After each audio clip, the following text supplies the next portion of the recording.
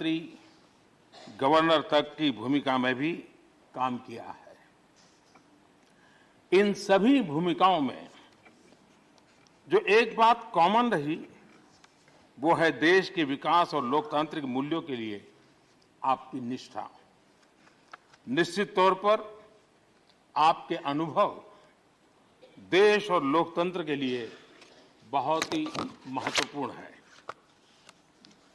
आदरणीय सभापति जी, आप राजनीति में रहकर भी दलगत सीमाओं से ऊपर उठकर सबको साथ जोड़कर काम करते रहे हैं। उपराष्ट्रपति के चुनाव में भी आपके लिए सबका वो अपनापन हमने स्पष्ट रूप से देखा। मतदान के 75% वोट प्राप्त करके जीत हासिल करना अपने आप में अहम रहा है। आदरणीय सभापति जी, हमारे यहां कहा जाता है नयति इति नायकः, अर्थात जो हमें आगे ले जाए वही नायक है। आगे लेकर जाना ही नेतृत्व की वास्तविक परिभाषा है।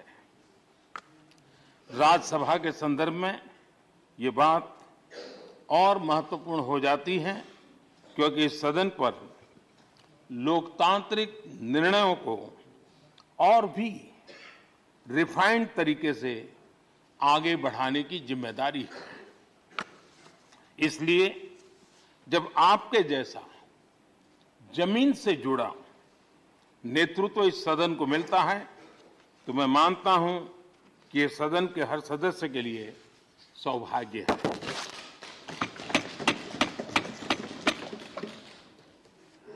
आदरणीय सभापति जी, राज्यसभा देश की महान लोकतांत्रिक विरासत की एक संवाहक भी रही है और उसकी शक्ति भी रही है। हमारे कई प्रधानमंत्री ऐसे हुए जिन्होंने कभी न कभी राज्यसभा सदस्य के रूप में कार्य किया। अनेक उत्कृष्ट नेताओं की संसदीय यात्रा राज्यसभा से शुरू हुई थी। इसलिए इस सदन की गरिमा को बनाए रखने और आगे बढ़ाने के लिए एक मजबूत जिम्मेदारी हम सभी के ऊपर है। आदरणीय सभापति जी, मुझे विश्वास है कि आपके मार्गदर्शन में ये सदन अपनी इस विरासत को, अपनी इस गरिमा को आगे बढ़ाएगा, नई ऊंचाइयां देगा। सदन की गंभीर चर्चाएं, लोकतांत्रिक विमर्श लोकतंत्र की जननी के रूप में हमारे गौरव को और अधिक ताकत देंगे। आदरणीय सभापति महोदय जी, पिछले सत्र तक हमारे पूर्व उपराष्ट्रपति जी और पूर्व सभापति जी इस सदन का मार्गदर्शन करते थे और उनकी शब्द रचनाएं, उनकी तुकबंदी सदन को हमेशा प्रसन्न रखती थी। ठहाके लेने के लिए बड़ा अवसर मिलता था। मुझे विश्वास है कि आपका जो हाजिर जवाबी स्वभाव है वो उस कमी को कभी खलने नहीं देगा और आप सदन को वो लाभ भी देते रहेंगे। इसी के साथ मैं पूरे सदन की तरफ से, देश की तरफ से, मेरी तरफ से आपको बहुत बहुत शुभकामनाएं देता हूं। धन्यवाद।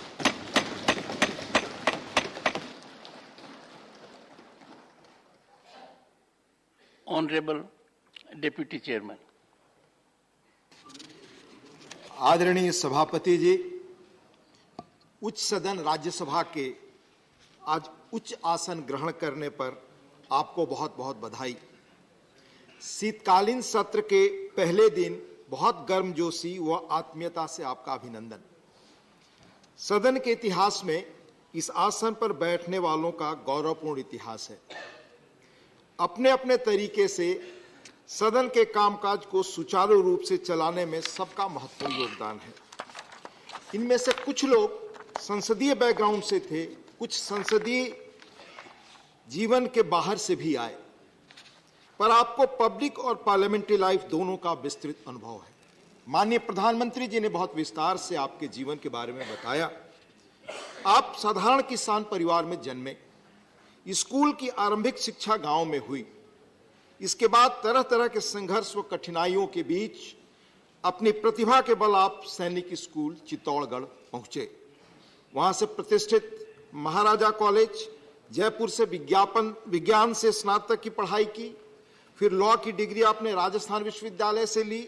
इसके बाद जिला स्तर से लेकर हाई कोर्ट और सुप्रीम कोर्ट तक लंबे समय तक वकालत की, यानी ग्रास रूट से लेकर ऊपर तक लीगल सिस्टम का भी लंबा और समृद्ध अनुभव आपको है। फिर आप विधानसभा और लोकसभा के सदस्य रहे। आप केंद्र सरकार में मंत्री रहे, जहां संसदीय मंत्रालय का कामकाज आपने संभाला। इसके बाद राज्यपाल का दायित्व भी संभाला। इस तरह गांव के परिवेश से निकलकर लीगल और संसदीय क्षेत्रों का लंबा और समृद्ध अनुभव लेकर आज आप इस मुकाम पर पहुंचे हैं। पुनः आपका अभिनंदन और बहुत बधाई। ऐसा मानता हूं कि आपके रिच एक्सपीरियंस के साथ लंबा सार्वजनिक जीवन आपको इस सदन के संचालन एवं माननीय सदस्यों के संरक्षक जैसी चैलेंजिंग भूमिका का बहुत बेहतर ढंग से निर्वाह में मदद करेगा। आपके सौम्य स्वभाव और व्यवहार कुशलता के संदर्भ में हिंदी मुहावरे को पुनः मैं रिपीट कर रहा हूं, जो माननीय प्रधानमंत्री जी ने कहा, सोने पे सुहागा जैसी बात है। सदन के कामकाज में हम सबका सहयोग आपको हमेशा मिलेगा। आपको पुनः बधाई व शुभकामनाओं के साथ अपनी बात खत्म करता हूं। आपने बोलने का मौका दिया, बहुत बहुत धन्यवाद। Honorable Leader of the Opposition.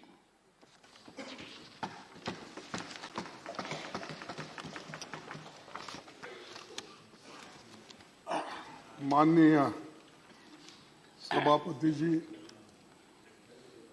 विपक्ष के साथियों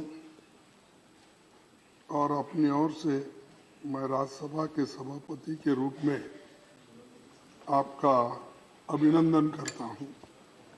देश के दूसरे सबसे बड़े संवैधानिक पद उपराष्ट्रपति की जिम्मेदारी आपने 11 अगस्त 2022 को संभाल ली थी।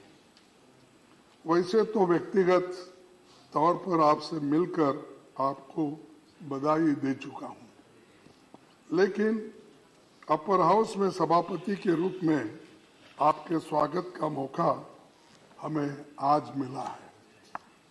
प्रधानमंत्री जी ने आपके कामकाज के बारे में और व्यक्तित्व के बारे में बहुत कुछ हमें बताए और बहुत कुछ रोशनी उन्होंने डाली। मैं वो फिर से दोहराना नहीं चाहता। मैं एक जरूर कहना चाहता हूं कि अपर हाउस के संरक्षक के रूप में आपकी भूमिका बाकी भूमिकाओं से बहुत बड़ी है। आप जिस आसन पर बैठे हैं, वहां देश के कई महान हस्तियां बैठ चुकी है। हमारे 6 सभापति बाद में भारत के राष्ट्रपति भी बने। आप भूमि पुत्र हो, जैसा कि प्राइम मिनिस्टर ने कहा कि किसान के पुत्र, तो मैं तो भूमि पुत्र कहूंगा।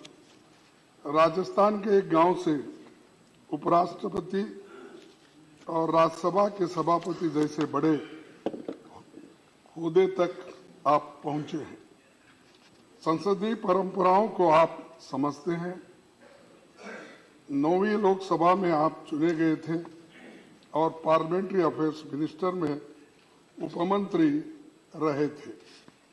राजस्थान विधानसभा में एमएलए और पश्चिम बंगाल में कई सालों तक आप राज्यपाल रहे। कोऑपरेटिव मूवमेंट में और कई खेल संगठनों में आप जुड़े रहे।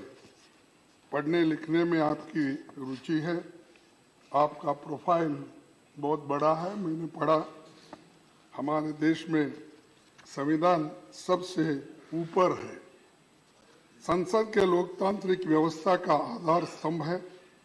संसद के पास संविधान संशोधन का भी अधिकार है। राज्यसभा और लोकसभा मिलकर भारत की संसद बनती है। कोई अकेला सदन खुद में पूर्ण नहीं है। संविधान के दायरे में दोनों सदनों को अपनी प्रक्रिया और नियम तय करने का अधिकार आपको है। हमारी संसदीय प्रणाली में राज्यसभा को चेंबर ऑफ आइडियाज या विचारों का सदन कहा जाता है। ये परमानेंट हाउस है और राज्यों का प्रतिनिधित्व करता है। राज्यों की राजनीतिक तस्वीर यहाँ नजर आती है। शुरुआत से ही संसदीय क्षेत्र के तमाम दिग्गज यहाँ की शोभा बढ़ाते रहे हैं। राज्यसभा ने भारतीय लोकतंत्र में संवाद की परंपरा को मजबूती दी है। अलग अलग विचारधाराओं की राजनीति का केंद्र होने के बाद भी यहाँ सबका लक्ष्य देश की तरक्की और उन्नति के बारे में हम हमेशा सोचते रहते हैं और सभी यही चाहते हैं जनता के सवालों पर गंभीर चर्चा हो और समस्याओं का समाधान निकालें। आपको सभा के दोनों पक्षों की हालत, नियमों, मेंबर्स के अधिकारों और भावनाओं की जानकारी है। जैसे संसद दो सदनों के मिलकर बनती है, उसी तरह लोकतंत्र सत्ता पक्ष और विपक्ष के दो पहियों पर चलता है। दोनों का अपना महत्व है, इसीलिए तो लोकतंत्र यशस्वी बनाया जा सकता है। बाबा साहब ने संसद की कार्यवाही को असरदार बनाने के लिए दोनों सदनों के लिए स्वतंत्र सचिवालय के गठन की बात कही थी। पंडित जवाहरलाल नेहरू जी के प्रयासों से राज्यसभा सांसदों को पब्लिक अकाउंट्स कमेटी और कमेटी ऑन पब्लिक अंडरटेकिंग्स जैसी फाइनेंशियल समितियों की सदस्यता मिली थी। पंडित जवाहरलाल नेहरू जी ने कभी राज्यसभा के अधिकार को कम नहीं होने दिया। 1953 में बजट सत्र के दौरान उन्होंने साफ कहा था कि लोकसभा और राज्यसभा मिलकर भारत की संसद बनाते हैं। हमारे संविधान के अनुसार दोनों सदनों की अथॉरिटी के बीच मनी बिल्स को छोड़कर कोई अंतर नहीं है। आज जब मैं ये बातें कह रहा हूं तो हमें बहुत कुछ बातें याद आ रही है। विपक्ष के लोग संख्या बल में भले ही कम हो, लेकिन आप जानते हैं कि उनके अनुभवों और तरक्कों में ताकत रहती है। लेकिन समस्या ये है कि इनकी जगह नंबरों की गिनती होती है, ना कि विचारों के बारे में सोचा जाता है। एक दूसरी दिक्कत ये भी है कि हाउस की सिटिंग्स कम होने के कारण जनता के मुद्दों पर चर्चा के लिए उचित समय नहीं मिल पाता। गरीबों, दबे कुचले और SC/ST किसानों और अत्याचार के शिकार महिलाओं की हालत पर ढंग से बातें नहीं रख पाते और बिल्स भी बहुत जल्दबाजी में पास होते। पहले जहां संसद में साल के 100 दिनों से ज्यादा चलती थी, अब 60 से 70 दिन भी नहीं चल पाती। लेकिन हमारी आबादी अपेक्षाएं और समस्याएं बढ़ी है। पिछले एक दशक का आंकड़ा देखें तो 2012 में संसद की सबसे ज्यादा 74 सीटिंग्स हुई थी। इसके बाद 2016 में 72 सीटिंग्स हुई।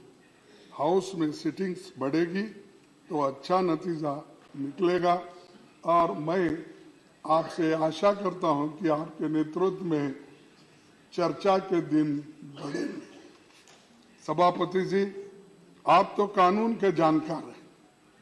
आप इसे अच्छी तरह समझें कि कानून अगर जल्दबाजी में बनते हैं तो उनमें खामियां होते हैं और सुप्रीम कोर्ट, हाई कोर्ट के जो जजेस हैं उनकी टीका टिप्पणी भी हम पे होती रहती है। कई जजेसों ने भी ये काम किया है, उनका सही तात्पर्य नहीं निकलता और ऐसे कानूनों की क्वालिटी पर सुप्रीम कोर्ट और हाई कोर्ट की टिप्पणियां करता है। ये हमारी संसद की प्रणाली की सेहत और इमेज को ठीक नहीं लगता। तो इसलिए हम चाहते हैं कि बिल्स को ठीक से एग्जामिन करने के काम को सेलेक्ट, जॉइंट और निचले सदन में स्टैंडिंग कमेटी इस विभाग संबंधी संसदीय समिति को ज्यादा से ज्यादा भेजा जाए और बिल्स को इन समितियों में भेजे जाए, वहां इन पर विस्तार से चर्चा हो। राज्यसभा का यही मुख्य काम भी है। मैं इस संदर्भ में 13 मई 1952 में हुई राज्यसभा की पहली बैठक में सभापति डॉक्टर राधाकृष्णन जी की कही इस बात को जिक्र करना चाहूंगा।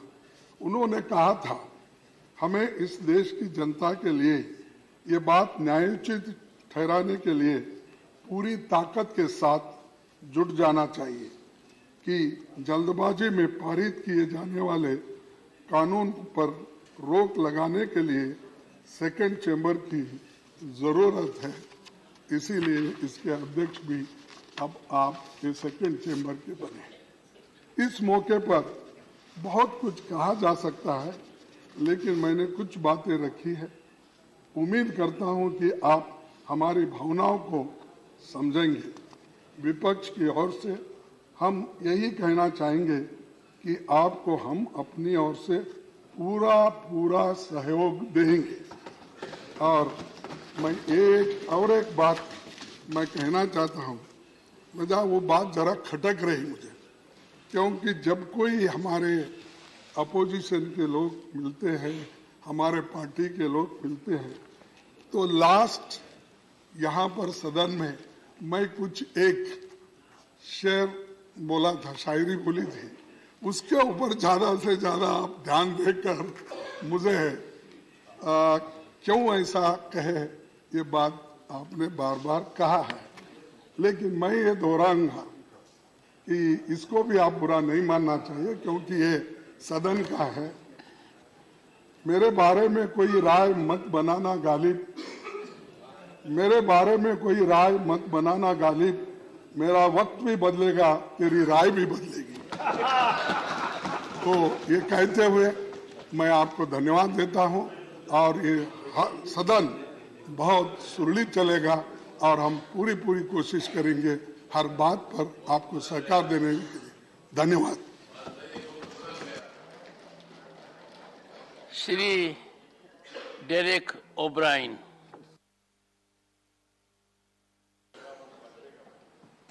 Just now I have informed the Secretary.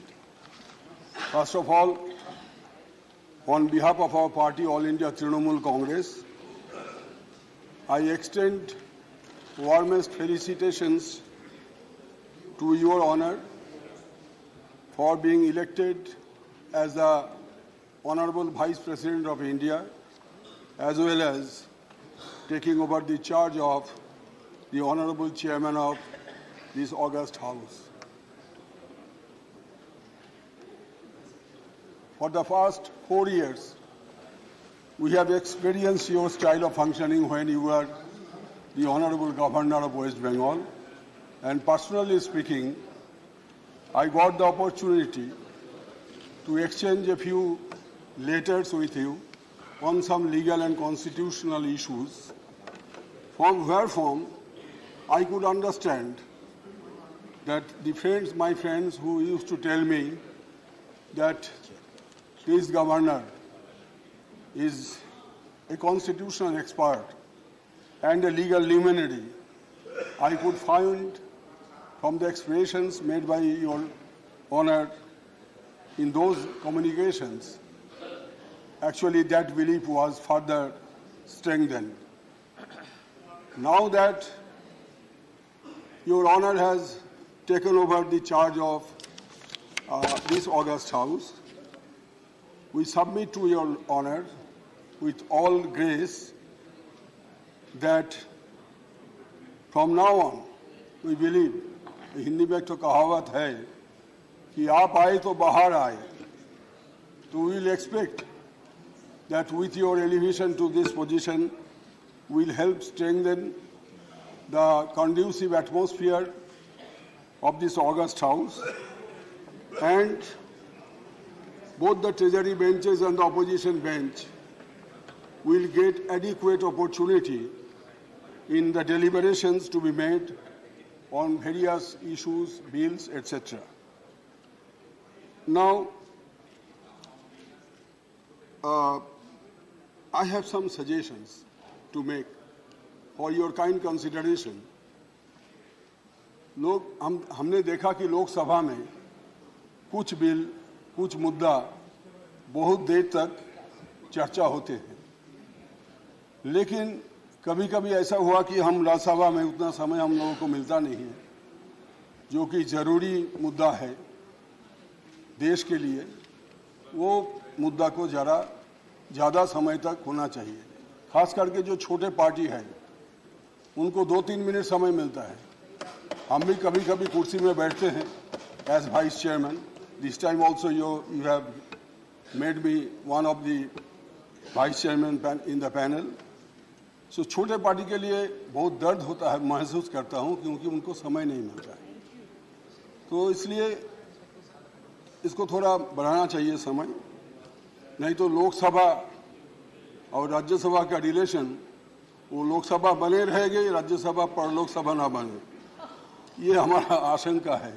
जिस तरह समय कम होते जा रहा है धीरे धीरे, मैंने पिछले 11 साल में देखा, तो इसको मेरा आपसे निवेदन है मेरा। दूसरा, जैसे कि हमारे honourable leader of the opposition ने बताया कि scrutiny of the bills, that is very important by the standing committees and at times by the select committee also. This is my second suggestion. And the third suggestion is, because it is required for better legislation, unless the bills are scrutinized properly, either by the standing committee or by the select committee at times, then mere discussion will not will be helpful. Our party's further suggestion is that we require one short duration discussion or calling attention, either or, every week, per week. Half an hour discussion or the short duration discussion or calling attention. And there is rule 267, which is very sparely adhered to for reasons not known to us, but there was time we have experienced that on greater issues, national issues, discussion on under Rule 267 was allowed very frequently. My only suggestion would be that at least per session, one issue under 267 may be taken up. Yes. This is my suggestion. And the opposition voice, in a democracy, as we know, the voice of dissent is also to be listened. Otherwise, the concept of or the idea of participating democracy will be a futile exercise. With these words, I wish you all the best for the coming years. Thank you, sir. Shri Tiruchi Shiva. Thank you, Mr. Chairman, sir.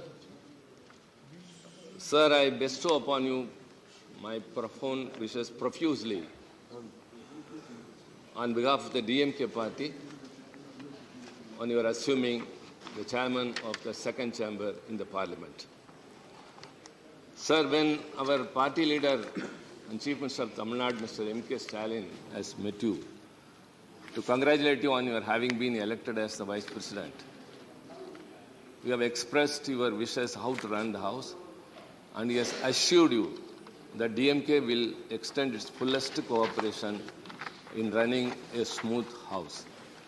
And I stand by his words, sir, and I assure you again on behalf of the members of my party here that we will ensure that we will cooperate in all the ways for a smooth running of the Parliament. Sir, you are the 14th Vice President of the largest democracy in the world. Nowhere in any other democracy does this system exist. By virtue of being the Vice President, you are a part of the executive. And as per the Constitution, you are the ex officio chairman of the Rajya Sabha, and by that, you are a part of the Parliament. So you wear two caps. You have dual capacity. You are a Vice President and part of executive, and you are part of the Parliament. Sir, everyone knows very well that you are an expert in the Constitution. You are thorough with the Constitution. For your legal track record is a very good example of that. And now we know, sir, during the intercession period, after you have won the elections, every day you were here in the Parliament, attending the office, and now we are sure that you are thorough with the rules of the procedures and rules of conduct in the Rajya Sabha. Sir, we expect a lot from you. We expect you to be impartial. The opposition parties should have the equal share as that of the treasury benches, and the numbers of the members in the House should not decide the quality of the debate. Sir, I have met you twice at your residence and yesterday in the BAC. And both the three occasions have made me to realize, which was very consoling, that you have very great concern for the smaller parties in the Parliament. The nominated members, the independent members, and members who represent the smaller numbers in the party. Their party may be bigger outside, but their numbers will be lesser here. So you said that time should be distributed to all of them, and that was a great consolation to all of us because we were suffering all these days only because of that. Sir, we hope that the coming days would be very bright. Sir, India is the largest democracy, and the Parliament is the debating forum. And you asked me when I met you first, what is the way to avoid members to come into the well of the House? So you have inferred rightly what is happening here than what should not. So I told you very simply, if we are heard, we won't be compelled to come to the well of the House. Beautiful. Members of the Parliament come here to voice the people, their issues, their concerns. And we are not, when we are not heard or when we are not led to speak, we have to resort to democratic process of coming to the well that has happened for years together.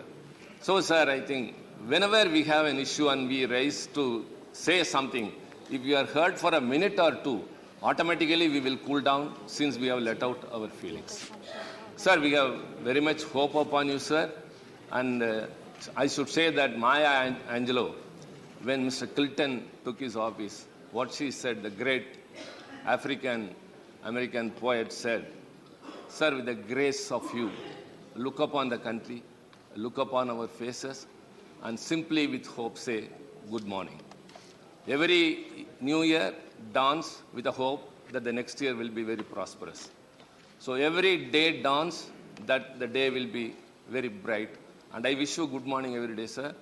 And you also, please, wish us good morning. Not only that, ensure us that the Parliament will be very productive in the coming days.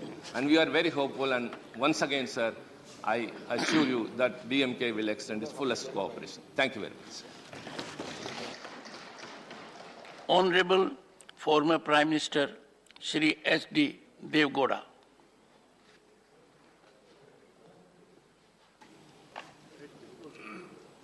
Respected Chairman, sir, I am the only one single member in this House. What the bitter experience from last 20 years. It is very difficult to get an opportunity to speak. The decision made by both the houses, a single member cannot take more than 2 to 3 minutes. That is a bitter experience I had either in this house or in the other house. Sir, being a farmer, coming from the rural area, I used to take a lot of time on the subject of farming community, on the subject of rural development. But unfortunately, the time fixed only 2 to 3 minutes. This is the bitter experience I have got. May I humbly request you, sir, whenever these issues are going to come, the experience I have got, only 2 to 3 minutes, that should be reconsidered when a subject belongs to the rural India or the farming community. Any development thing, I don't want to take unnecessary time of the House. This is only request I would like to make to the Honorable Chairman and the Vice President of India. With these words, I once again thank you very much, sir. If you allow me to speak few minutes more on the issue of farming community and also rural development. This is a humble request, Mr. Vice President and the Chairman of this House.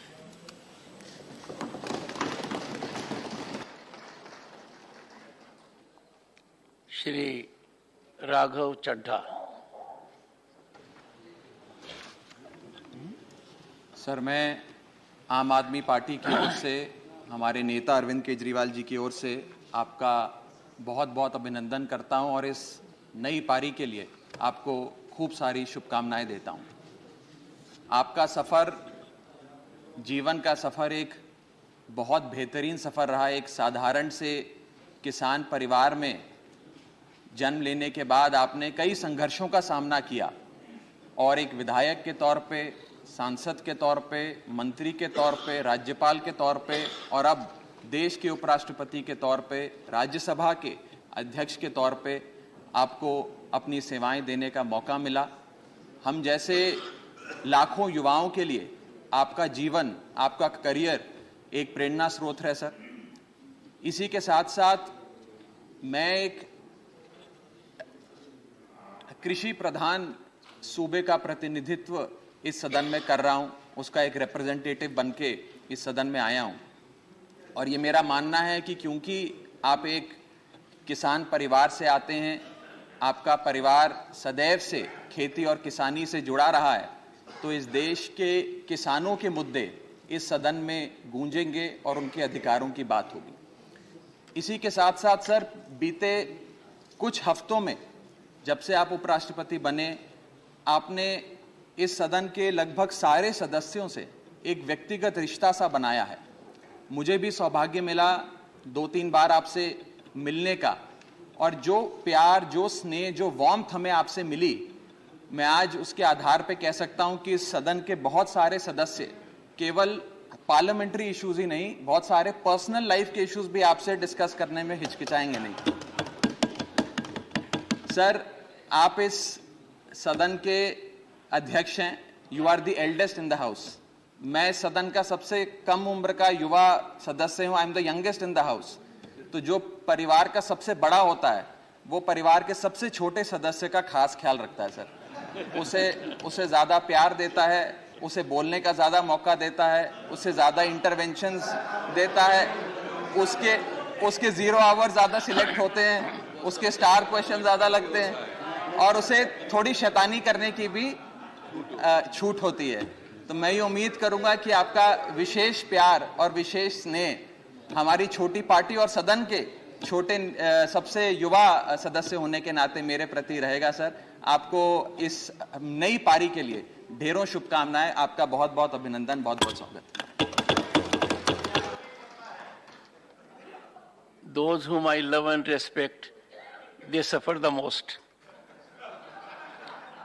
Dr. Sasmit Patra. माननीय अध्यक्ष महोदय, आज इस घड़ी में जब हम आपको स्वागत कर रहे हैं, मैं मेरे पार्टी बीजू जनता दल की तरफ से, हमारे माननीय नेता और माननीय मुख्यमंत्री श्री नवीन पटनायक जी की तरफ से हम आपको वेलकम करते हैं, अभिनंदन करते हैं और ये आश्वासन के साथ करते हैं मान्यवर कि जो लक्ष्मण रेखाएं हैं हमारी संसदीय विधि व्यवस्था की, वह लक्ष्मण रेखाओं को माननीय मुख्यमंत्री श्री नवीन पटनायक जी ने कभी लांघने का कोई स्कोप नहीं दिया और हमेशा से एक चीज हम सबको भी कहा है कि भी जब भी संसद में जाओ, मर्यादाओं की रक्षा करो और संसद उचित तरह से चल सके, इसका पूरा कोशिश करो। तो ये अवसर मैं लेना चाहता हूं मान्यवर, आपकी अध्यक्षता में, आपके मार्गदर्शन में बीजू जनता दल इस सदन में जो गरिमा है, उस गरिमा को रखते हुए हमारे माननीय नेता श्री नवीन पटनायक जी के मार्गदर्शन में जो हमने सीखा है, उसके साथ हम इस सदन को स्मूथली और सुचारू रूप से चलाने में आपका पूरा सहयोग देंगे। मान्यवर, मैं ये अवसर लेना चाहता हूं ये कहने के लिए that you are a distinguished man of law who is presiding on the highest house of lawmaking. And as the distinguished man of law presiding over the house of lawmaking, आपकी जो rich experience है, जो vibrancy है, वो हम सबको एक अवसर देगा और सीखने के लिए। मान्यवर, कई माननीय सदस्यों ने आपकी इंटेलेक्ट के बारे में कहा, मैं आपके विशाल हृदय के बारे में 2 शब्द कहना चाहूंगा। मान्यवर, कुछ ही दिन पहले मैं अपने परिवार के साथ सदन में आया था और सदन बंद था तो उनको घुमाने लेके आया था और जब मैं घुमाने लेके आया यहां पर तो मुझे सुनने में आया कि आप चेंबर में हैं, आए हुए हैं। स्वाभाविक तौर से आप अध्यक्ष हैं, माननीय उपराष्ट्रपति जी हैं, तो अपॉइंटमेंट लिया जाता है, प्रोटोकॉल लिया जाता है और उसके बाद आपसे मिला जाता है। पता नहीं मुझे क्या हुआ, मुझे लगा आपसे मैं मिला 1-2 बार, मुझे लगा कि नहीं, मैं माननीय अध्यक्ष जी को एक स्लिप भेजता हूं कि मैं अपने परिवार के साथ आया हूं, क्या मुझे 30 सेकंड आपके मिल सकते हैं। माननीय अध्यक्ष महोदय, आपका इतना विशाल हृदय है कि आपने सिर्फ दरवाजे नहीं खोले, आपका दिल का हृदय खोला, पूरे परिवार को अंदर बुलाया, चाय पिलाई, गपशप करी और मेरे बच्चों को भी आपने इंस्पायर किया। यह बताता है कि किस तरह से आपका हृदय, आपकी सोच सिर्फ सांसदों के लिए नहीं, उनके परिवारों के लिए है और आपके जो विश्वास है कि किस तरह से आने वाले दिनों में इस सदन को और आगे लिया जा सकता है, ये इसका एक प्रतिबिंब है। मान्यवर, आपने बिजनेस एडवाइजरी कमेटी में कल एक बहुत खूबसूरत बात कही, मैं शांत होकर सुन रहा था। आपने कहा that whenever there is any matter, I will first look to the opposition, then I look to the government and then again I look to the opposition. That shows the strength, that shows your commitment, that shows your vision of running the house, sir. I thank you for that. मान्यवर, आखिरी बात कहूंगा, ये सदन council of states है, हम उड़ीसा से आते हैं और कई ऐसे विषय होते हैं जो कि सदन में स्टेट्स के बारे में चर्चा होती है। मान्यवर, जब प्राइवेट मेंबर्स की तरह हम लोग आते हैं, हमारे 0 आवर आते हैं, हमारे स्पेशल मेंशंस आते हैं, कई बार एडजर्न हो जाता है, धुल जाता है। मान्यवर, तो एक अपेक्षा यह है कि हम जो रीजनल पार्टीज हैं, हमारे पास ज्यादा स्कोप नहीं होता बिल्स पे चर्चा करने के लिए, तो ये जो 0 आवर्स रहते हैं, स्पेशल मेंशंस रहते हैं, अगर इसमें कोई प्रावधान आप करें जिससे कि रीजनल पार्टीज जो स्टेट से चल के आती हैं इस काउंसिल ऑफ स्टेट्स में अपनी आवाज को और रख सके, ये काउंसिल ऑफ स्टेट्स का जो सोच है उस सोच को और गरिमा देगा। आखिर में मैं सिर्फ यही करूंगा, उड़िया में 2 शब्द कहूंगा कि आपण को अनेक अनेक स्वागत, अनेक अनेक अभिनंदन, आमर समस्त शुभेच्छा आपण सहित रही, आपण सहित रहिबो। आपके साथ हमारी शुभेच्छाएं हैं, आपके साथ हमारा अभिनंदन है और हम आशा करते हैं आपके मार्गदर्शन में हम और आगे बढ़ेंगे। बहुत बहुत धन्यवाद। नमस्कार। श्री रामदास अठावले।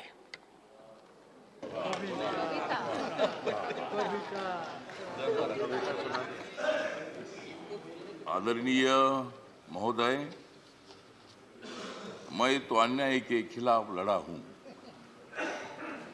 मैं तो अन्याय के खिलाफ लड़ा हूं, इसलिए आपको बधाई देने के लिए यहां खड़ा हूं।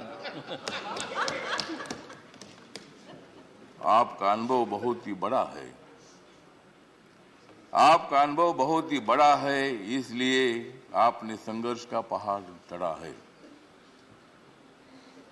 मेरे पार्टी का मैं हूं अकेला, मेरे पार्टी का मैं हूं अकेला, लेकिन मेरे हाथ में है संविधान का पेला। मैं हूं मेरे पार्टी का अकेला, लेकिन मेरे हाथ में है संविधान का पेला। मैं तो हूं आपका सच्चा चेला, मैं तो हूं आपका सच्चा चेला, मुझे मत छोड़ो अकेला।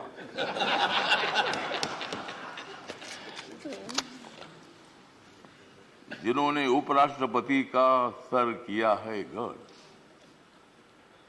जिन्होंने उपराष्ट्रपति का सर किया है गढ़, उनका नाम है धनखड़। हमें मिलकर उखाड़ देनी है विषमता की जड़, हमें मिलकर उखाड़ देनी है विषमता की जड़। इसमें जरूर सफल होंगे आदरणीय धनखड़। हाउस में जो सदस्य करेंगे फ्रैक्शन, हाउस में जो सदस्य करेंगे फ्रैक्शन, उनके ऊपर होनी चाहिए कड़ी एक्शन। हमें तो मजबूत करना है भारत नेशन, हमें तो मजबूत करना है भारत नेशन। हंगामा करने की हमें नहीं चाहिए फैशन। तो हमें पूरा विश्वास है कि आप बहुत बड़ा संघर्ष करते करते यहाँ पहुंचे हैं। गांव से आकर किसान के बेटे के माध्यम से आप इतने बड़े उच्च पद पर आए हैं। इसमें आपका अनुभव, आपका बहुत बड़ा संघर्ष है, बहुत बड़ा काम आपने किया है। आपने पश्चिम बंगाल में गवर्नर का जो काम किया है, बहुत बड़ा वहाँ चैलेंज था, वहाँ काम करना बहुत बड़ा मुश्किल था, लेकिन आपने बंगाल में बहुत अच्छा काम किया है और बंगाल में अच्छा काम आपने किया है, इसीलिए आपको यहाँ लाने की कोशिश जरूर हुई है। मतलब आप एक संघर्षशील नेता है, मतलब वहाँ अगर आपका काम ठीक नहीं होता था तो शायद ये पद आपको मिलना बहुत बड़ा मुश्किल था, लेकिन आपने बहुत अच्छा काम किया है। ठीक बात है, बंगाल भी अपना ही है, सभी बंगाल के नेता भी अपने हैं, देश का एक वो राज्य है और कोई भी राज्य हो, यहाँ किसी पार्टी की सत्ता आती है जाती है, कोई मुख्यमंत्री होता है, कोई नहीं होता है। कभी हम भी मतलब 3 बार सांसद रहे लोकसभा में और मैं शिरडी में मैं हार गया, लेकिन मैं घर में बैठा नहीं, मैं घूमता रहा, मैं कांग्रेस पार्टी के साथ रहा। कांग्रेस पार्टी के मेरे सभी दोस्त हैं, समाजवादी पार्टी के मेरे दोस्त हैं, कम्युनिस्ट पार्टी के मेरे दोस्त हैं और अभी बीजेपी के मेरे दोस्त हैं। मैं सब बीजेपी के साथ मैं आया हूँ और भारतीय जनता पार्टी के साथ मैं इसलिए आया हूँ कि मुझे शिरडी में हारा गया, मुझे मंत्री ने बनाया, फिर मैं उधर क्या करूँ।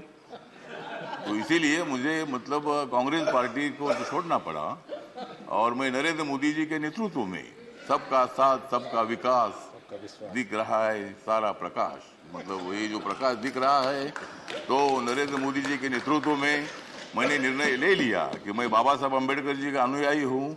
बाबा साहब अम्बेडकर जी ने सत्ता में आना चाहिए बताया है मेरी अकेली पार्टी सत्ता में नहीं आ सकती है, किसी के साथ मिलकर ही सत्ता में आ सकता हूं। और मेरे पार्टी का मुझे लोग पूछते हैं कि तुम्हारा पार्टी का एक भी लोकसभा में मेंबर नहीं है, तो भी आप मंत्री कैसे हैं? तो मैंने बोला, आप माननीय नरेंद्र मोदी जी को जाकर पूछो, मतलब मैं कैसा मंत्री हूँ। मतलब मैं अकेला हूँ, लेकिन मेरे पार्टी के लोग पूरे देश भर में है। नॉर्थ ईस्ट में मेरी पार्टी, सभी पार्टी है। और मुझे बोलने का मौका तो दीजिए, मुझे मालूम है कि आप बहुत अच्छे आदमी हैं। और मैं आपको, हाँ, आप मुझे हर बार बोलते थे कि हमको कविता सुनाओ। अगर आप मुझे ज़्यादा बोलने के लिए देंगे तो मैं कविता सुनाऊंगा, नहीं तो एक भी कविता नहीं सुनाऊंगा। तो ठीक बात है, तो इसीलिए मतलब कविता सुनाता भी रहूंगा। और आप एक अनुभव है, तो इसीलिए अपोजिशन को भी आप मौका दीजिए, हंगामा करने के लिए मौका दीजिए, लेकिन एक आधा दिन हंगामा करने के लिए मौका दीजिए, दूसरे दिन एक्शन होना चाहिए और हाउस का काम भी मतलब चलना चाहिए। इसीलिए आप एक सर्वोच्च हाउस के आप चेयरमैन बन गए हैं। इसीलिए मैं, मेरी जो आरपीआई है, रिपब्लिकन पार्टी है, गरीबों की पार्टी है, दलितों की पार्टी है, इस पार्टी की तरफ से मैं आपके साथ हूँ। मैं हमेशा आपको साथ देता रहूंगा और आप मुझे बोलने का मौका देते रहो। जय भीम, जय भारत। डॉक्टर के Keshav Rao. Thank you very much, sir. First of all, without risking the reputation, I would share the sentiments expressed by all my colleagues regarding your personality and the challenges that this House is going to perhaps throw at you. The little experience that I had yesterday with you, interface, at the BSc, assures me that things are going to be very peaceful and very normal. This I say, repeating, of course, what my honorable colleague said. You would look to the opposition first, to the ruling party, no doubt, because they have to respond, then go back to the opposition. This fulfills the very spirit of parliamentary democracy. We had the other day, yesterday morning, we had an all-party meeting. The total brunt of the discussion was this parliament should represent the voice of the opposition. This came from the TMC. I would rather say it is not opposition, but voice of the people, the sufferers, the people who are suffering. So everybody must get some chance to speak. And the answer to that was time management. Sir, I would not take much time, but except tell you, this is nothing but time management. Rules are rules, but some have to be kept by the spirit and some by their word. And I tell you, you might be an expert in constitution, which you are. We would not like to tell it, but always the rules of the constitution is not going to pay at all in deliberations like this. We need to understand the mood of the people, the spirit of their saying, and also the needs, because we are not at crossroads, we are at crossroads. Total things are crossed. So things require entirely different light. Sir, as far as the last sentence, I would say, there seems to be a big discussion yesterday morning and also yesterday evening with you on the small parties. Sir, we are small parties, no doubt, but in relative term, small is a very relative term. But what I am concerned is about the union territories, northeastern states, where the membership is only one. This is not small party, it is all the party. So they need, it is a council of states. If the state is not represented in the council of states, there cannot be greater perplexing paradox than that. So we need to see in the small parties, we forget about them. We need to look to them from an entirely different angle because they need to be represented in this house. With these words, I tell you, sir, your wisdom and yesterday's your professorial talk to us on the constitutional ethos give us, reassure us. And I tell you, while sharing all the sentiments, I say it was understated because you deserve more than that. Thank you very much. Shri Premchand Gupta. आदरणीय सभापति महोदय, महोदय, संसदीय लोकतंत्र के इस गरिमामयी पद पर आप आसीन हुए, इसके लिए मैं आपको मेरी तरफ से, मेरी पार्टी की तरफ से और हमारे राष्ट्रीय अध्यक्ष माननीय लालू प्रसाद जी की तरफ से बहुत बहुत बधाई और शुभकामनाएं देता हूं। श्रीमान जी, राष्ट्र के उपराष्ट्रपति और इस सभा के अध्यक्ष के रूप में हमें पूरी उम्मीद है कि आपके नेतृत्व में बहुत ही सुचारू रूप से ये सदन चलेगा, ऐसी पूरी आशा है। श्रीमान जी, आप ग्रामीण परिवेश से आते हैं, किसान परिवार से हैं, आपने बड़े संघर्ष किए हैं। मेरा सौभाग्य है कि मैं आपको पिछले 35 साल से जानता हूं। श्रीमान जी, मैंने आपका वो सफ़र देखा है कि आप किस प्रकार से आपने सभी बाधाओं को पार करते हुए और अपने लक्ष्य को हासिल किया। आप एक ट्रू कर्मयोगी हैं। आप श्रीमान जी, आप बहुत बड़े एक कानून के ज्ञाता हैं। आप यंगेस्ट स्टेज में आप देश के सबसे उच्चतम न्यायालय के आप सीनियर काउंसिल अपॉइंट हुए थे। ये एक बहुत ही सौभाग्य की बात थी। और श्रीमान जी, शायद बहुत लोगों को नहीं मालूम कि आप आर्बिट्रेशन, इंटरनेशनल और नेशनल आर्बिट्रेशन में आपकी बड़ी भारी एक्सपर्टाइज है। श्रीमान जी, ज़्यादा न कहते हुए मैं यही कहना चाहूँगा कि आपके नेतृत्व में इस गरिमामयी सदन का बहुत ही सुचारू रूप से संचालन होगा और हम सब लोगों को बात करने का, बोलने का मौका मिलेगा। इसके साथ एक बार फिर आपको बहुत बहुत बधाई देता हूँ। धन्यवाद। श्री इलामारम करीम।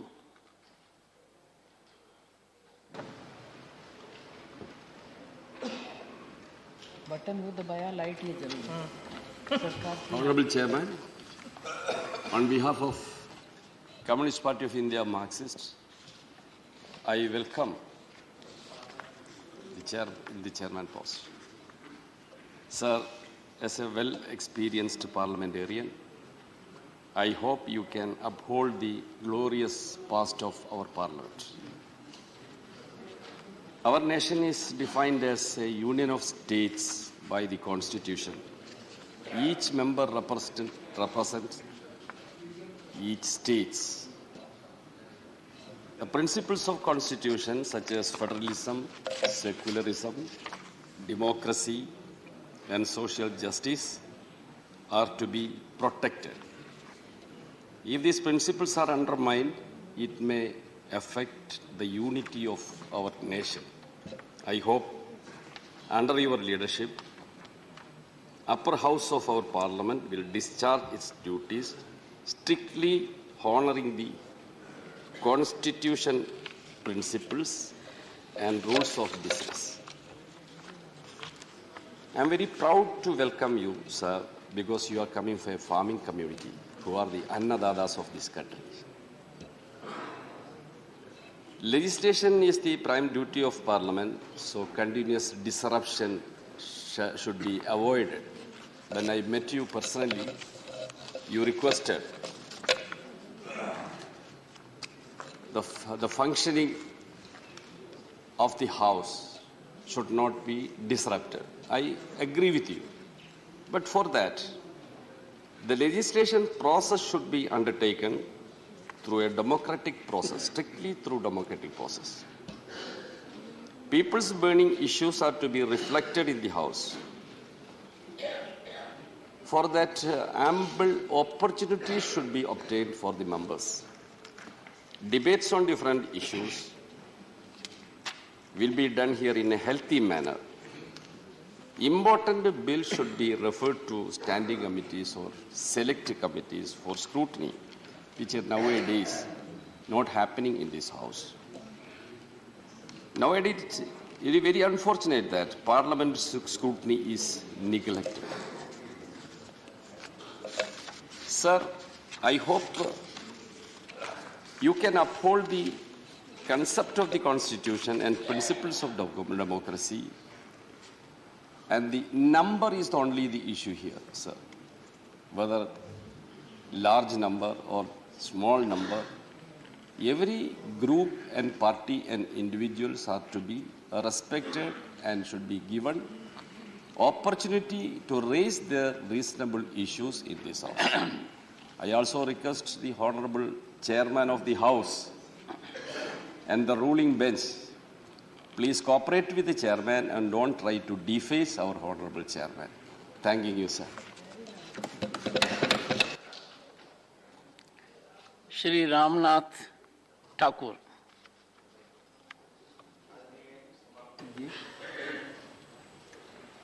मैं अपने दल जनता दल यू हमारे नेता नीतीश कुमार जी की तरफ से और मैं अपनी तरफ से अपने परिवार की तरफ से आपका हार्दिक अभिनंदन, हार्दिक स्वागत करता हूं।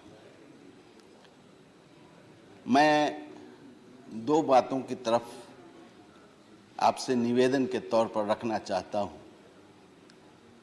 छोटे छोटे दलों को आप जिस तरह आप गरीब परिवार से आए हैं, किसान के रूप में, वरिष्ठ अधिवक्ता के रूप में, जब आपके यहाँ गरीब मुवक्किल आते रहे होंगे तो उनके प्रति जो आपकी हमदर्दी रहती होगी, उस हमदर्दी को रखते हुए आप छोटे छोटे दल के लोगों को अधिक समय देकर आप गौरवान्वित करने का अनुभव प्राप्त करेंगे, यह आपसे मेरा निवेदन है।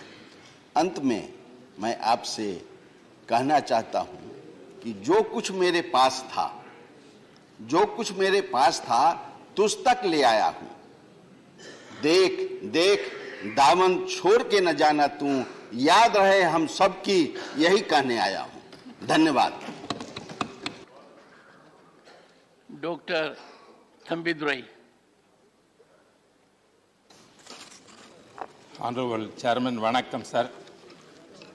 On behalf of ADMK party and my General Secretary Edapadi Palniswamy, I congratulate you to occupy this highest position, sir. Sir, you know very well, as Prime Minister said, so many eminent persons served in the House, still serving eminent persons in the upper house. You are seeing the photograph opposite Dr. Radhakrishnan. He's a great philosopher and occupied that position which you are occupying now. Therefore, you are an eminent person and also is served as a minister in the 9th Lok Sabha. My association with you at that time where I also served the 9th Lok Sabha, as a minister you performed very well. Not only in the Lok Sabha, at the same time as a minister you visited the Rajya also. There it is not a new thing you. Sir, and also as I said, sir, eminent persons means, always I remember our Tamil Nadu great leader, Parent Anna, who occupied this in the house and gave many lectures here, many speeches also. Same way, my leader, Madam Amma Jayalalitha also served in the same Rajya Sabha.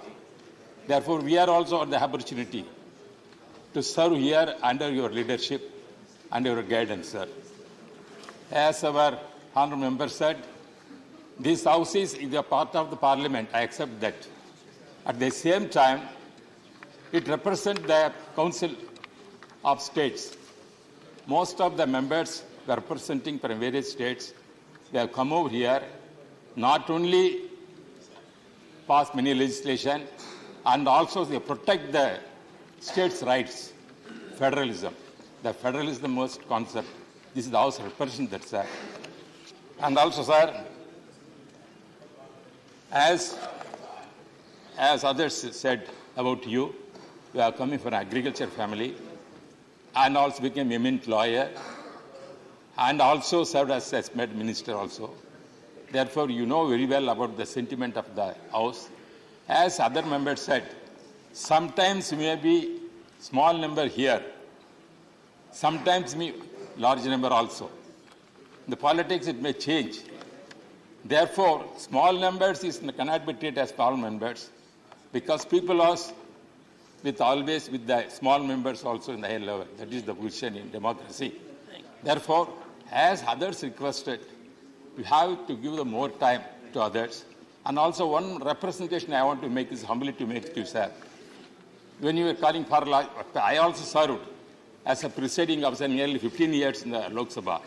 As Deputy Speaker Lok Sabha panel of chairman, I served there 15 years. When I am presiding over, at that time we are taking the numbers of when allocating the time for the various political parties. At that time we have to call the small party different numbers we have to take, sir. Here what is happening? Single member is called at the same time, 4 members we are also part at the same time. It is calling. It's not correct, sir. That I request you, the numbers has to take it. The Lok Sabha we have to take first numbers only. That according to that we are calling. But here the system is different. I request you please to consider it. And also, sir, I am having very affectionate with you, and I hope that on behalf of my ADM party, I will be supporting you. And once again, I congratulate you on behalf of my ADMK party and of my General Secretary, Parliamentary. Thank you very much, sir. Shri Praful Patel.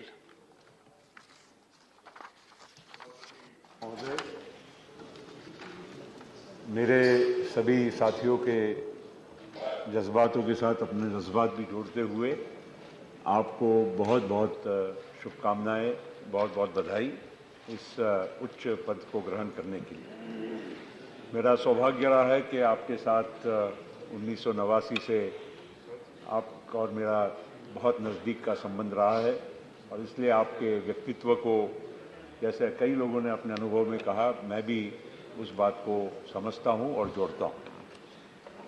ये सदन के बारे में और बाकी अपने अपने अनुभवों के बारे में कई हमारे साथियों ने यहाँ पर चर्चा की है, इसलिए उसी बात को या आपके व्यक्तित्व के बारे में दोहराते न हुए ये मैं कहूँगा कि लोकशाही में ये तो अलग बात है कि किसी के संख्या ज़्यादा होती, किसी की कम होती है। कई लोगों ने बोला है इस बारे में। देवेगौड़ा जी जैसे वरिष्ठ हमारे पूर्व प्रधानमंत्री जी ने भी अपनी बात कही। कभी हम भी पहली पंक्ति में बैठते थे, आज तीसरी पंक्ति में बैठते हैं। तो ये तो खैर समय समय की बात है, लेकिन अनुभव का कोई और पर्याय नहीं होता है। अनुभव का कुछ न कुछ फायदा अनुभव का इसका लाभ इस सदन ने लेना चाहिए और आप इस बात को भली भांति समझते हैं। इसके बारे में आपसे मेरी व्यक्तिगत चर्चा में भी इस बात को आपने हमेशा मान्यता दी है। केवल इतना ही कहूँगा कि आज तो आपको बड़ा वेल डिसिप्लिन क्लास यहाँ नज़र आ रहा है। म्हणजे आज तो शिस्तबद्ध आपको सब लोग दिख रहे हैं। पहला दिन है, इसलिए आपके सम्मान में कोई व्यवधान नहीं आने वाला है, लेकिन निश्चित लोकतंत्र में ये सब बातों का आपको भी धीरे धीरे, जो आपने टीवी में देखा या आपके पुराने अनुभव में आपने जो देखा होगा, उसका कहीं ना कहीं आपको यहाँ पर ट्रेलर दोबारा दिखेगा जरूर, इसमें कोई शक नहीं है। लेकिन मैं कहूँगा ये लोकतंत्र की ये एक बहुत बड़ी बात है। आप इसको एक कभी कभी प्रेशर कुकर में जैसे स्टीम छोड़ा जाता है, वैसा आप अगर उसको मॉड्यूलेट करेंगे तो निश्चित इस सदन को दोनों बाजू से आप चलाने में बहुत सफल रहेंगे। इतना मैं आपको जरूर विश्वास देना चाहता हूं। अंत में इतना ही कहूंगा कि हमारी पार्टी, हमारे नेता शरद पवार जी, एनसीपी की ओर से, हमारे सदस्यों की ओर से, कि हमने आज तक कभी ये लक्ष्मण रेखा, जो पार्लियामेंट्री जो गरिमा है और जो हमारे जो रूल्स है, इसको ध्यान में रखते हुए कभी वो लक्ष्मण रेखा का उल्लंघन नहीं किया है। हमारे ओर से आपको पूरा सहयोग मिलेगा, आगे भी रहेगा, हमेशा रहेगा। और आपको मेरे ओर से, मेरी पार्टी की ओर से, मेरे नेता की ओर से फिर से बहुत बहुत शुभकामनाएं देते हुए आपका सफल कार्यकाल रहे, इसकी प्रार्थना करते हुए आपसे रजा लेता हूं। Honorable members, the list is long. I am overwhelmed I would only suggest we economize time. Professor Ram Gopal Yadav. श्रीमान, मैं अपनी समाजवादी पार्टी और अपनी तरफ से आपका हृदय से स्वागत करता हूं। आपसे जब मैं पहली बार मिला तो आप जितना खुलेपन से मिले, क्योंकि इससे पहले जब मिलते रहे तो एक प्रोटोकॉल की जो दीवार बनी रहती थी, उतना ही मिलना, यहाँ बैठना, इतनी दूर बैठना, वो कुछ नहीं था। ये एक स्वाभाविक रूप से बहुत ही अच्छी बात थी और हमारे सारे मेंबर्स ने ये महसूस किया और उसकी तारीफ भी की। जहाँ तक के इस सदन की बात है, एक बात मैं आपको बताना चाहता हूँ कि जब यहाँ बात होती है तो सब लोग सैद्धांतिक रूप से कहते हैं कि मैं सहयोग करूँगा, मैं सहयोग करूँगा, मैं सहयोग करूँगा, और कल आप देखेंगे बहुत सारे लोग सहयोग नहीं करेंगे। कारण ये होता है कि बहुत सारे ऐसे मुद्दे होते हैं जो जन आकांक्षाओं के खिलाफ होते हैं, या तो गवर्नमेंट के आदेश या फैसले या कोई बिल जो आ रहे हैं उनमें ऐसे प्रोविजंस होते हैं जो आम लोगों के हितों को एडवर्सली प्रभावित करने जा रहे होते हैं। तब जनता, जिनके हम प्रतिनिधि हैं, उनकी अपेक्षा होती है कि हमारी बात को यहाँ बैठे हुए लोग कहें, और अगर इजाजत नहीं दी जाएगी तो ये साइलेंट नहीं बैठ सकते, और साइलेंट बैठेंगे तो कल हमसे कहेंगे हमारे हितों के खिलाफ जब कानून बन रहे थे तो आप क्या कर रहे थे हाउस में। ये मजबूरी विपक्ष के लोगों की समझने की आवश्यकता है सबको। इसलिए मैं आपको बधाई तो देता हूं, स्वागत करता हूं, लेकिन ये आपसे वादा नहीं करता हूं कि सदन में व्यवधान उत्पन्न नहीं होगा। अगर जनहित के खिलाफ कोई बात होगी तो निश्चित रूप से होगा। बहुत बहुत धन्यवाद। श्रीमती प्रियंका चतुर्वेदी।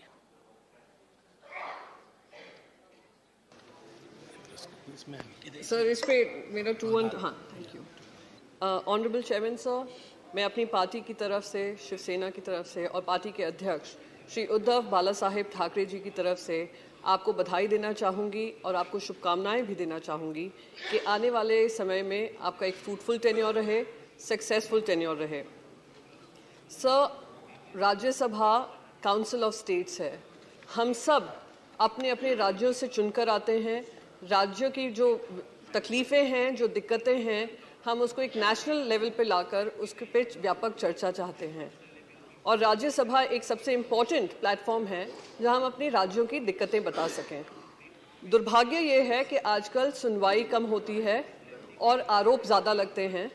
तो आपसे, आपकी तरफ देखकर मेरी बस यही उम्मीद रहेगी कि आप इस पर संज्ञान लेंगे, विपक्ष को भी बोलने का मौका मिलेगा। साथ ही साथ बहुत माननीय सांसदों ने कहा कि हम लक्ष्मण रेखा नहीं पार करना चाहते हैं और लक्ष्मण रेखा पार भी नहीं करते हैं। कोई भी यहाँ पर विपक्ष में, मैं मानती हूँ, लक्ष्मण रेखा नहीं पार करना चाहता है, पर सर जब अहंकार धर्म के ऊपर हो जाता है तो लक्ष्मण रेखा पार करना विपक्ष की जिम्मेदारी हो जाता है। तो वो काम हमने निभाया है, निभाते रहेंगे और उम्मीद है कि आपके एक्सपीरियंस को आप ध्यान में रखकर हम सभी को हमारी पार्टी की बात रखना, हमारे राज्य की बात रखने का महत्व देंगे। बहुत बहुत धन्यवाद sir, thank you so much. Shri Vinoy Viswam. Thank you, sir. Sir, I welcome you. I bow my head before you, and I wish you all possible cooperation. Sir, I may request you, kindly cooperate with us, to cooperate with you. When I say this, I mean not only you, the government also has to cooperate with us. Sir, we are here to raise the voice of the people, and we will be doing that task of ours. Sir, I represent a small party, but I believe the small party is a great party which always has stood for the cause of the people, cause of the country, the cause of the constitution, always held the values of the democratic norms, secularism, federalism, and this country's socialist goals. With this, we came here, and we have a right here, a duty here, to raise those tasks in our capacity as much as possible. So this is the Parliament. And in this Parliament, we are sure that we have a role as opposition. Only that role we will play here. We heard the Honorable Prime Minister in the morning. He talked about Amrit Kal, the G20 chairmanship. We all wish that in this Amrit Kal, during this period of chairmanship, India can come to the better position in the global hunger index. We stand for that. He talked about Adivasis, Dalits, and women, and we wish that all those promises made by the government for these sections, the poor sections, be fulfilled. We argue for that, and for such activities, we expect that they will cooperate with us. Sir, you are a Kisan-oriented man. He also talked about the Kisan. We have a request. Kindly legalize the MSP for the Kisan. So the promise, sir, one more thing. Sir, short duration discussion, calling attention, Rule 267, all these are in the rule book. We ask only those items in the rule book. But many a time, when it is denied, we have no other option but to raise the voice. Kindly help us not to raise the voice. Sir, one more thing, sir.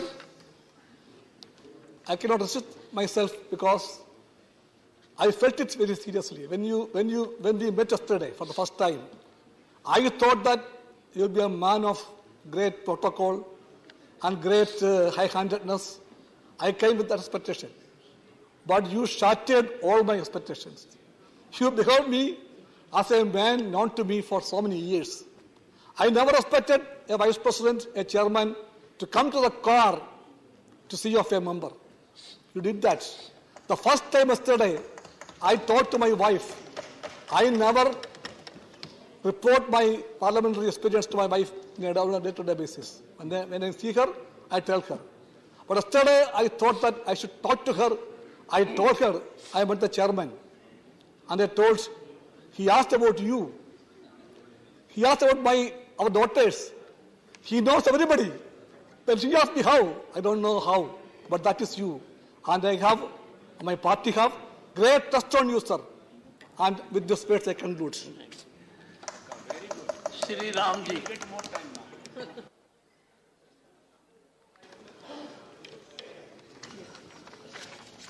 श्रीमान जी, मैं अपनी party Bahujan Samaj party के अध्यक्ष आदरणीय बहन कुमारी मायावती जी की तरफ से और अपनी तरफ से मैं आपको ढेर सारी शुभकामनाएं और आपका स्वागत अभिनंदन करता हूं।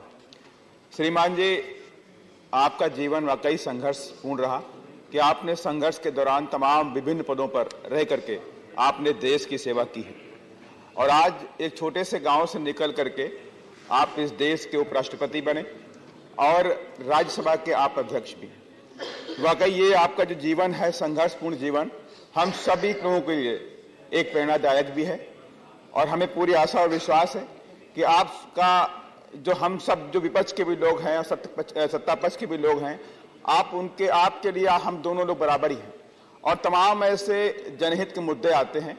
हम लोग 0 आवर में हम लोग आपको एप्लीकेशन देते हैं बोलने के लिए, लेकिन तमाम उन मुद्दों पे हमें समय नहीं मिलता, हमारा नाम कट जाता है या समय नहीं मिलता, 10 लोगों का नाम सेलेक्ट होता है। तो मैं आपसे रिक्वेस्ट भी करूंगा कि 0 आवर में सभी सांसदों की जेन्युइन बातों को टाइम दें ताकि जनहित के मुद्दे हैं उनको यहाँ पे आवाज उठाई जा सके। इसके लिए मैं आपसे रिक्वेस्ट करूंगा और आपका लगाव हमारे पार्टी के संस्थापक माननीय श्री कांसीराम साहब के साथ बहुत रहा है और हमें पूरा विश्वास भी है आपका आशीर्वाद हम सब पर बना रहेगा। जी धन्यवाद। श्री कनक मेदला रविंद्र कुमार। कनक जी।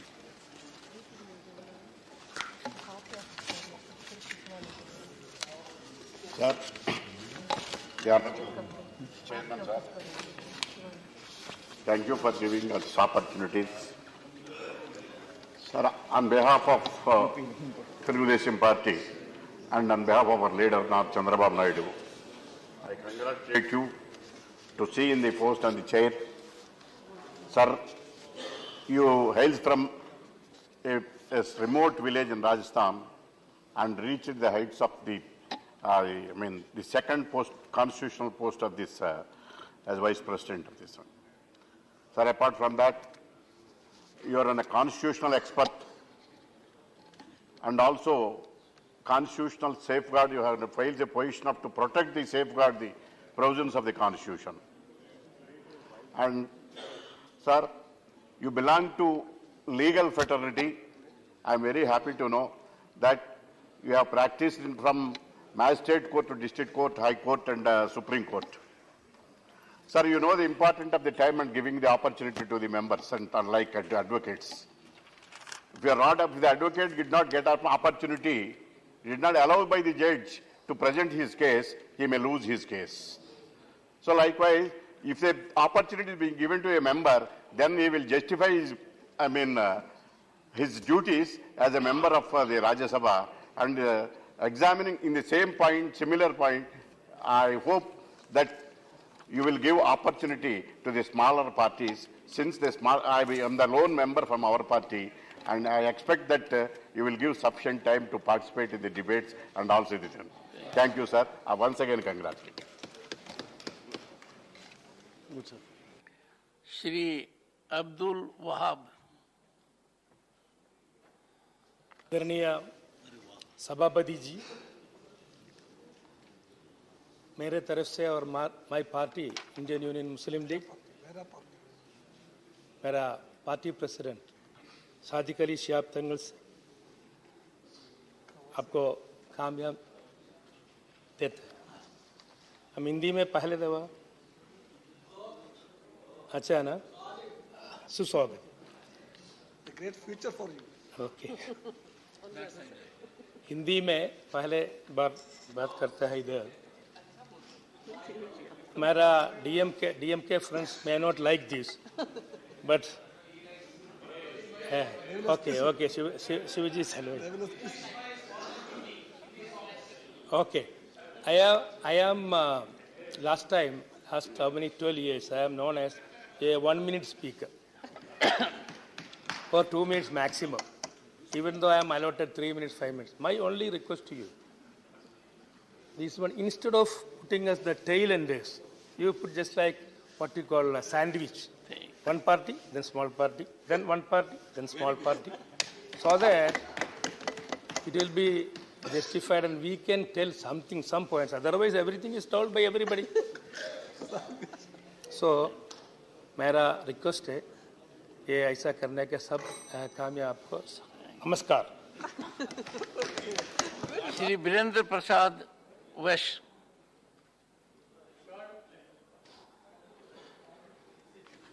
I, and on behalf of my party, AGP, Assam Gana Parishad, congratulate you for your election as the Vice President of India and Chairman of Upper House of our Parliament, sir. So it is known to everybody, you have a vast experience in your social and political life, sir.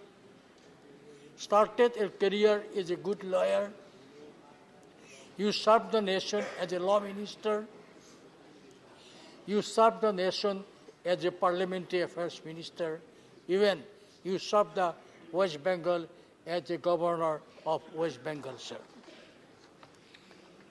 Sir, it is a golden opportunity for us to welcoming you as a chairman of upper house of our parliament, sir. Sir, I am coming from the northeastern region of our country, sir. Sir, population structure of northeastern region, you cannot compare with the other parts of the country, sir. Our population is less, sir, which compare with the other states of our country, sir. So, I like to give one example. This is your first day, sir. Being a shortest population, Mizoram has only one member in Rajya Sabha, sir. Arunachal have one member in Rajya Sabha, sir. Nagaland, only 2 members in Rajya Sabha, sir.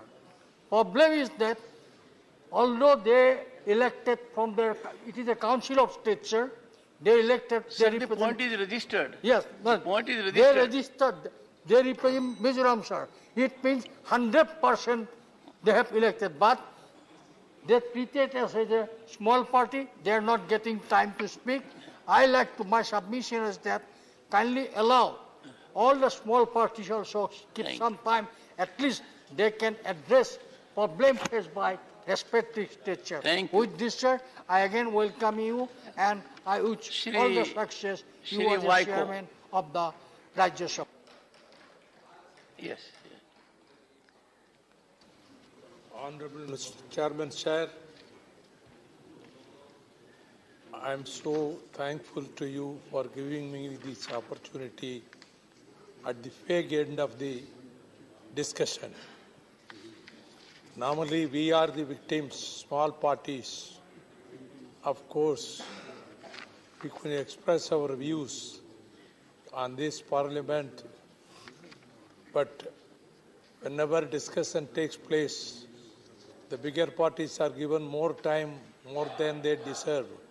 The small parties, we should be given ample opportunity to protect the cornerstones of this constitution: secularism, federalism, social justice. Today we are standing at the crossroads of the history. Secularism has become a question mark. Social justice has become a question mark. So what we are going to do with these questions, and because brutal majority should not bulldoze the basic concepts of this constitution, particularly social justice and secularism. If it happens, then the future of the country, the integration of the country will become a question mark. This is my perception, and I am so thankful to you. Once again, you are a legal luminary, and you have been handling so many portfolios, and as a minister, as a parliamentarian, as a jurist. Therefore, we also expect justice from the chair. I once again extend my heartiest thanks and felicitations and congratulations to you for having become the chairman of this house. Thank you very much, sir. Sri G.K. Vasan. Diversity is the strength of our country, sir.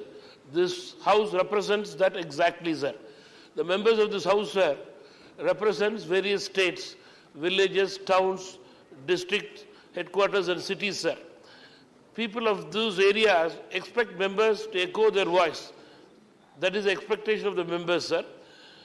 You are a man of wisdom, sir. We are confident, sir, that you will definitely guide us getting the support of our people. Thank you, sir. Dr. Van Viroy Karluki.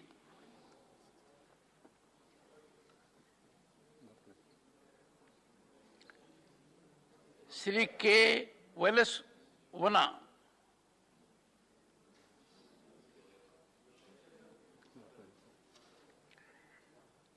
Sri Jose K. Mani.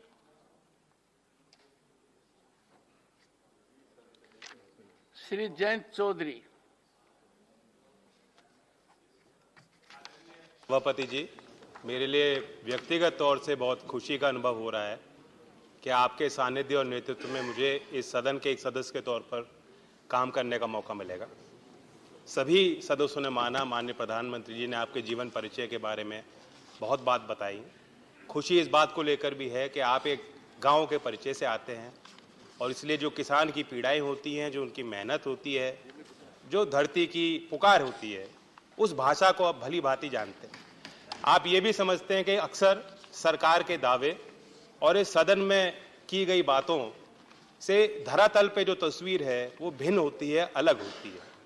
और इसलिए हम आपका संरक्षण चाहेंगे कि कोई गरीब से जुड़ी बात, आदिवासी से जुड़ी बात, किसान गांव की कोई बात अगर कोई भी मान्य सदस्य यहाँ करता है तो उस बात को आप और वक्त दें, उस सदस्य को और समय दिया जाए। आपने बहुत प्रेम भाव के साथ जब उपराष्ट्रपति का दायित्व संभाला, हम सबको बुलाया और मुझे तो आपने इतना बड़ा ग्लास केसर के बादाम का दूध का पिलाया था और उसकी मिठास अभी भी मेरे जुबान पर है। बस आपका संरक्षण और आशीर्वाद चाहेंगे कि समय समय पर कुछ मीठी, कुछ कड़वी बातें इस सदन में हम उठा पाए। धन्यवाद। श्री अयोध्या रेड्डी।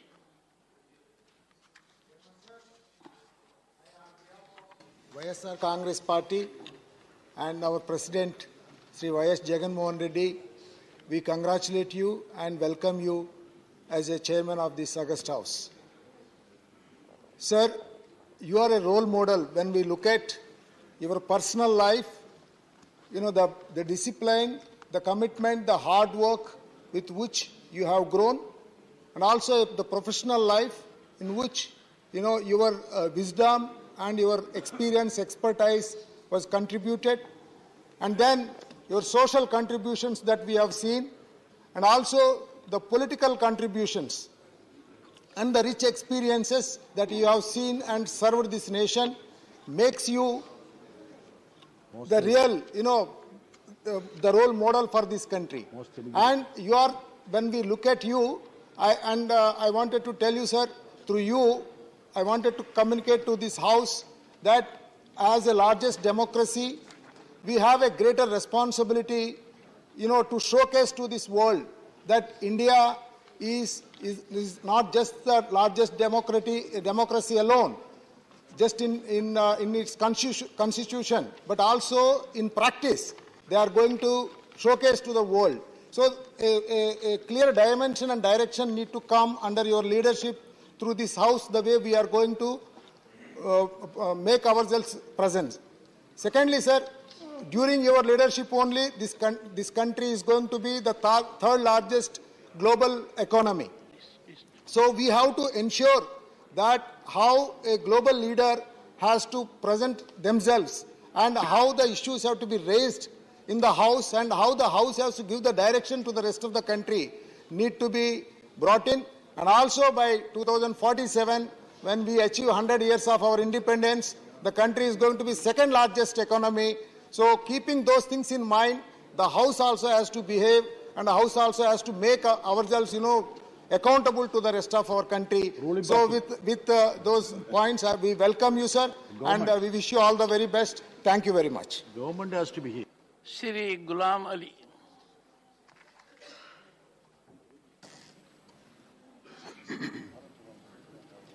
मैं प्रेसिडेंट ऑफ इंडिया के द्वारा नॉमिनेटेड मेंबर होने के नाते मैं चेयरमैन साहब को दिल की गहराइयों से मुबारकबाद दूंगा कि आपके साथ जो हमारी 2-3 मुलाकातें हुई ओथ के टाइम पे या देश के वज़ीर आज़म ने जो सुबह कहा, आपके विज़न से, आपकी ज़िंदगी के इस तजर्बे से हमें एज ए न्यू मेंबर सीखने का मौका मिलेगा और हम आपसे उम्मीद करते हैं कि इस विज़न का हमें भरपूर फ़ायदा होगा और आप सबको you can feeling of all the members. शुक्रिया, धन्यवाद। Shrimati PT Usha. Sir, in a short span as the Vice President of India and the Chairman of this August House, you have won the confidence of people and people's representatives across the political parties. This is evident from the emotions poured in the speeches of leaders of both Treasury and opposition. My special thanks to Honorable PM of India for his concern for the marginalized. It is a grace for the nation that our Honorable President of India belongs to tribal community. It is a great honor for the tribal community, and a son of a farmer is now Vice President of India. This is a new India where Republican spirit is now transferred from symbolism to substantive form. Your role and personality, your intellect and philosophy of life will create a history, add values to the second chamber. Sir, we are upper house. We are extended to play vital role as statesmen. Your leadership will be helpful to strengthen the glory of the house. With these words, I congratulate you, sir. Thank you. Shri Pramod Tiwari.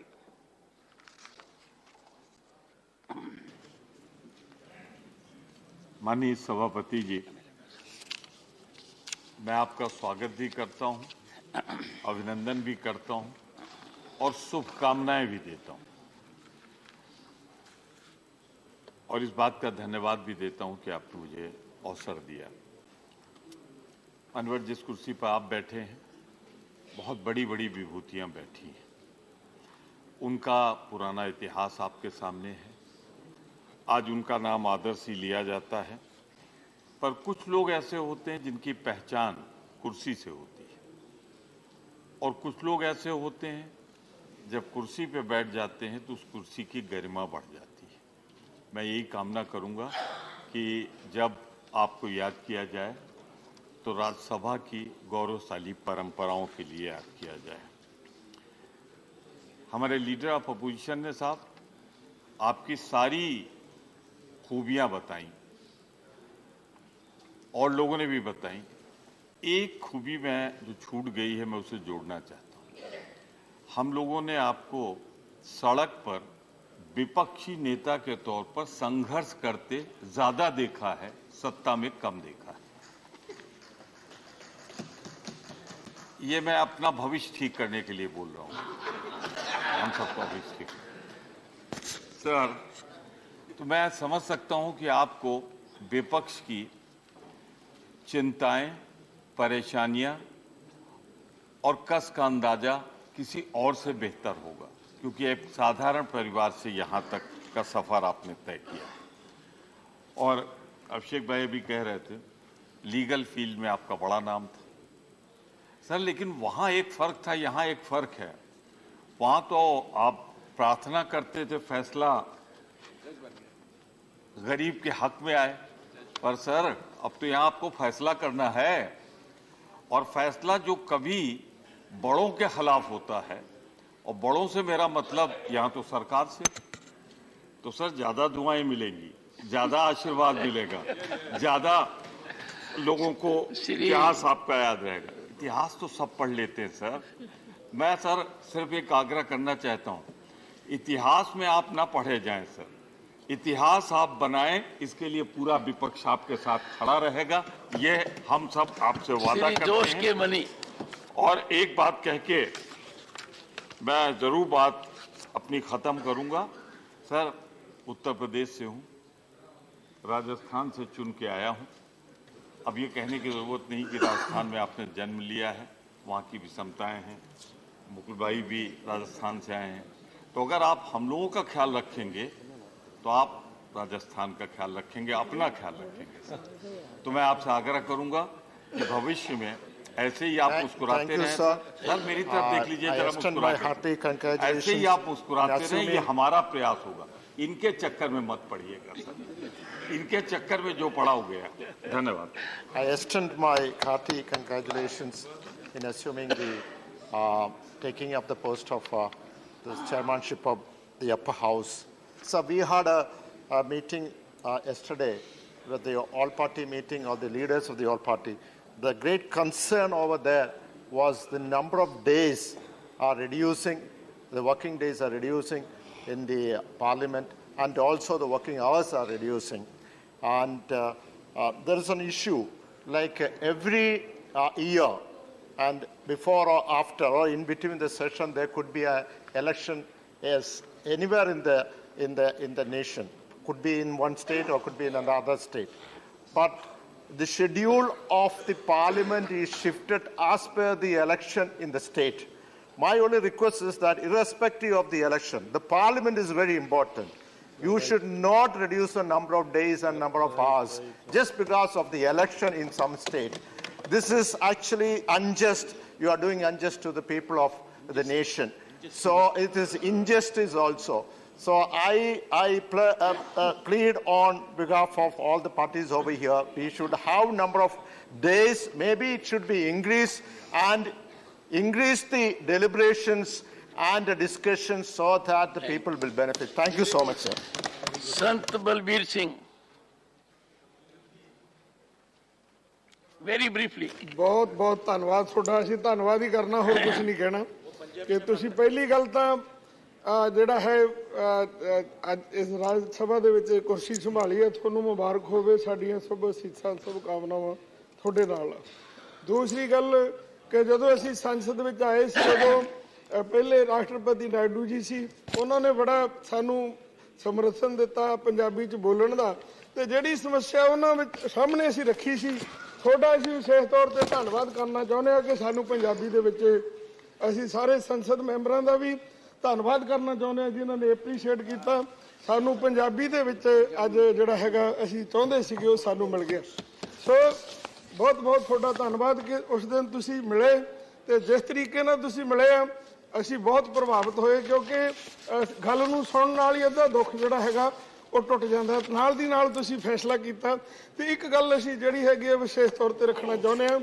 ਕਿ ਪਹਿਲੀ ਵਾਰੀ ਅਸੀਂ ਸੰਸਦ ਆਏ 8 ਦਿਨ ਪਿਛਲੇ ਵਾਰੀ ਸੰਸਦ ਨਹੀਂ ਚੱਲੀ ਤਾਂ ਇੰਨੇ ਮੌਜੂਦ ਸੀਗੇ ਕਿ ਅਸੀਂ ਸਾਨੂੰ ਜਿਸ ਮਕਸਦ ਦੇ ਨਾਲ ਇੱਥੇ ਭੇਜਿਆ ਤੇ ਉਹ ਜਿਹੜਾ ਹੈਗਾ ਸਾਡਾ ਮਕਸਦ ਨਹੀਂ ਪੂਰਾ ਹੋ ਰਿਹਾ ਪਰ ਅਸੀਂ ਬੇਨਤੀ ਕਰਾਂਗੇ ਉਹਦਾ ਕਾਰਨ ਕੀ ਸੀਗਾ ਕਿ ਇੱਕ ਮਹਿੰਗਾਈ ਦਾ ਮੁੱਦਾ ਵਿਪਕਸ਼ ਵੱਲੋਂ ਚੁੱਕਿਆ ਸੀ 8 ਦਿਨਾਂ ਮਗਰੋਂ ਟਾਈਮ ਦਿੱਤਾ ਜੇਕਰ ਉਹ ਟਾਈਮ ਪਹਿਲਾਂ ਹੀ ਨਿਰਧਾਰਿਤ ਕਰਦੇ ਵੀ ਇਸ ਦਿਨ ਤੁਹਾਡੀ ਚਰਚਾ ਹੋ ਰੌਲਾ ਖਤਮ ਹੋ ਜਾਣਾ ਸੀ ਸੋ ਉਹ ਜਿਹੜਾ ਚਰਚਾ ਵੀ ਹੋਈ ਪਰ 8 ਦਿਨ ਖਰਾਬ ਹੋਏ ਥੈਂਕ ਯੂ ਤੁਹਾਡਾ ਬਹੁਤ ਬਹੁਤ ਧੰਨਵਾਦ ਥੈਂਕ ਯੂ ਧੰਨਵਾਦ श्रीमती रंजीत रंजन जी सबसे पहले मैं आपको राज्यसभा के सभापति बनने के लिए बहुत बहुत बधाई देती हूँ और मैं इससे पहले लोकसभा में थी मुझे जो 3-4 स्पीकर्स याद है जो हमारे रहते मैं सोमनाथ दादा को बहुत एडमायर करती हूँ संगमा साहब को यहाँ पे हमारे गार्जियन वेंकैया नायडू साहब थे इन सब ने अपनी छाप छोड़ी थी मैं आपसे एक बहुत बड़ी उम्मीद रखती हूँ सभापति जी कि दिनों दिन पक्ष हो विपक्ष हो हमारे सदन की डिग्निटी अच्छा कहे या बुरा कहे धीरे धीरे नीचे आ रही है ना पक्ष है ना विपक्ष है हम सबको लगता है कि हम सबको बहुत सारे महत्वपूर्ण मुद्दे हैं जिस पर डिस्कशन होना चाहिए बहस होनी चाहिए एक दूसरे को सुनने का साहस होना चाहिए पेशेंस होना चाहिए मुझे लगता है उसकी कमी है और बहुत उम्मीद है मैं आपसे 2-3 बार मिली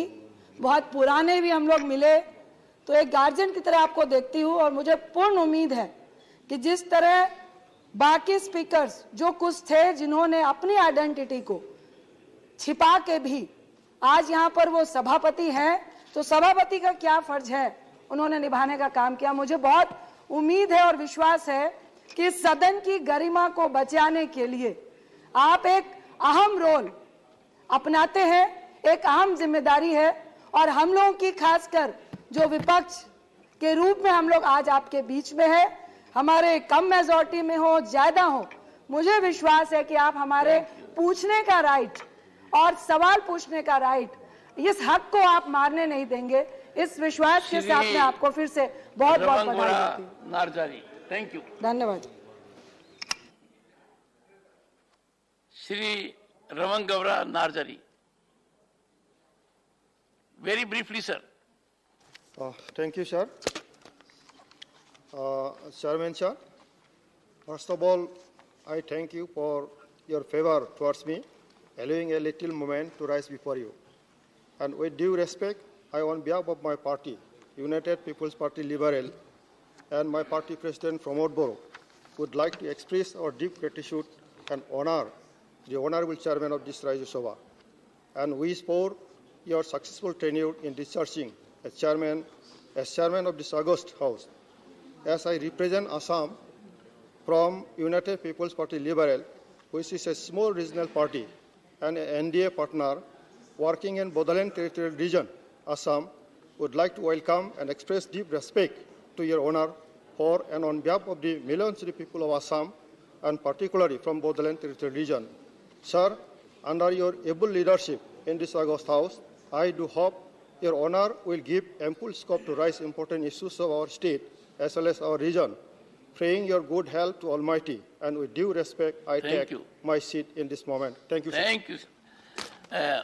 Very briefly, Shri Vikramjit Singh Sahni. Very briefly, sir. Sir, खुद ही को कर बुलंद इतना कि हर तदबीर से पहले खुदा बंदे से खुद पूछे कि तेरी रजा क्या है.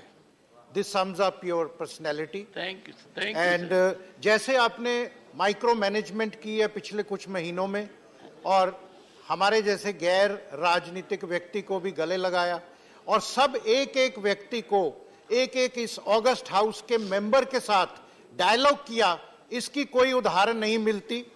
और आप किसान पुत्र हैं and I hope sir this house will be able to bring about significant changes in the plight of farmers. और कहते हैं इंसान वो आदमी वो बड़ा होता है जिसके साथ होने पे आप खुद छोटा नहीं महसूस करें. और खास करके जो आज आपने ये पंजाबी विच तुसी राज्य सभा बुलेटिन शुरू किया है, इदी भी मैं ਤੁਹਾਨੂੰ बधाई देना. और अमृत काल में एक नए इतिहास की रचना होगी और आप उम्मीद करते हैं कि हर चीज, जैसे मैंने अपना 100 डेज का रिपोर्ट कार्ड दिया, हर चीज डायलॉग से, बातचीत से उसकी निवृत्ति होगी. कोई भी मेंबर वेल में आके अनवेल नहीं होगा. धन्यवाद. Thank you. श्री घनश्याम तिवारी.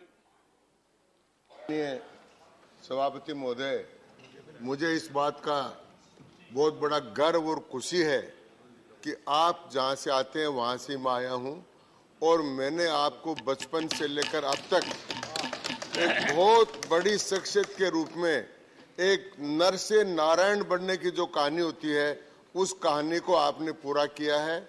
एक गांव झुंझुनू के से आपने जिस प्रकार राजस्थान की सेवा की, राजस्थान की विधानसभा में मैंने आपके तेवर देखे, लोकसभा के चुनाव में मैंने आपके सारे अभियान में मैं आपके साथ रहा और फिर अन्य मामलों में चाहे कोर्टों में हो, सब जगह हो, मैंने आपका पूरा संघर्षपूर्ण जीवन और आपका सफलता. I think we will have to decide whether we can let out secrets here. तेरे सीक्रेसी नहीं है, ये लोगों के लिए प्रेरणा की बात. इसलिए मैं इस बात को कहना चाहता हूँ कि आपका जो जीवन है वो जीवन एक प्रतीक के रूप में है. एक ऐसे समाज में से जो समाज पहले जागीरदारी से पीड़ित रहा था, उस समाज में से उठकर इस स्थान तक पहुंचना और उस समाज को भी बहुत प्रकार से आगे बढ़ाना और अन्य समाजों के साथ सामंजस्य करके राजस्थान में जिस प्रकार का आपका नाम हुआ है उसके लिए मैं आपको बहुत बहुत बधाई देना चाहता हूं. मैं एक बात कहकर समाप्त करूंगा सभापति महोदय.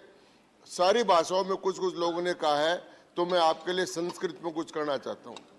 ससिना निशया निशया च शशि ससिना निशया च विभाति नभय पैसा कमलम कमले न पय पैसा कमले न विभाति श्रय. माननीय सभापति महोदय, जिस प्रकार चंद्रमा से रात्रि की और रात्रि से चंद्रमा की और चंद्रमा और रात्रि दोनों से मिलकर आकाश की शोभा होती है, उसी प्रकार से पक्ष और प्रतिपक्ष की और प्रतिपक्ष और पक्ष से मिलकर आसन की, इन दोनों से मिलकर जो संसदीय लोकतंत्र की शोभा होती है, उस संसदीय लोकतंत्र की शोभा बढ़ाने के आप कार्य करेंगे. इन्हीं के साथ आपको बहुत बहुत बधाई. Doctor Shiv Dasan. Dr. Sir. Yeah, respected Chair. Sir, this is the Council of States. So here in the House, we shall hear the voice of states. Sir, this is the place of the discussion and debates. So I believe the chairman will protect the rights of the members and he will, chairman will provide the opportunity for the proper discussion on bills and other subjects. So we request the proper time for the discussion and debates in this House. Sir, that is my humble request for you, sir. Wish you wish you best. Congratulate you. Thank you.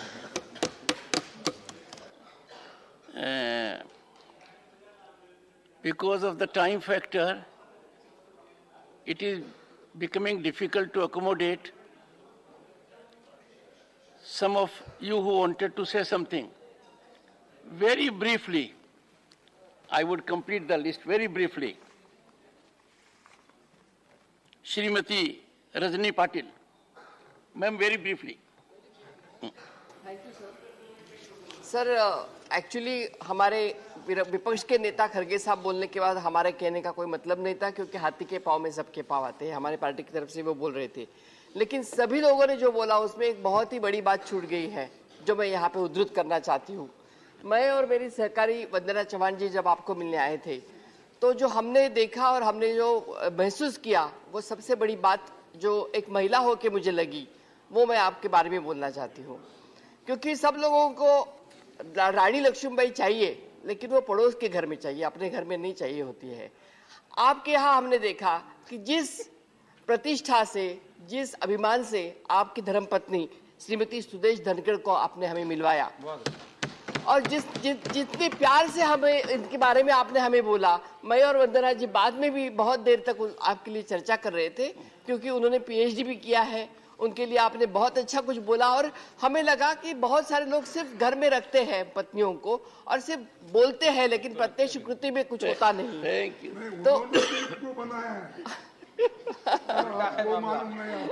तो इसलिए ये एक आपका पहलू मैं करना चाहती थी। और जो हमारे नेता खरगे साहब ने जो बोला, जो उन्होंने बोला, उसका एक सिर्फ मैं उदाहरण देना चाहती हूँ कि एक श्लोक में कि जब हमारा दिन आएगा, उन्होंने बोला, तो जब श्री कृष्ण ने अर्जुन को बोला था कि मनुष्य न हो तो बलि, समय हो तो बलवान, भिल्लर चोरे गोपिका, वही अर्जुन वही बाण। जब अर्जुन और बाण वही था, तो भी अर्जुन का जब हार हुई थी, तो वही अर्जुन वही बाण होता है, समय हर एक का आता है। धन्यवाद सर। ब्रीफली डॉक्टर साहब। मैं आपकी पर्सनैलिटी, धन्यवाद सभापति जी, और आपका स्वागत करते हैं। मैं आपकी पर्सनैलिटी 2 पंक्तियों में पूरी करना चाहूँगा। वो खुद ही नाप लेते हैं बुलंदी आसमानों की, परिंदों को तालीम नहीं दी जाती उड़ानों की। तो आप वो शख्स हैं जो राजस्थान से आए हैं, और मेरे माताजी, मेरे पिताजी दिवंगत हैं, और वो भी राजस्थान से थे। वो बचपन से जो हमें कहानियाँ सुनाते थे कि राजस्थान की लाइफ कितनी टफ है, कितनी हार्ड है, वो सब करते हुए आप इधर आए हैं। एक और बात कि हम लोग राजनीति के स्कूल में, नर्सरी में हमने दाखिला लिया है, और क्योंकि बिल्कुल हम छोटे हैं, तो हमें ज्यादा सीखने की जरूरत है, और हमें आप ज्यादा मौका देंगे और ज्यादा समय। अहमद अशफाक करीम।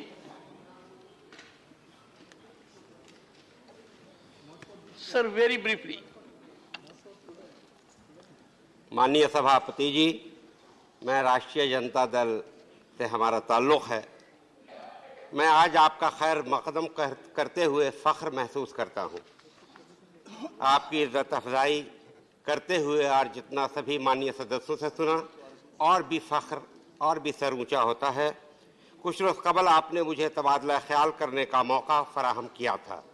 आपकी गुफ्तगू से मैंने आपकी काबिलियत और आपकी इल्मी सलाहियत का कायल हो गया, और उम्मीद करता हूँ कि रैशनल अप्रोच के साथ आपकी सरपरस्ती में ये सदन चलता रहेगा और बहुस्न खूबी आगे बढ़ता रहेगा। Thank you. साबिक चेयरमैन की अलविदाई के मौके पर मैंने इसी सदन में कहा था, आप जैसे बावकार लोग बावकार चेयर दूसरों के हवाले कर देते हैं, और आज हम सबों के बीच आप सभापति की कुर्सी को जीनत बख्श रहे हैं। मैं ईश्वर से दुआ करता हूं कि आप सेहत व आफियत के साथ इस सदन को आगे बढ़ाते रहें, और बड़ी खुशी होती है जब मुझे बैठाल कर कोई मेरी तारीफ करता है और सच्चाई बयान करता है, और कितना खुश हूं कि आप बैठे इस जीनत भरी कुर्सी पर हैं और सारे लोग आपके ताल्लुक से बड़ी बड़ी बातें कह रहे हैं। ये बड़ा ही बहुस्न खूबी का मौका है। बहुत बहुत शुक्रिया। इमरान प्रतापगढ़ी। आदरणीय सभापति महोदय, आपका बहुत बहुत स्वागत है, खैर मकदम है। ये वो पहले शब्द हैं जो मैं इस हाउस में पहली बार बोल रहा हूँ। पिछली बार विदाई समारोह था तो ऐसा मौका आया था कि मैं बोलूं, लेकिन मुझे लगा कि नहीं, मैं स्वागत समारोह में बोलूंगा तो ज्यादा अच्छा रहेगा। मैं बस 1 मिनट आपका समय चाहता हूं। बस मैं आपसे यह कहना चाहता हूं कि मैं सदन में दूसरा सबसे छोटा, सबसे कम उम्र का सदस्य हूं, तो मेरी गुजारिश आपसे यह है कि ये जो दीवारें हैं ये सिर्फ ईंट, गारे और लकड़ी से बनी हुई नहीं है। इसमें न जाने देश के करोड़ों लोगों की भावनाएं और जज्बात शामिल हैं। ऐसे में देश चाहता है कि यहां अच्छी बातों पे बहस हो, बातचीत हो, और आप हमारे परिवार के मुखिया हैं, राज्यसभा का जो परिवार है उसके आप मुखिया हैं, तो आपकी जिम्मेदारी बनती है कि अगर हम सारे लोग यहां से अवाम की बात उठाएं तो आप हमें महफूज रखें और हमारी नुमाइंदगी करते हुए हमें बोलने का मौका दें। चूंकि आप देश की उच्चतम न्यायालय में आपने इंसाफ की लड़ाई लड़ी है और यह देश का उच्च सदन है, तो हमें उम्मीद है कि आप हमें यहाँ इंसाफ की लड़ाई लड़ने देंगे। Honourable leader of the house, बहुत बहुत धन्यवाद आपका। Thank you. Honourable leader of the house. माननीय सभापति महोदय, आज हम सबके लिए बहुत खुशी की बात है, बहुत गर्व की बात है। क्या आप इस उच्च सदन के सभापति के रूप में इस प्रतिष्ठित पद पर आसीन हो रहे हैं। मैं दिल की गहराइयों से आपको बधाई देना चाहता हूं, शुभकामनाएं देना चाहता हूं। माननीय प्रधानमंत्री जी ने अभी अभी हमें याद दिलाया कि आज आर्म्ड फोर्सेस फ्लैग डे भी है। मुझे याद आ रहा था एक अंग्रेजी फिल्म स्टार वॉर्स, जिसमें एक बड़ा प्रसिद्ध वाक्य हुआ था, मे the force B with you. आज तो बहुत अच्छी अच्छी बातें बोली गई हैं। कुछ मान्य सदस्यों ने आपको चक्कर में ना आने की भी सलाह दी। अभी अभी एक युवा सदस्य ने कहा आपकी जिम्मेदारियों के बारे में आपको याद दिलाने की कोशिश की। ये अलग बात है कि जिम्मेदारी तो हम सबकी बनती है कि सदन अच्छा बने, अच्छी तरीके से चले। आपकी जिम्मेदारी तो हम सबका ख्याल रखने की है। सदन अच्छा चलना तो हम सबके हाथ में, और मेरा विश्वास है आज जो अच्छी अच्छी बातें रखी गई हैं, जिस प्रकार से उत्साह के साथ सबने आपका स्वागत किया है, आगे आने वाले दिनों में हम यही भावना हमारे कार्यकाल में भी रखें, काम में भी रखेंगे। और क्लियरली आपके साथ लगभग सभी सदस्यों का मिलना जुलना हो चुका है। एक ना एक मौके पे हम सब आपको मिल चुके हैं। तो मैं इतना जरूर कह सकता हूं कि it's a joy to be with you, to meet you, to exchange notes with you, to talk to you. अब पता नहीं वो राजस्थान से आप लेके आए हैं या सिटी ऑफ जॉय से, जहां से आप बहुत ही सफल अपना गवर्नर का कार्यकाल कर कर दिल्ली आए। पर वास्तविकता यह है कि आपकी अध्यक्षता में इस सदन में मुझे पूरा विश्वास है कि बहुत सारे जॉयफुल ओकेजन्स हम सब मिलकर सेलिब्रेट करेंगे। इस सदन की काम की महत्वता देखते हुए हम सब कोशिश करेंगे कि किसान पुत्र जो आज देश के उपराष्ट्रपति बने हैं, जो एक प्रकार से हम सब के लिए प्रेरणा का स्तोत्र भी है, जिस प्रकार से इन्होंने एक बहुत ही विपरीत परिस्थितियों से अपना जीवन शुरू करके आज इस उच्च पद तक की जर्नी ट्रैवर्स की है। मेरा पूरा विश्वास है कि हम सब भी उससे बहुत कुछ सीखेंगे, अपने कार्य में भी, अपने काम में भी उसकी झलक आपको दिखाने का कोशिश करेंगे। हम सब बहुत गर्व महसूस करते हैं कि आपकी जो बुद्धिमत्ता है, जिस प्रकार से आपने एक बहुत वरिष्ठ वकील के रूप में देश की सेवा की, न्यायालय की सेवा की।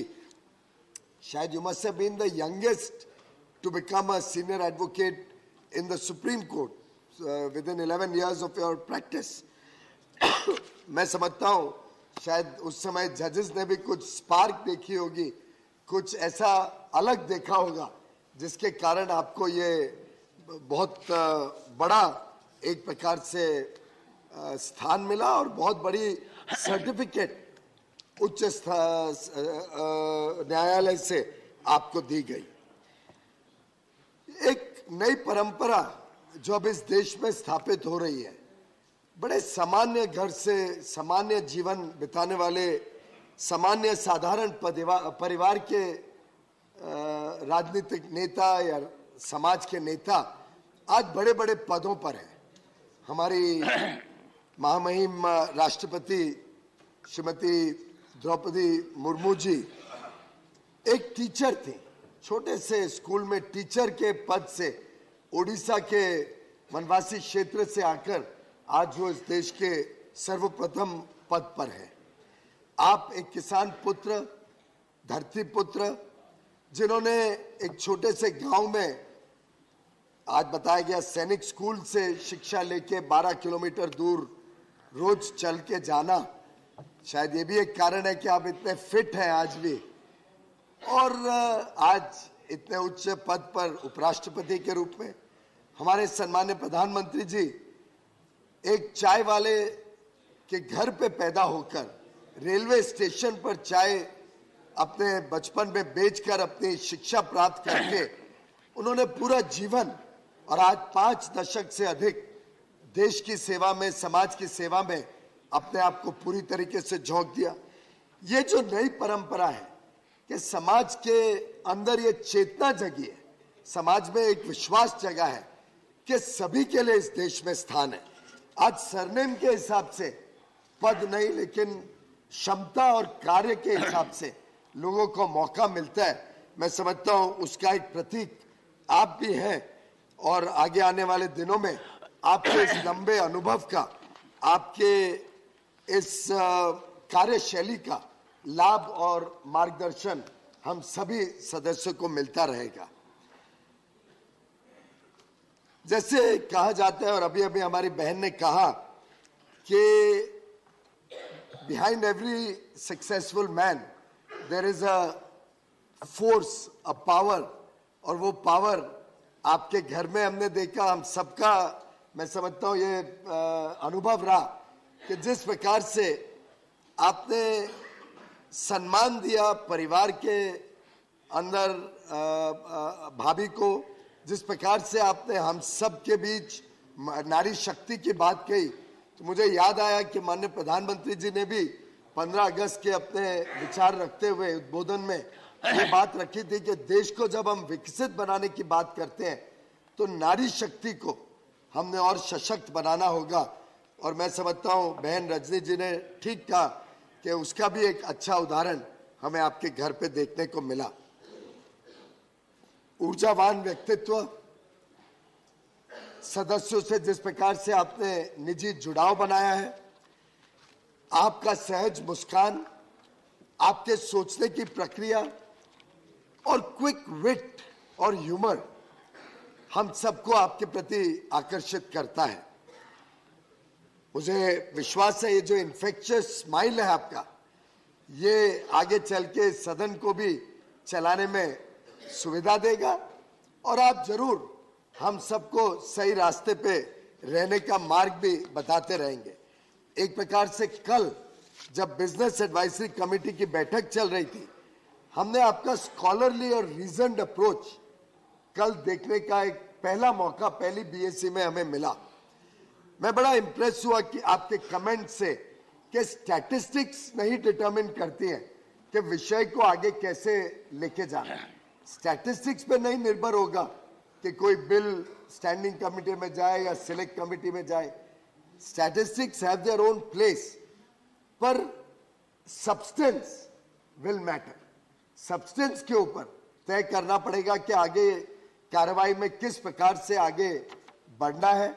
समय भी बहुत जरूरी होता है, समय वेस्ट ना हो, समय का सदुपयोग हो, और आखिर कोई ना कोई कानून या कोई ना कोई कार्य हम सबके समक्ष जब रहता है हाउस में, तो जरूर कोई ना कोई उसकी इंपॉर्टेंस है, उसकी समय की इंपॉर्टेंस है।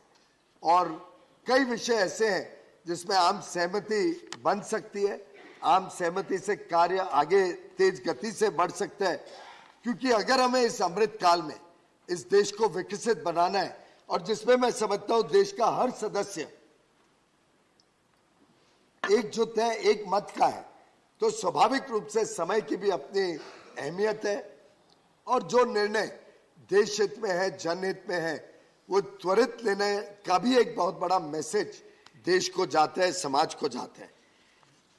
माननीय सभापति जी, मैं आपका एक और विषय के लिए तहे दिल से धन्यवाद करना चाहता हूं। आपने जिस प्रकार से हम सबका मान रखा और इस उच्च सदन का, वास्तव में पूरी लोकतांत्रिक प्रक्रिया का मान रखा, जब आपने एक विषय जो कई वर्षों से सबको पीड़ा दे रहा था कि क्या पार्लियामेंट में पास किया हुआ कानून, और ऐसा कानून जिसमें सर्वसम्मति थी, लोकसभा में सर्वसम्मति, राज्यसभा में एक एब्सटेंशन छोड़ दे तो सभी राजनीतिक दलों की और सभी बाकी सदस्यों की, जब सर्वसम्मति से कानून पारित होता है तो उसकी एक अहमियत है।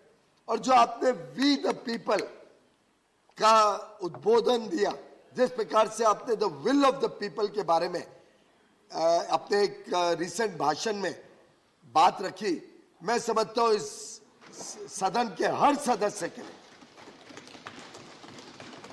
और हर सदस्य के आत्मसम्मान की आपने उस दिन चिंता की, आपने इंश्योर किया कि हमारा भी एक प्रकार से हौसला बने कि हम आगे चल के भी कानून देशहित और जनहित के बनाते रहे। माननीय सभापति महोदय, आपके जो 2 ओवरसीज विजिट्स रहे वो भी वास्तव में हम सबको बहुत गौरवान्वित करते हैं।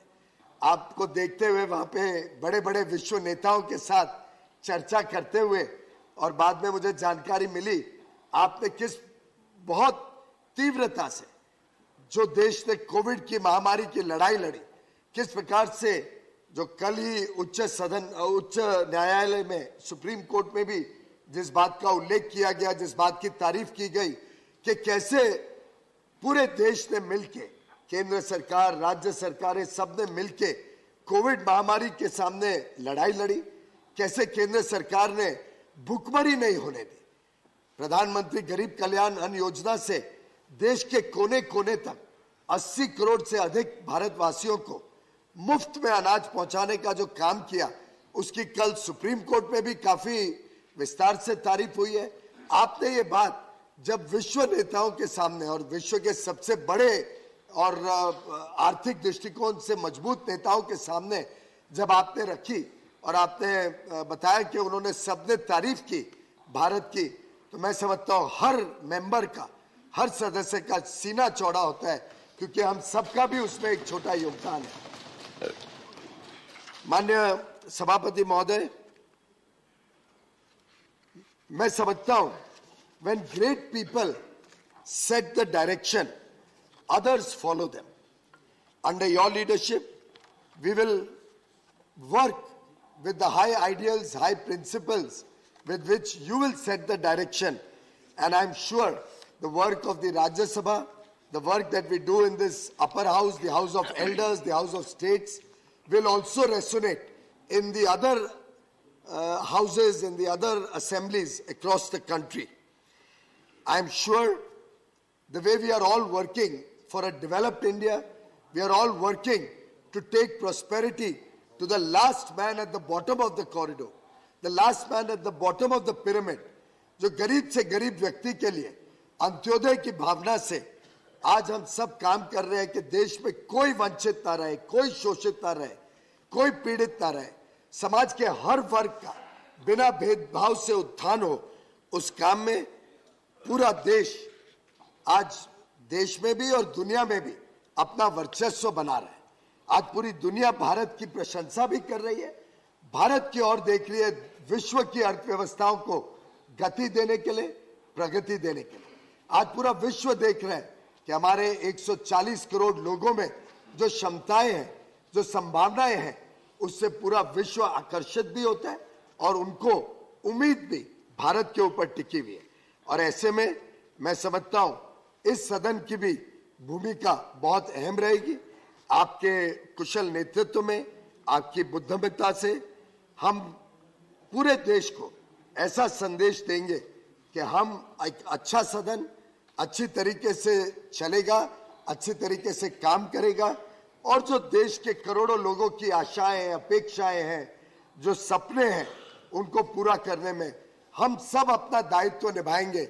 आपके नेतृत्व में, आपके मार्गदर्शन में मैं आपको विश्वास दिलाना चाहता हूं सदन के हर सदस्य के बिहाफ पे कि हम अपनी जिम्मेदारी, अपने दायित्व का जरूर निर्वहन करेंगे और इस सदन की कार्रवाई को अच्छी तरीके से चलाएंगे। आपका पुनः इस आसीन पर पद ग्रहण करने पर हम सब की तरफ से बहुत बहुत बधाई, बहुत बहुत शुभकामनाएं। धन्यवाद।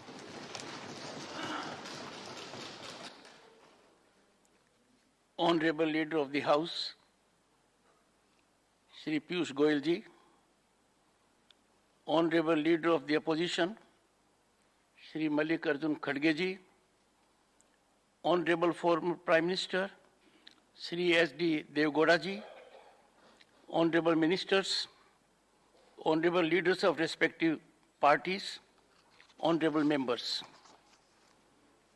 Deeply moved and touched by the indulgent words of welcome by the Honorable Prime Minister, Honorable Leader of Opposition, Leader of the House, and those who followed. Grateful to the Honorable Members of Parliament for affording opportunity to be in service of Bharat as Vice President of India and Chairman of this august House. Looking forward to contributing to growth trajectory of the largest vibrant democracy in the world and vindicate its trust and confidence. Honorable members, availing this historic opportunity to share some concerns with the distinguished members of this august House.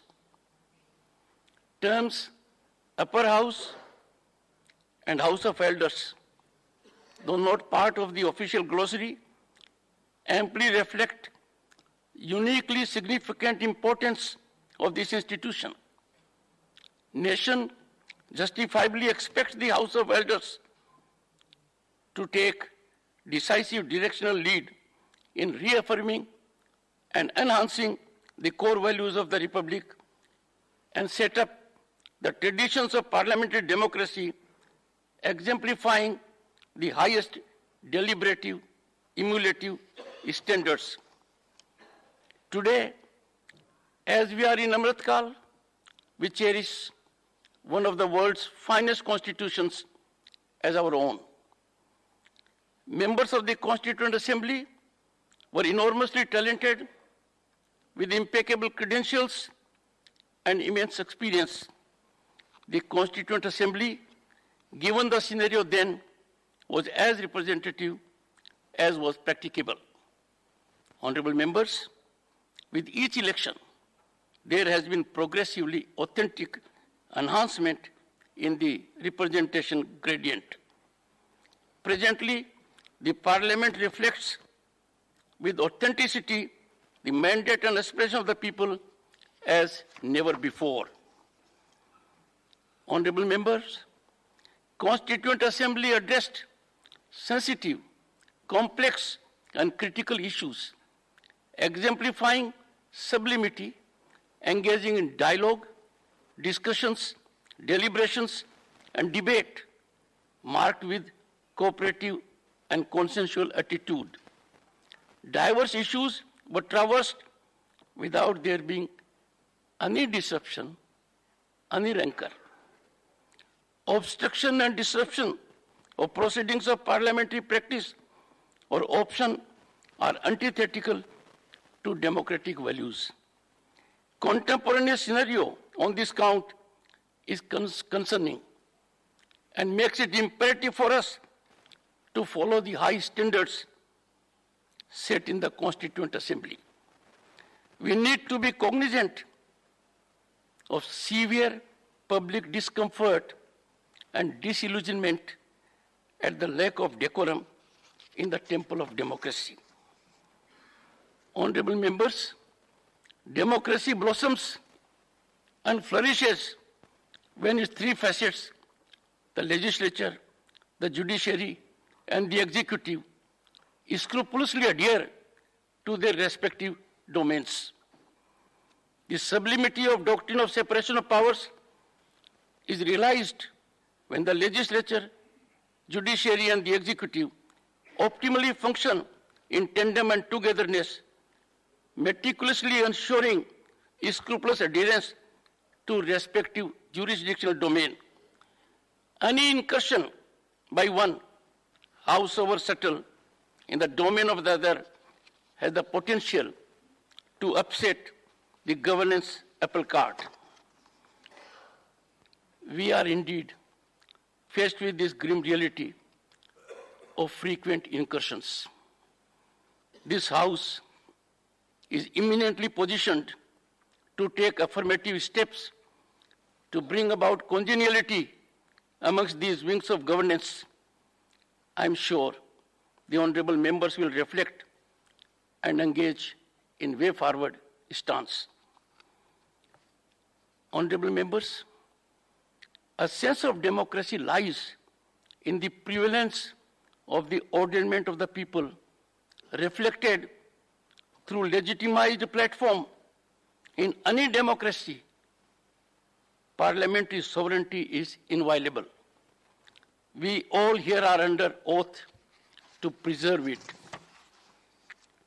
Power of the Parliament of the day to act in exercise of its constituent power, to amend by way of addition, variation, or repeal any provision of this Constitution in accordance with the procedure is unqualified and supreme, not amenable to executive attention or judicial intervention, except for the purpose of deciding any case involving a substantial question of law as to interpretation of the Constitution, envisaged in Article 145(3) of the Constitution. Using this constitutional power to amend, Parliament enacted wholesome structural governance changes to further spinally strengthen our democracy. This has been by way of incorporation of Part 9, 9A, and 9B in the Constitution, providing comprehensive mechanism for Panchayati Raj, municipalities, and cooperative societies.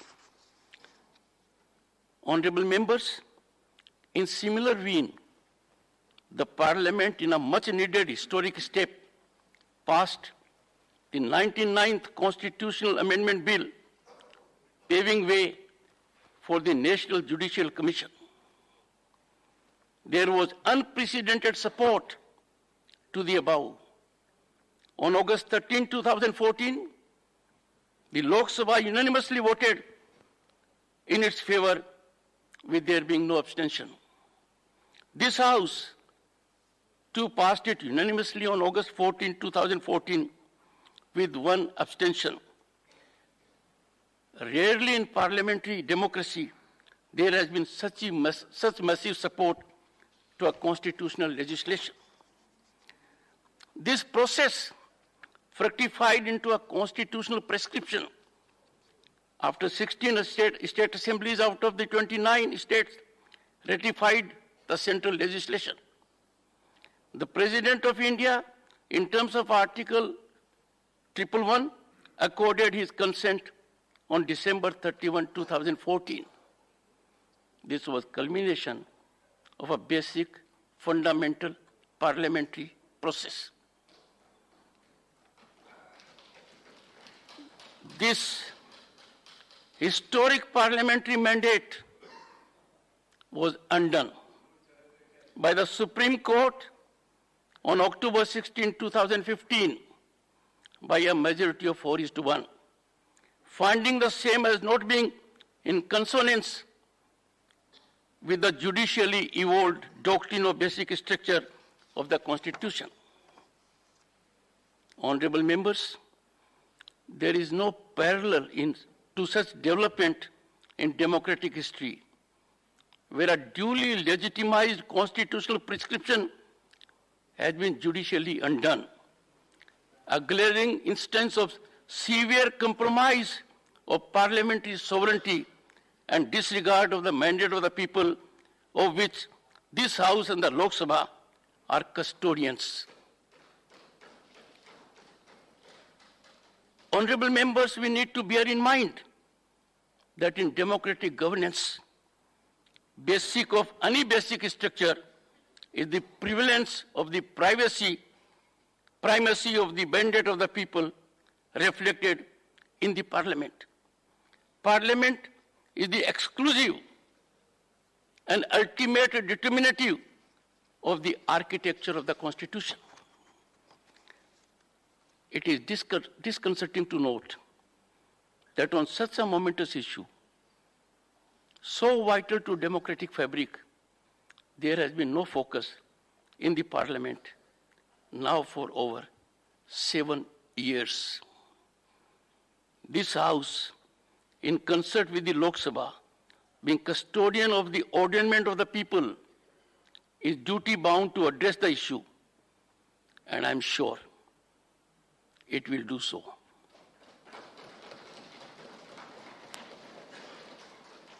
Honorable members, authorities in constitutional positions in any institution are required to exemplify their conduct by high standards of propriety, dignity, and decorum. Time for all constitutional institutions to reflect and give quietus to public display of adversarially challenging stance, trading or exchange of advisories emanating from these platforms. I urge the members of the House to proactively catalyze evolution of wholesome, cordial ecosystem, ending this aberration. It is institutional, seamless, correct, marked with mutual trust and respect that generates ecosystem best suited for serving the nation. This House needs to catalyze this wholesome environment to promote synergic functioning of constitutional institutions, emphasizing need to respect Lakshman Rekha.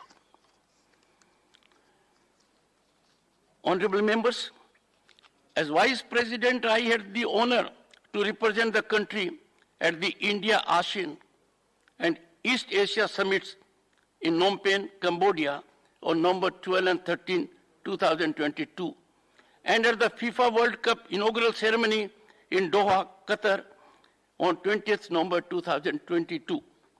I share with you my deep sense of pride and satisfaction of the level of respect India commands amongst world leaders and their hope and expectation that our growth trajectory generates global peace and prosperity. Honorable members, I look forward with hope and expectation to pleasant and fruitful association so that we all in togetherness optimally serve the nation. Once again, I thank you most earnestly for your generous felicitations, and I would do my utmost to come up to your very high expectations. As foot soldier of the Constitution, आप सबको प्रणाम कर कर मैं अपने कार्य का श्री गणेश करता हूं।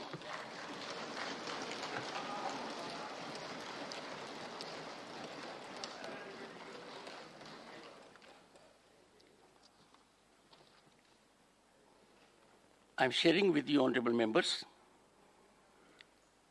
as this session commences, all members will be aware that India has taken over the presidency of the G20 with effect from December 1, 2022. This is a matter of great pride for the entire nation. It is also occurring as we welcome Azadi Ka Amrit Mahotsav. The G20 summit will, of course, be an unparalleled event in our diplomatic history. What is noteworthy, however, is that the almost 200 events at various levels will be spread across the length and breadth of the country. It will provide an opportunity to showcase India's rich and diverse culture, to demonstrate the vigor of our democracy and to highlight the progress of our development. We should all appreciate that broad sections of the society are being involved through a Jan Bhagidari approach.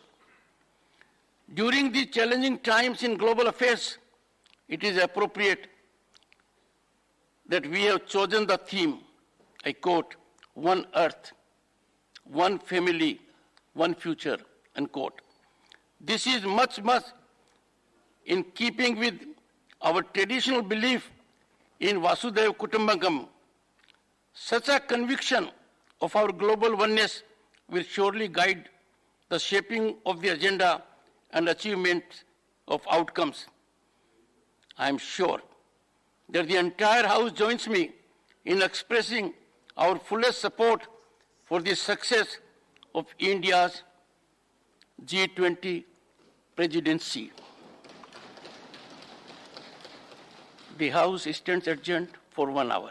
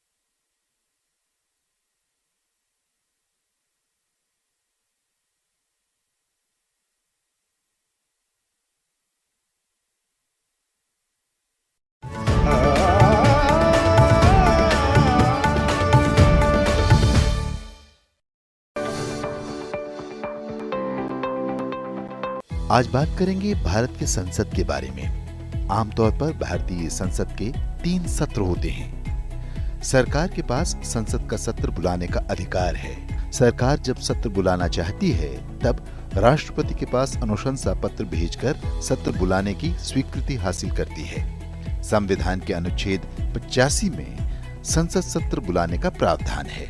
2 सत्रों के बीच 6 महीने से ज्यादा का अंतर नहीं होता है आमतौर पर भारतीय संसद के 3 सत्र होते हैं: बजट सत्र, मानसून सत्र, शीतकालीन सत्र। बजट सत्र साल का सबसे पहला सत्र बजट सत्र कहलाता है, जो आमतौर पर जनवरी महीने के आखिरी सप्ताह में शुरू होकर अप्रैल तक चलता है। बजट सत्र 2 भागों में चलता है। आमतौर पर पहला भाग बजट पेश करने का और दूसरा भाग उस पर चर्चा करने के लिए होता है। बीच का अंतराल इसलिए होता है ताकि सांसद, संसदीय समितियां बजट के प्रावधानों को समझ सकें और उसके बारे में अगले भाग में चर्चा कर सकें। मानसून सत्र दूसरा सत्र 3 सप्ताह का मानसून सत्र है, जो आमतौर पर जुलाई माह में शुरू होता है और अगस्त में खत्म होता है। शीतकालीन सत्र यानी तीसरे सत्र का आयोजन नवंबर से दिसंबर तक किया जाता है। ये सत्र सबसे कम दिनों का होता है। खास बात यह है कि इन तीनों सत्रों के अलावा किसी भी आपातकाल या किसी खास मौके पर विशेष सत्र बुलाया जाता है।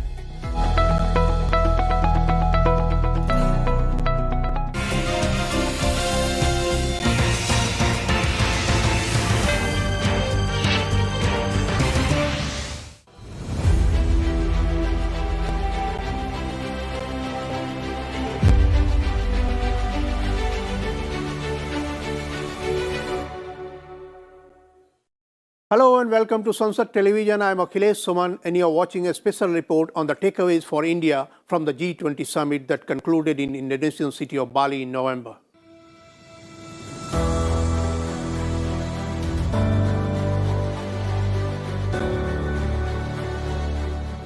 The G20 summit was held on 15th and 16th November 2022 in Bali, one of the major tourist destinations and scenic spots of the world.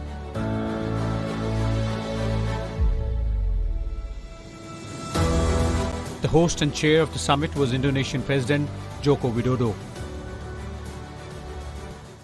मैं एक बार फिर अपने मित्र राष्ट्रपति जोकोविच का अभिनंदन करना चाहता हूं। उन्होंने इस कठिन समय में G20 को कुशल नेतृत्व दिया है। The city of Bali was suitably decked up for the occasion, with all the arrangements in place to ensure comfort and convenience of the high-profile guests.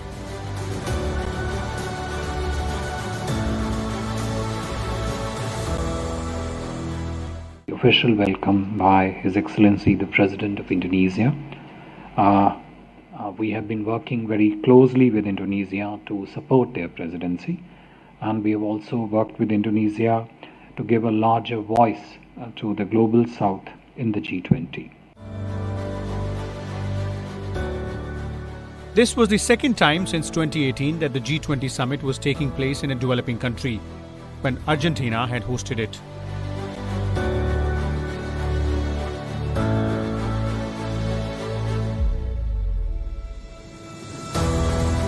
The summit was also taking place at a time when the world is facing an acute food and energy crisis due to the Russia-Ukraine war.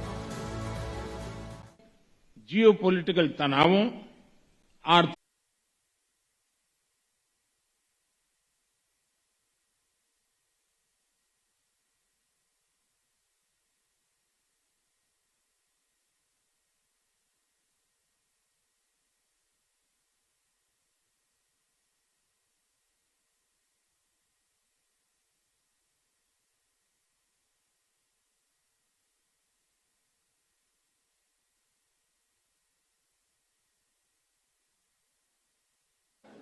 माननीय सभासदों, माननीय सभापति जी,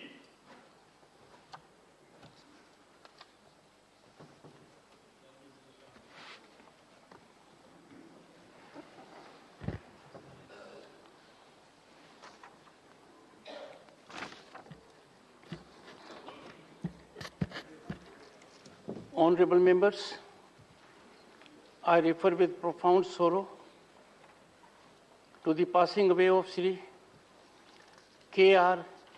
Jayadevappa, Sri Syed Sibte Raji, Srimati Jayanti Patnaik, Sri Ahmad Saeed Malihabadi, Srimati Ila Ramesh Bhatt, and Sri A. Jinnah, former members of this House.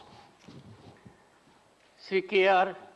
Jayadevappa passed away on the 23rd December 2021 at the age of 84 years. Born in March 1937 at Malakera village in Devnagari district of Karnataka, Sri Jayadevappa served as legal advisor to the city municipality, Agricultural Produce Market Committee, and several banks of Devnagari, Karnataka. He represented the state of Karnataka in this House from April 1992 to April 1998. In the passing away of Sri K.R. Jayadevappa, the country has lost a proficient advocate and an able parliamentarian. Sri Syed Sifti Raji passed away on the 20th of August 2022 at the age of 83 years. Born in March 1939 in Amethi district of Uttar Pradesh, Sri Raji was actively involved in child and youth welfare and upliftment of weaker sections of the society. Sri Syed Sifte Raji represented the state of Uttar Pradesh in this House for 3 terms during 1980 to 1998. He also served as the governor of the states of Jharkhand and Assam during 2004 to 2009. In the passing away of Sri Sifte Raji, the country has lost a dedicated social worker, an able administrator, and a distinguished parliamentarian. Srimati Jayanti Patnaik passed away on the 28th September 2022 at the age of 90 years. Born in April 1932 at Aska in Ganjam district of Odisha, Srimati Patnaik was actively involved in espousing the cause of women and the promotion of sports. She has the distinction of being the first chairperson of the National Commission for Women, an office she held from 1992 to 1995. Srimati Jayanti Patnaik served as a member of the 7th, 8th and 12th Lok Sabha and as a member of this House, representing the state of Odisha from April 1996 to March 1998. In the passing away of Srimati Jayanti Patnaik, the country has lost an eminent social worker, a sports enthusiast, a champion of the rights of women, and a distinguished parliamentarian. Sri Ahmad Sayyid Maliabadi passed away on the 2nd October 2022 at the age of 92 years. Born in October 1930 at Maliabad in Lucknow, in Uttar Pradesh, Sri Maliabadi had worked with Mahatma Gandhi during his stay at Kolkata in 1947 during pre-partition and post-partition of India for peace and communal harmony. A journalist and a writer, Sri Maliabadi served as the chief editor of Azad Hind and Urdu Daily, published from Kolkata. For over 6 decades, he represented the state of West Bengal in this House from April 2008 to April 2014. In the passing away of Sri Ahmad Sayyid Maliabadi, the country has lost a veteran journalist, a scholar, and an able parliamentarian. Srimati Ila Ramesh Bhatt passed away on the 2nd of November 2022 at the age of 89 years. Born in September 1933 at Ahmedabad, Gujarat, Srimati Ila Ramesh Bhatt lived by the Gandhian spirit of trusteeship, non-violence, and self-reliance. In 1972, she founded the renowned self-employed women's association, Sabha, one of the largest women's cooperatives with over 2 million members from across the country and in neighboring nations. Srimati Ila Ramesh Bhatt was the recipient of several national and international awards, including the prestigious Raman Magsaysay Award in 1977. She served as a nominated member of this House from May 1986 to September 1988. In the passing away of Srimati Ila Ramesh Bhatt, the country has lost a noted social activist, a doyen of women empowerment, and a distinguished parliamentarian. Sri A. Jinnah passed away on the 14th of November 2022 at the age of 81 years. Born in February 1941 at Tiruvarur in Tamil Nadu, Sri Jinnah, an advocate, served as legal advisor to state transport of the government of Tamil Nadu. He served as a member of this House, representing the state of Tamil Nadu from April 2008 to April 2014. In the passing away of Sri A. Jinnah, the country has lost an eminent advocate and an able parliamentarian. We deeply mourn the passing away of Sri K.R. Jayadevappa, Sri Syed Sifti Raji, Srimati Jayanti Patnaik, Sri Ahmad Saeed Maliabadi, Srimati Ila Ramesh Bhatt, and Sri A. Jinnah. I request honorable members to rise in their places and observe silence as a mark of respect to the memory of the departed.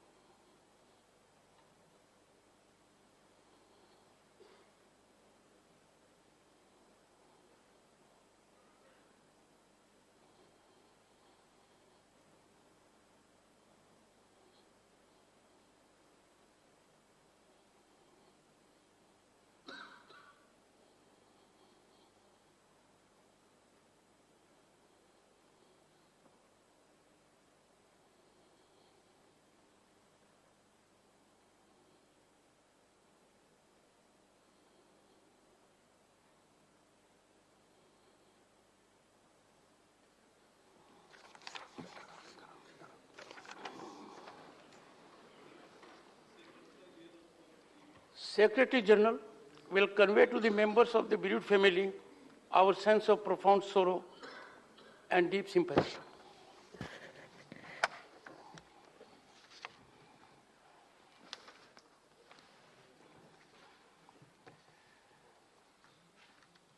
Honorable members, before we proceed further, I need to share my thought with you that in this House, if there is any departure from established rules, that does not send a good signal either to the country at large or to other theatres of legislature. I would urge all of you to reflect and scrupulously follow the rules. If one occupying the chair is on legs, a certain kind of decorum is required. I have seen violation of this. I would urge all of you, whomsoever may be in the chair, including myself, we must follow the rule. You all are aware of it. I am sure you will bear that in mind. Papers to be laid on the table. Secretary General.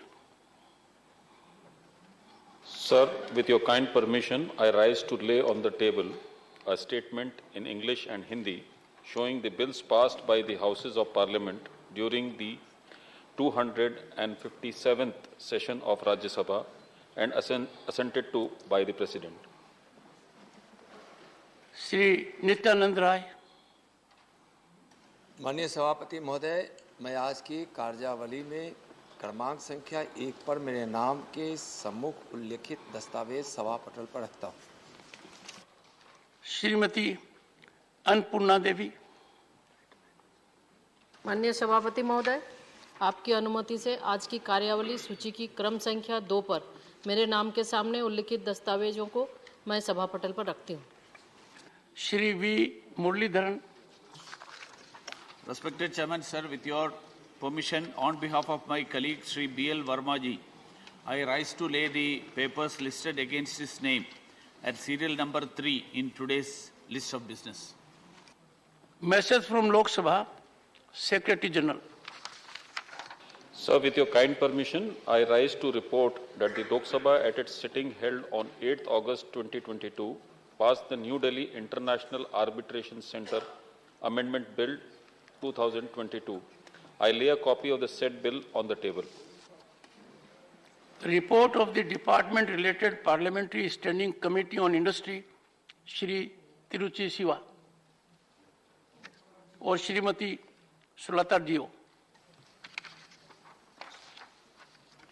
Honorable Chairman, sir, I rise to present the 318th report of Department-related Standing Committee on Industry as listed against my name. Statement by Minister, Shrimati Smriti Zubin Irani. With my compliments to the Chair and with your kind permission, sir, I wish to make the following statement.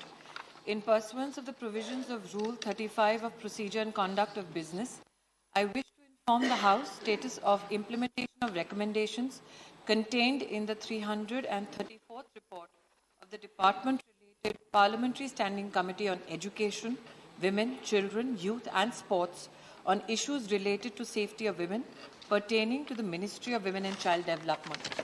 Additionally, sir, with your kind permission, in pursuance of the provisions of Rule 35 of Procedure and Conduct of Business, I wish to inform the House status of implementation of recommendations contained in the 338th report of the Department-related Parliamentary Standing Committee on Education, Women, Children, Youth and Sports on demand for grants 2022-23 pertaining to the Ministry of Women and Child Development. Thank you, sir. I have to inform members that the panel of Vice Chairman has been reconstituted with effect from 5th of December 2022 with the following members: Shri Bhuvaneshwar Kalita, Shri L. Hanumanthaya, Shri Tiruchi Siva, Shri Sukhendu Shekhar Ray, Dr. Sashmit Patra, Ms. Rose Pandey, Shri Surendra Singh Nagar. I have to inform members that the Business Advisory Committee, in its meeting held on the 6th of December 2022, has allotted time for government legislative business as follows: consideration and passing of the Biological Diversity Amendment Bill 2021 after it is passed by Lok Sabha, 4 hours. Consideration and passing of the following bills after their introduction: 1. The Constitution, Scheduled Tribes Order, 5th Amendment Bill 2022, 2 hours.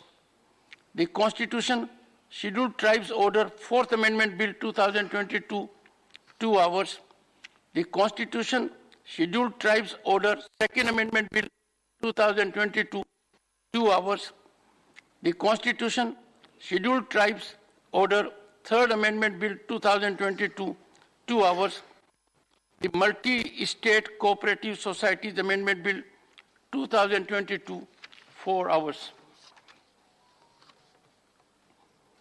Motion for election to the Council established under Section 31(1) of the Institute of Technology Act 1961, Dr. Subhash Sarkar, to move a motion for election of one member to the Council established under subsection 1 of Section 31 of the Institutes of Technology Act 1961.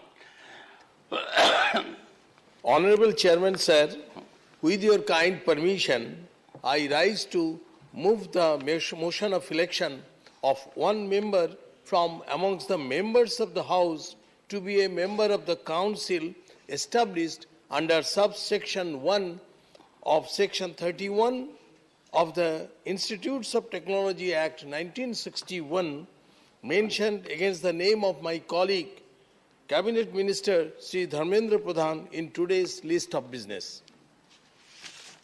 Motion moved. Those in favor will say aye. Aye. Those against will say no.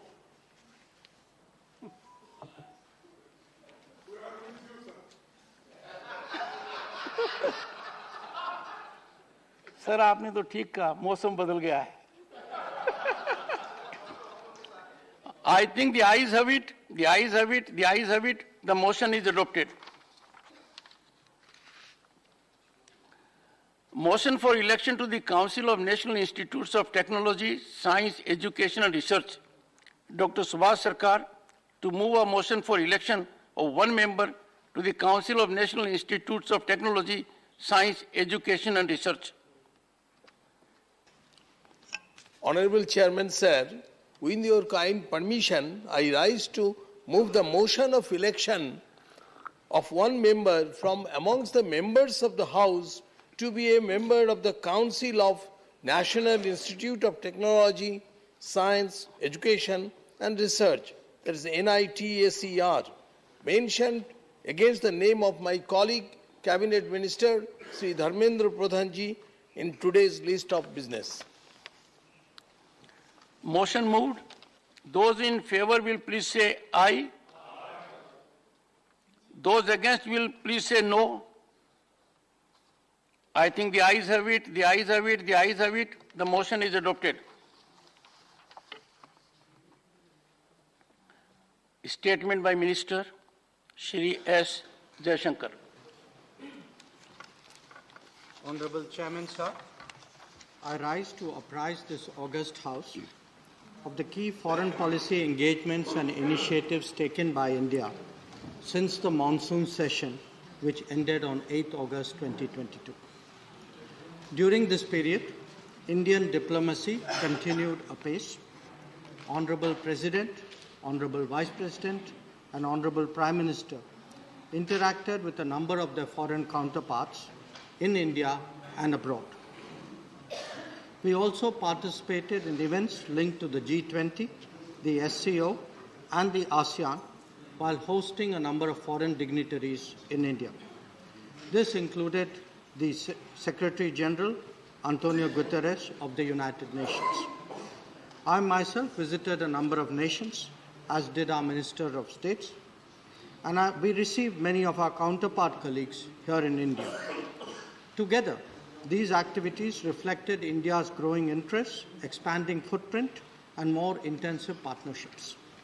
Through these efforts at multiple levels, we were able to advance our national objectives in a world that is increasingly beset with uncertainties, disruptions, and rivalries. Honorable President met Her Majesty Queen Maxima of Netherlands, who visited India from 29 to 31 August 2022 in her capacity as the UN Secretary General's Special Advocate. Prime Minister of Bangladesh, Her Excellency Sheikh Hasina, also called on Honorable President during her state visit to India. Honorable President's first overseas visit was to the United Kingdom to attend the funeral of the late Queen Elizabeth II. Honorable Vice President represented India at the India-ASEAN Commemorative Summit at Cambodia, which elevated the India-ASEAN relationship to a comprehensive strategic partnership. He also attended the 17th East Asia Summit, which is an important forum to promote free, open, inclusive, and rules-based Indo-Pacific. Apart from bilateral engagements in Phnom Penh, he visited UNESCO World Heritage temples at Taprom and Angkor Wat, where conservation and restoration work has taken place with India's support. Furthermore, on the invitation of His Highness Sheikh Tamim bin Hamad Al Thani, Amir of Qatar, Honorable Vice President attended the opening ceremony of the FIFA World Cup 2022. This reflected India's long-standing relationship with Qatar, which is home to over 8.5 lakh Indian nationals. Honorable Prime Minister participated in the Samarkand summit of the SCO Council of Heads of States, where India assumed chairmanship of SCO. As chair of SCO, India's priorities are to advance the theme of secure, articulated by the Prime Minister initially at the SCO summit in Qingdao in 2018. Secure stands for security, economic cooperation, connectivity, unity, respect for sovereignty and territorial integrity, and environment. At Samarkand, Prime Minister voiced global sentiment when he declared that this was not an era of war. His statement was in the context of the Ukraine conflict, where our advocacy of dialogue and diplomacy has been consistent and persistent. It has a larger resonance as well. We have also extended support on specific concerns such as supply of food grains and fertilizers, as indeed on security of nuclear installations. Our position has been broadly appreciated by the international community and finds reflection in the G20 Bali Declaration. I am very happy to inform the House that Kashi has been designated as the first SCO cultural and tourist capital for 2022-23. This would facilitate showcasing of our age-old knowledge inheritance and our rich social and cultural heritage. The Prime Minister also attended the state funeral of the late Prime Minister Shinzo Abe of Japan, who was a particular friend of India. In his meeting with his counterpart, Prime Minister Fumio Kishida, Prime Minister noted the invaluable contributions made by Shinzo Abe to strengthening India-Japan relations, as well as conceptualizing the vision of a free, open, and inclusive Indo-Pacific region. Both PMs renewed their commitment towards enhancing India-Japan strategic and global partnership and to work towards promoting regional and international cooperation. The Secretary General of the United Nations, His Excellency Antonio Guterres, paid an official visit to India from 18-20 October and joined Prime Minister in Kevadia to jointly launch the Lifestyle for Environment, LIFE initiative. Heads of state and governments from France, UK, Estonia, Georgia, Maldives, Nepal, Madagascar, Mauritius, Argentina, and Guyana contributed with the messages of support for the LIFE initiative. Allow me, Chairman Sir, to now turn to the subject of G20. As the House is aware, the Prime Minister attended the Bali G20 summit recently, and we soon thereafter assumed its presidency. G20 is the premier forum for global economic cooperation, representing around 85% of the global GDP, over 75% of worldwide trade, and about two-thirds of the world's population. Prime Minister has noted that India's presidency of the G20 during the year of Azadi Ka Amrit Mahotsav is a matter of pride for every Indian. The G20 meetings have already commenced in India, and our endeavor is to organize about 200 of these meetings in 32 different sectors in multiple locations across India. The G20 summit is to be held next year, and it would be one of the highest profile international gatherings to be hosted by this country. During the G20 Bali summit, held under Indonesia's presidency, India extended fullest support to ensure its success. Our contribution to finding a common ground among members in a polarized environment was widely appreciated. Prime Minister also held discussions with counterpart leaders on key issues of global concern. They focused mainly on reviving global growth, ensuring food and energy security, promoting technology, preserving environment, and addressing public health and digital transformation. As is customary, many of these opportunities also provided an occasion to take stock of our bilateral relationships. Since we are assuming that responsibility, this was also a time to seek the support and cooperation of all G20 members for the success of India's presidency. Honourable members are aware that the G20 is taking place in the larger context of a geopolitical crisis, food and energy insecurity, slow progress on sustainable development growth, mounting debt burden, and challenges to climate action and climate justice. Our endeavour is to build consensus within the G20, champion causes, especially of the Global South, and shape the setting of the agenda. This will also be an occasion for us to highlight the 3 Ds of India: development, democracy, and diversity. In our global engagements, we have discerned strong interest in India's digital delivery, public health response, green growth and development, as well as the empowerment of all sections of society. There is also an enhanced interest in our democratic traditions, which go way back in our pluralistic and consultative culture. We envisage the G20 presidency as an occasion to showcase India to the world. This will be done through cultural activities, regional festivals, technology programs, sustainability initiatives, millet promotion, one district, one product promotion, community engagement, and civil society activities. Our presidency will witness a Jan Bhagidari, where all of India would not just participate, but celebrate this occasion. As the House is aware, government has briefed leaders of political parties in this regard. We see this as a truly national endeavour and seek the cooperation of everybody to make it a success. I would also like to highlight that India will provide a stronger voice to issues of interest of the Global South. This is very much a part of our DNA. It was in evidence most recently during the vaccine Maitri. Our emphasis will be on sharing the India story, caring for all, and taking collective action. It will focus on emphasizing our achievements and priorities such as digital India, clean energy, sustainable lifestyles, women-led development, and multilateral reforms. Prime Minister's initiative on lifestyle for environment, and India's millet initiative, which has resulted in the UN declaration of the year 2023 as the International Year of Millets, would also be prominent in India's approach towards addressing the SDGs.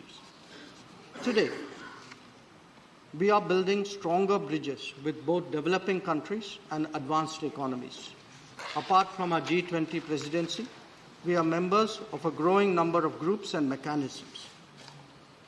Some of them are relatively established, like the BRICS and Commonwealth.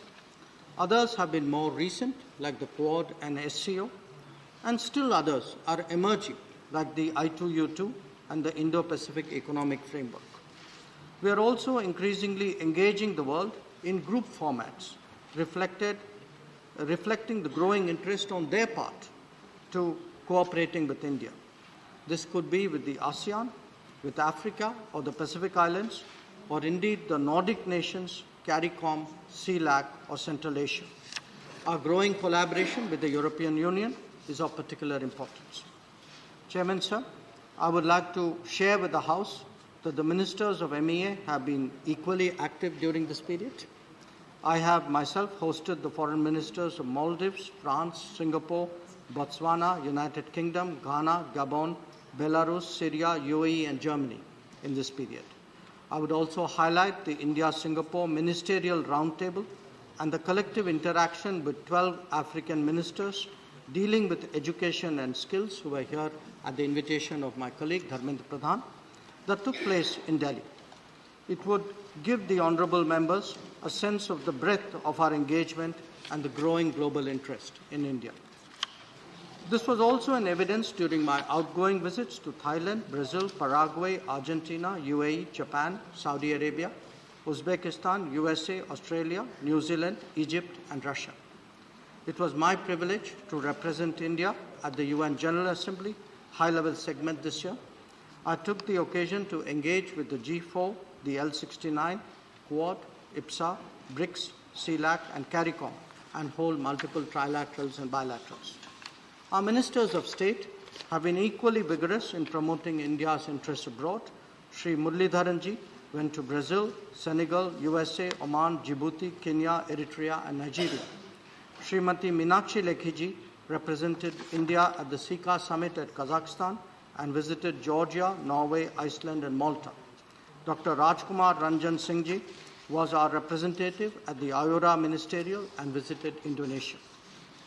So, the House would also be aware that as the chair of the Counter-Terrorism Committee of the UN Security Council, India hosted its special meeting in October. All 15 members participated and paid homage to victims of the 26/11 terrorist attack at the Memorial Wall in the Taj Mahal Palace Hotel. This was the first time that the UNSC held a meeting in India. The Delhi Declaration emphasized the need to display zero tolerance towards terrorism and to combat it in all its forms and manifestations. Chairman, sir, I'm happy to inform the House that after a gap created by COVID, India will be hosting the 17th Pravasi Bharatiya Divas at Indore from 8 to 10 January 2023. This year's theme acknowledges the contributions of Indian diaspora as, quote, diaspora, reliable partners for India's progress in Amrit Kal, unquote. The 32 million Indian diaspora is a great source of support for our country. India's 4C commitment of care, connect, celebrate and contribute would be on display during these celebrations. His Excellency President Mohammad Irfan Ali of Guyana will be the chief guest of the Pravasi Bharatiya Divas 2023. Where Republic Day 2023 is concerned, we have invited His Excellency President Abdel Fattah al-Sisi of Egypt as the chief guest. He has graciously accepted the invitation. Honorable members would also be glad to know that the 12th World Hindi Conference will be jointly organized by India and Fiji from 15 to 17 February 2023 at Fiji. This will be the first occasion for hosting this event in the Pacific region. Chairman, sir, foreign policy today is no longer just an exercise of a ministry or even simply that of the government. It has a direct impact on the daily lives of all Indians. This may be in ensuring that our products have market access or that our talent gets into the global workplace. But it is equally an effort to ensure that technology, best practices, and capital flow into India. Our endeavor in a difficult global situation is that the welfare of the Indian people is ensured, however challenging the circumstances. This may be in exceptional situations like Operation Ganga in Ukraine, or the ability to access key necessities like energy and fertilizers on affordable terms. Or indeed, in concluding migration and mobility partnerships, as we have just done with Germany. Indian foreign policy is there to serve the Indian people. We will do whatever it takes to discharge that responsibility. It could be in ensuring international support for our policies or in the acceptance globally of our interests and objectives. These may be difficult times, but it is also an occasion to display our leadership and make a strong contribution to global peace, stability, growth, and security. Honorable members know this well and understandably approach the ministry sometimes with their particular concerns and issues. It has been our earnest effort to respond as effectively and as sincerely as possible to their communications. We are extremely conscious that foreign policy must respond to the requirements and demands of our society. We demonstrate that as much through the activities of our embassies abroad as we do at home through improved passport and immigration services. I have every confidence that this august House does appreciate both our promotion of national interests abroad as well as our responsiveness to the daily requirements of our people. I conclude with the expectation that the House will continue to extend its fullest support to our efforts and encourage our success in the G20 presidency in particular and foreign policy in general. Thank you.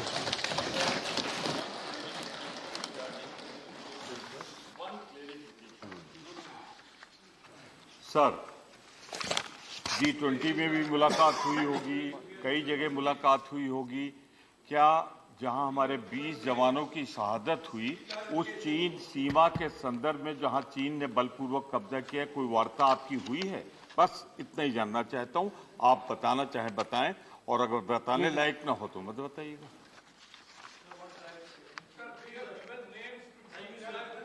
I think one second. One second. I had made an appeal to the honorable members, and you are more cognizant than I am. This is a House of Elders, the upper house. We are required to conduct our proceedings in a manner that generates an ecosystem of emulation all over. The Honorable Minister has imparted a very thorough statement. Members of the House are entitled to seek clarifications. In a methodical manner, input has been made available to me. I would be happy that others also follow the same system. Dr. Amar Patnaik. Thank you, Chairman, sir. I'd like to thank Honorable External Affairs Minister for a very detailed and expansive statement about India's foreign policy outreach, as well as meeting domestic requirements. I have just two clarifications to ask the Honorable Minister at paragraph number 12. There is a general statement at a number of paragraphs regarding India's leadership role in the technology front.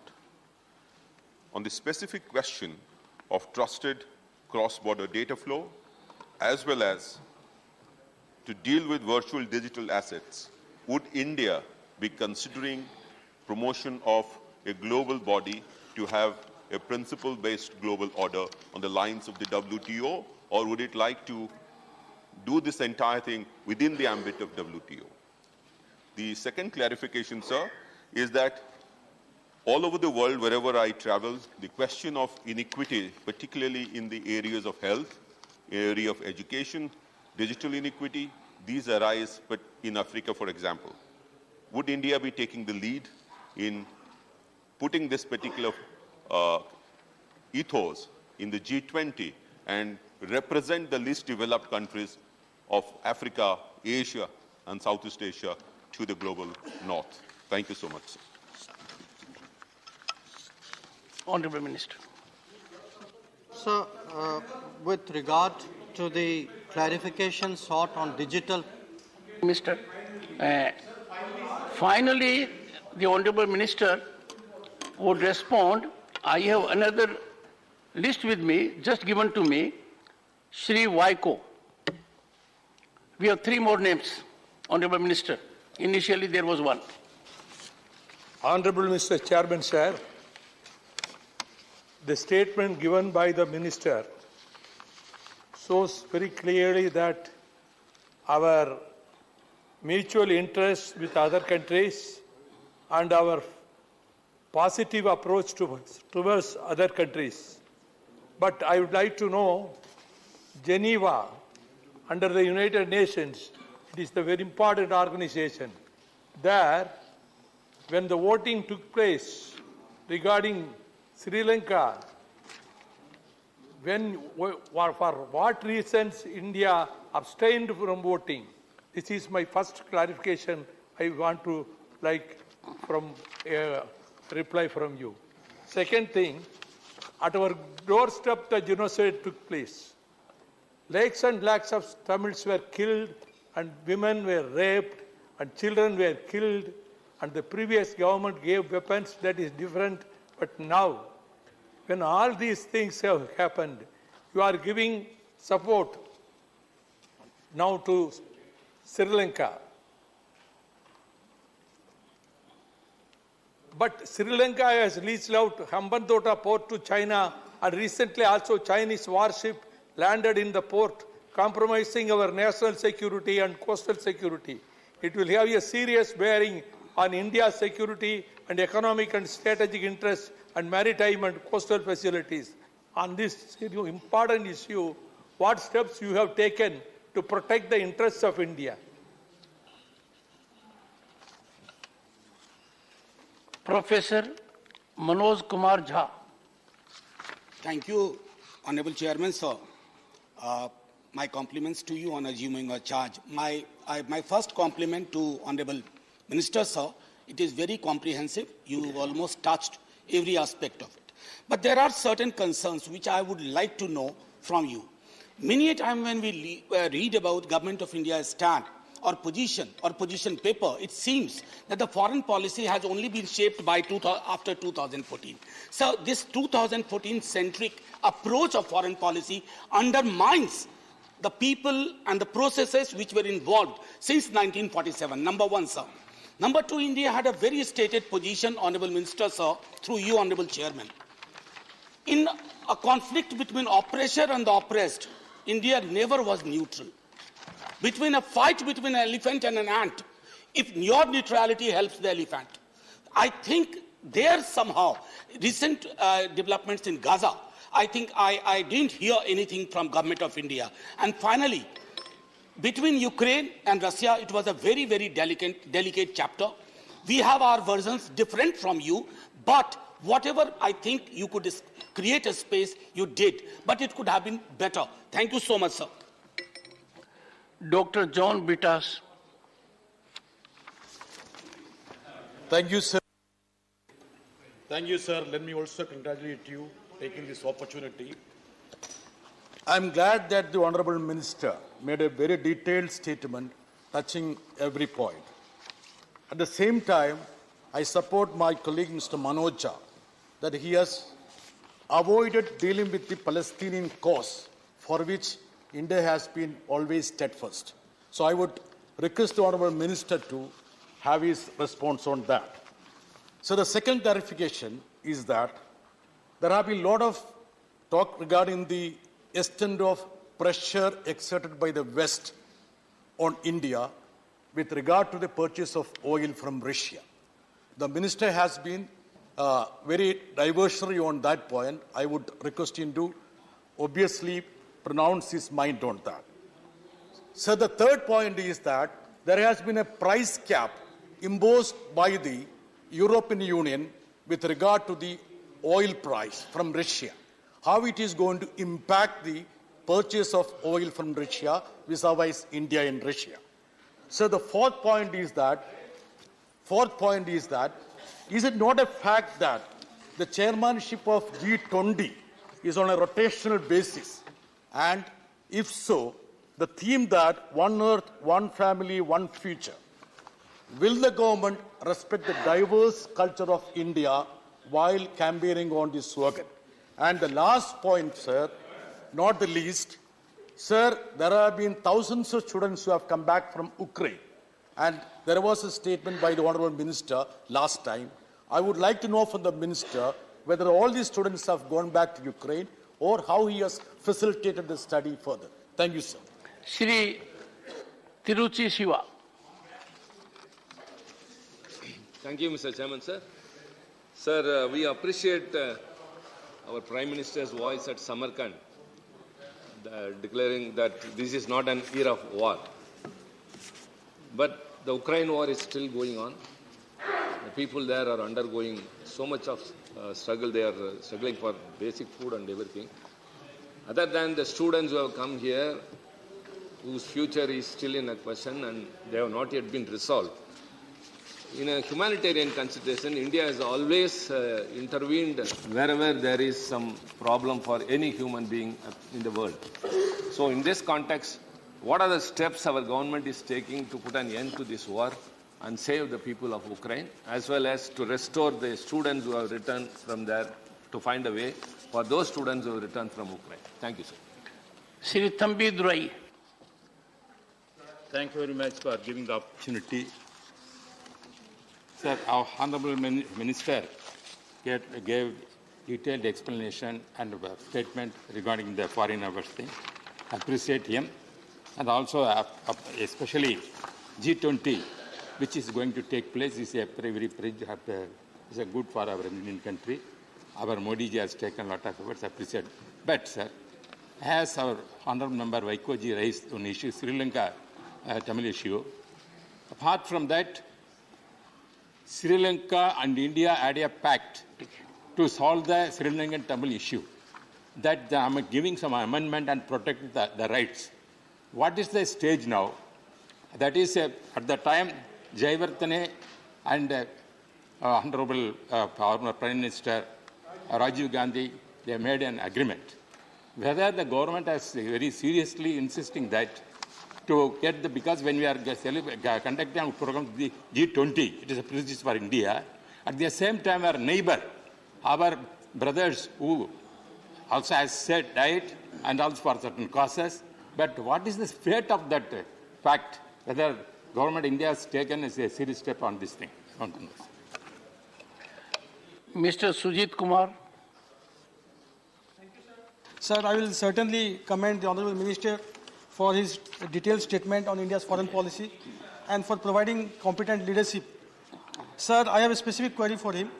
Sir, while all eyes are on the World Cup in Qatar, sir, little is known about the fate of 8 Indian ex-naval officers who are in detenue in that country for close to 100 days now.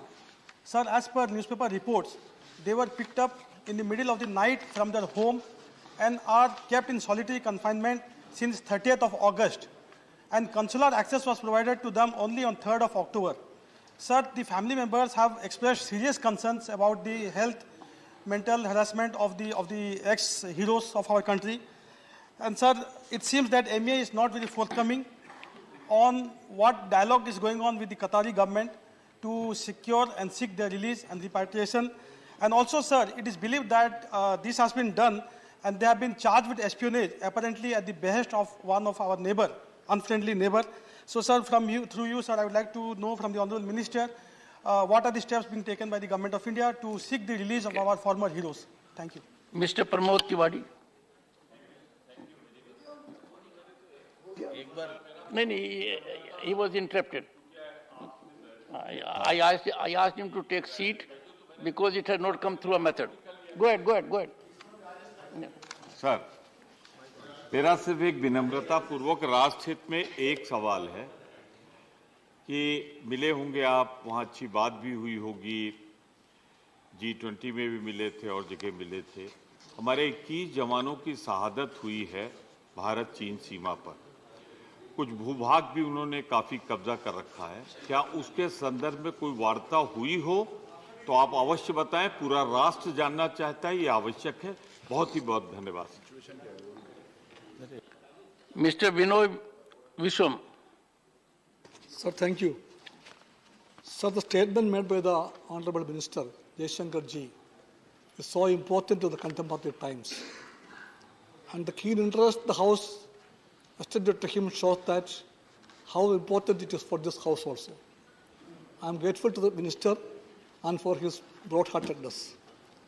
So on certain questions, I share the views raised by my colleagues like Manoj Kumar Jha and John Bittas and some others. Sir, certain questions, India has to be very clear that on Palestine, always we were having a position. We stood with the people of Palestine.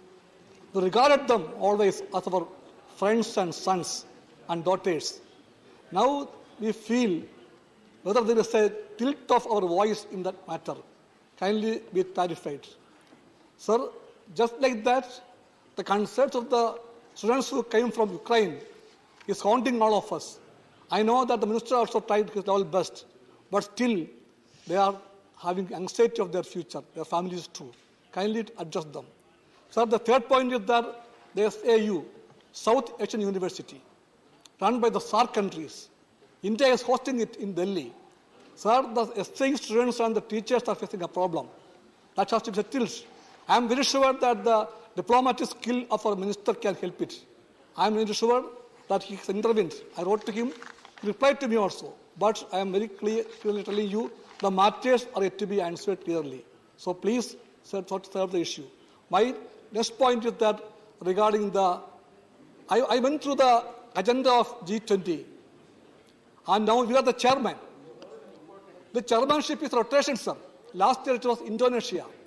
Next year somebody else will come. It will come. So it is very good that India is now the chairman. Of course, by rotation. During this chairmanship, we believe that our great country will make its own impact on the G20 countries and all over the world. In that regard, I may ask the government. In the agenda of the G20, I read women empowerment is an important issue. Women empowerment. Will the government be positive enough to enact the women reservation bill during this period? My question. Next question is that regarding the environment. He also mentioned it. The agenda of the G20, environment and climate change is very properly focused. And now we see that in Nicobar Islands, my friends knows it, Prabhandar Yadva knows it, big disastrous steps are being taken there. Lakhs and lakhs of trees are being cut off. And the balance of the island and the whole situation area is the clarification. So I request the, no. So I focus the point. I am focusing on you, sir. I am focusing on you, and I am focusing on you for protection also. Sir, some friends there, out of their voice or enthusiasm, they want to raise voice and make people silent. I can tell you, that's not the way of the house. I want to conclude that. Let me conclude. Let me finish the question. No, sir. Let me finish it. Let me finish it. Let me finish it. I respect the chairman. Okay. One sentence more. Sir, one sentence more. Point of order. One sentence more. 1 second. How can they bulldoze the chairman? Sir, Rule 240. Rule? 240. 240.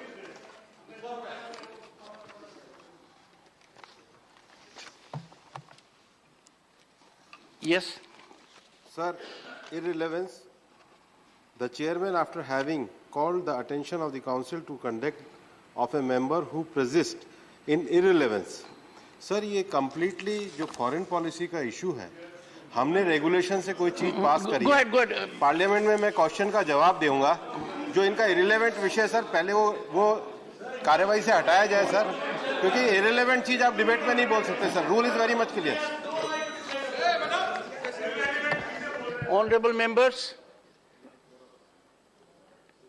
it is, I think, third time on the first day I am required to appeal to you. I seek your cooperation. I have indicated with clarity the kind of anguish, disillusionment which the proceedings are imparting in public at large. More than any other theatre of legislature, this theatre has to take the lead. This theatre has to set standards that are to be emulated by any other center in the country. I would therefore urge you to confine to dignity, decorum, and be in a focused manner. I have carefully gone through every word is spoken by the Honorable Minister, and you will find a spinal strength of the foreign policy which he has articulated in a focused manner. I personally have had the occasion on my 2 visits abroad, the kind of reflections that have affirmatively evoked. I would appreciate that while you raise your concerns, he is the right person to respond to your issues by way of imparting clarification. We must, 1 second, we must also be cognizant that we are dealing with a sensitive issue of national importance that has impact in the country and outside. Your concerns reflected are critical and important. They would be responded. But if there is any diversion, dilution, or some kind of a distraction, that will not be in consonance with the upper house or the House of Elders. I would now call upon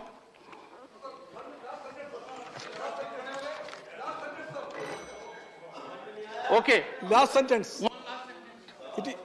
No. Okay, 1 second. Last sentence. Go ahead. Please conclude. If there is no mention in the G20 agenda on the women empowerment and climate change, I withdraw my position. If there is, I ask the government, what you do in Nicobar Islands are anti-environment, disaster to environment. Kindly stop it. Okay. Lieutenant General Dr. D.P. Watts. Sir, through you, I want to clarify from the MEA.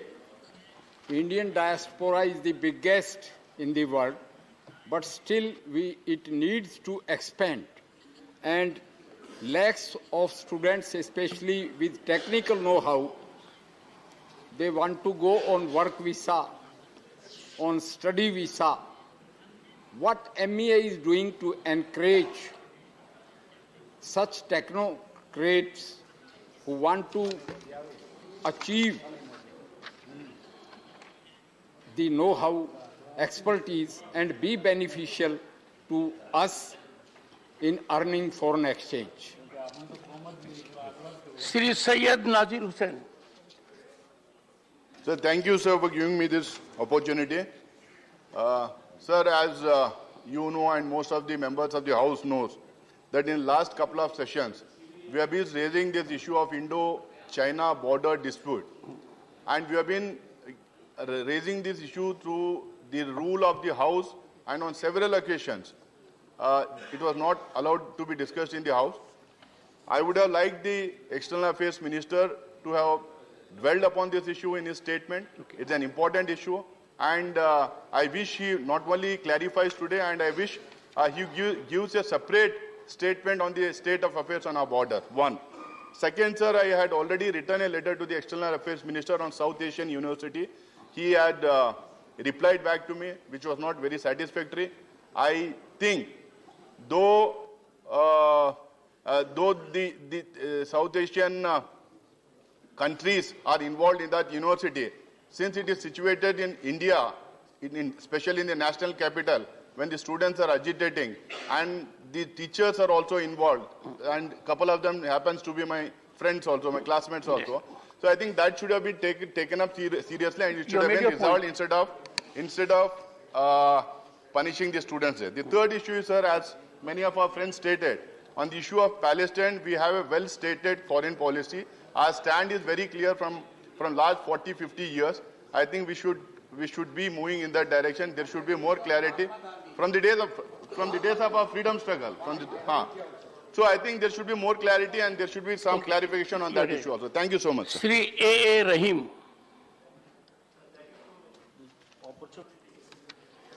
Sir, the MT Heroic Aiden is an oil tanker which is currently detained in Nigeria along with its crew. The crew consists of 26 sailors, of whom 16 are Indians. Sir, the sailors has been detained since 8th August. Sir, this is a very aggressive matter. No. I am.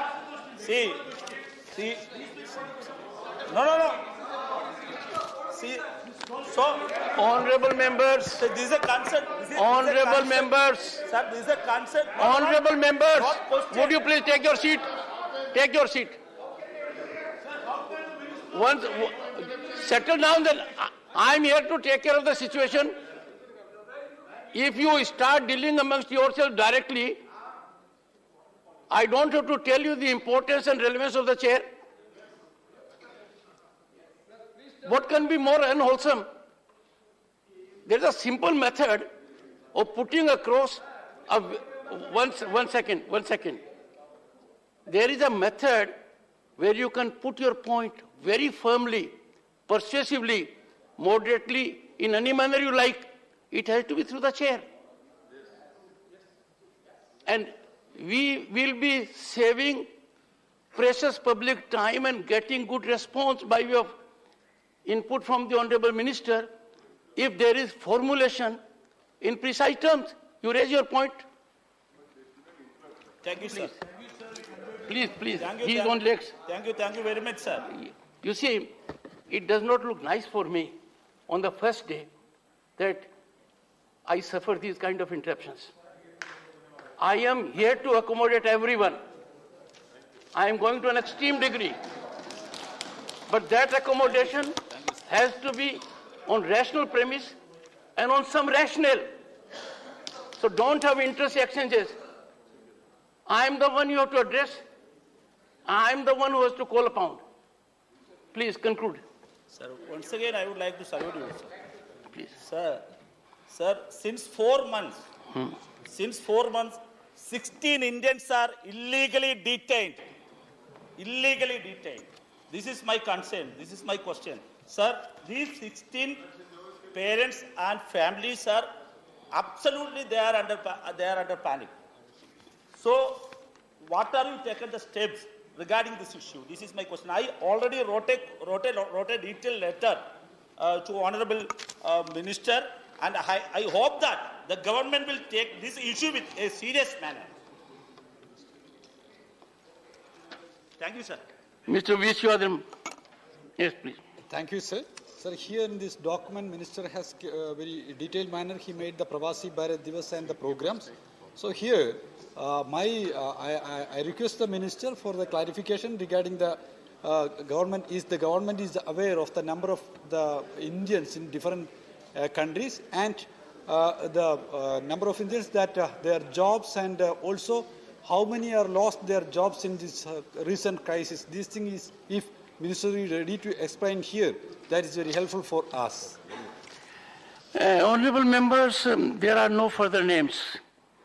So you should be happy to note that on this issue of critical importance, where the Honorable Minister has imparted his statement, I have given you full operational play. The Honorable Minister. Honorable Minister. Honorable Minister. So I'd very quickly like to respond to the request for clarifications from multiple members, even if they couched it sometimes in a non-clarificatory way. Starting with Shri Amarpat Nayak ji, sir.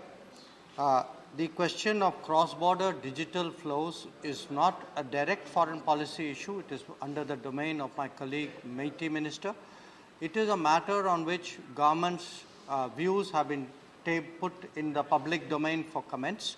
So I think it is obviously something that will evolve as public comments come in and the matter will be pursued. Regarding his second clarification, inequity, will we speak up for Africa? Will we take up Africa's cause and interest in the G20? Absolutely. The answer is an unambiguous yes. Regarding Sir Vaikoji's two questions. One about our abstention in the UN Human Rights Commission.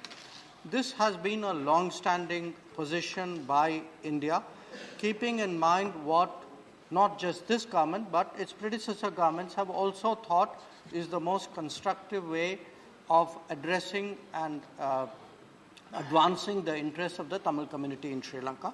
That continues to be our approach. Regarding the support we have given to Sri Lanka, please, I would request the Honourable Member to appreciate, we have given support to the entirety of Sri Lanka, which also includes the Tamil community, the Sinhalese community, the other communities.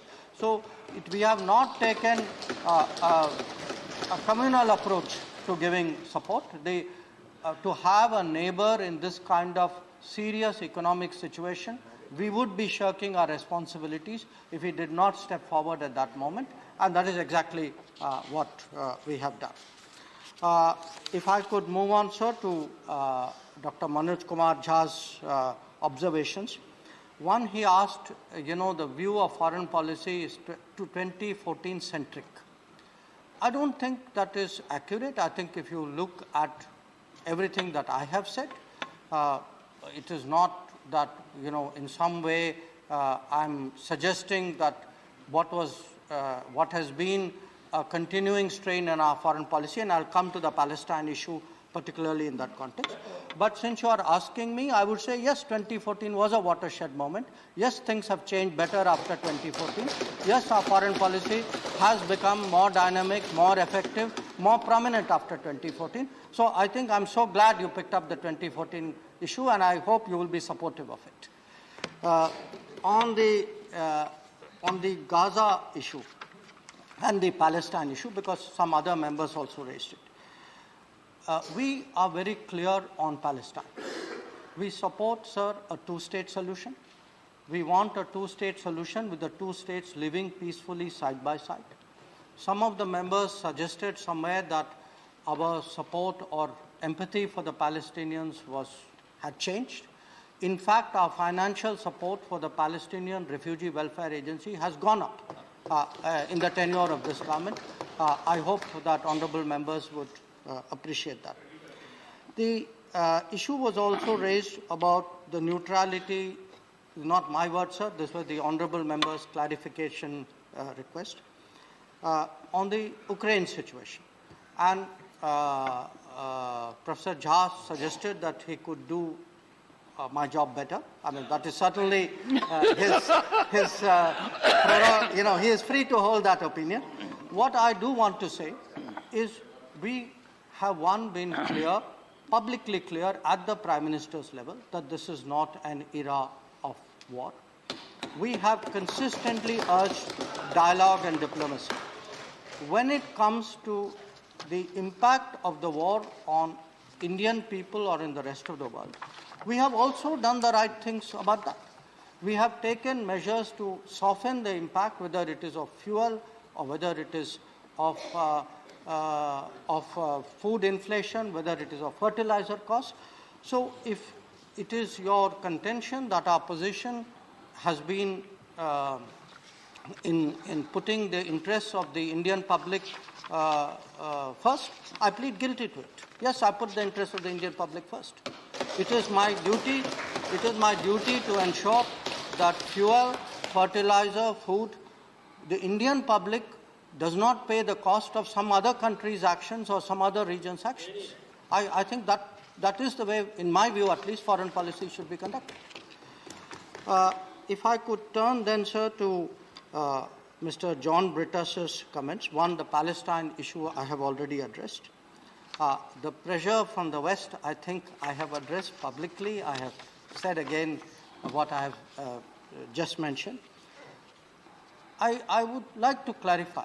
We do not ask our companies to buy Russian oil. We ask our companies to buy oil. What is the best option that they can get? Now, it depends on what the market throws up. If tomorrow the market gives us more competitive options, again, please do understand, it's not just we buy oil from one country. We buy oil from multiple sources. But it is sensible policy to go where we get the best deal in the interest of the Indian people. And that is exactly what we are trying to do. Regarding the oil cap, the impact of this is not very clear to us. Our concern is really what would it do to the stability and the affordability of the energy markets. That is a concern. On his clarification regarding diversity in the G20, absolutely yes. I mean, the fact that we are going to celebrate the G20 across the states of India in multiple cities in a manner in which we have never done any international event before. I think that is the greatest statement of proof of diversity, of our commitment to diversity that I can make. And it is spread without discrimination across every state of every region of this country. And finally, because again multiple members asked about this, where on the Ukraine students, some of the students have gone back, some have looked for other solutions. In some cases, the Ukrainian authorities have offered some solutions. So it is a very mixed picture. Unfortunately, there is no clean and simple answer here, but the government is doing what it can in this situation. That was also a concern which Trichy Shivaji raised about the Ukrainian students. If I could turn then, sir, to the clarification sought by Thambi Doreji about the India-Sri Lanka agreement of 1987.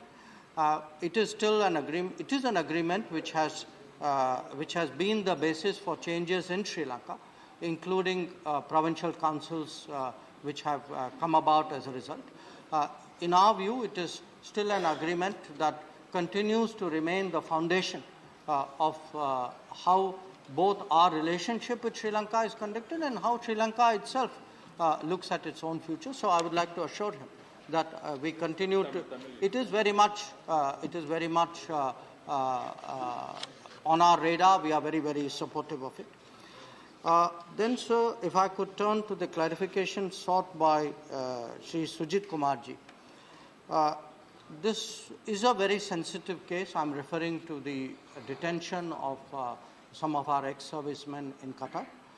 I can only say, because their interests are foremost in our minds, I can only assure him we have been seized of the matter.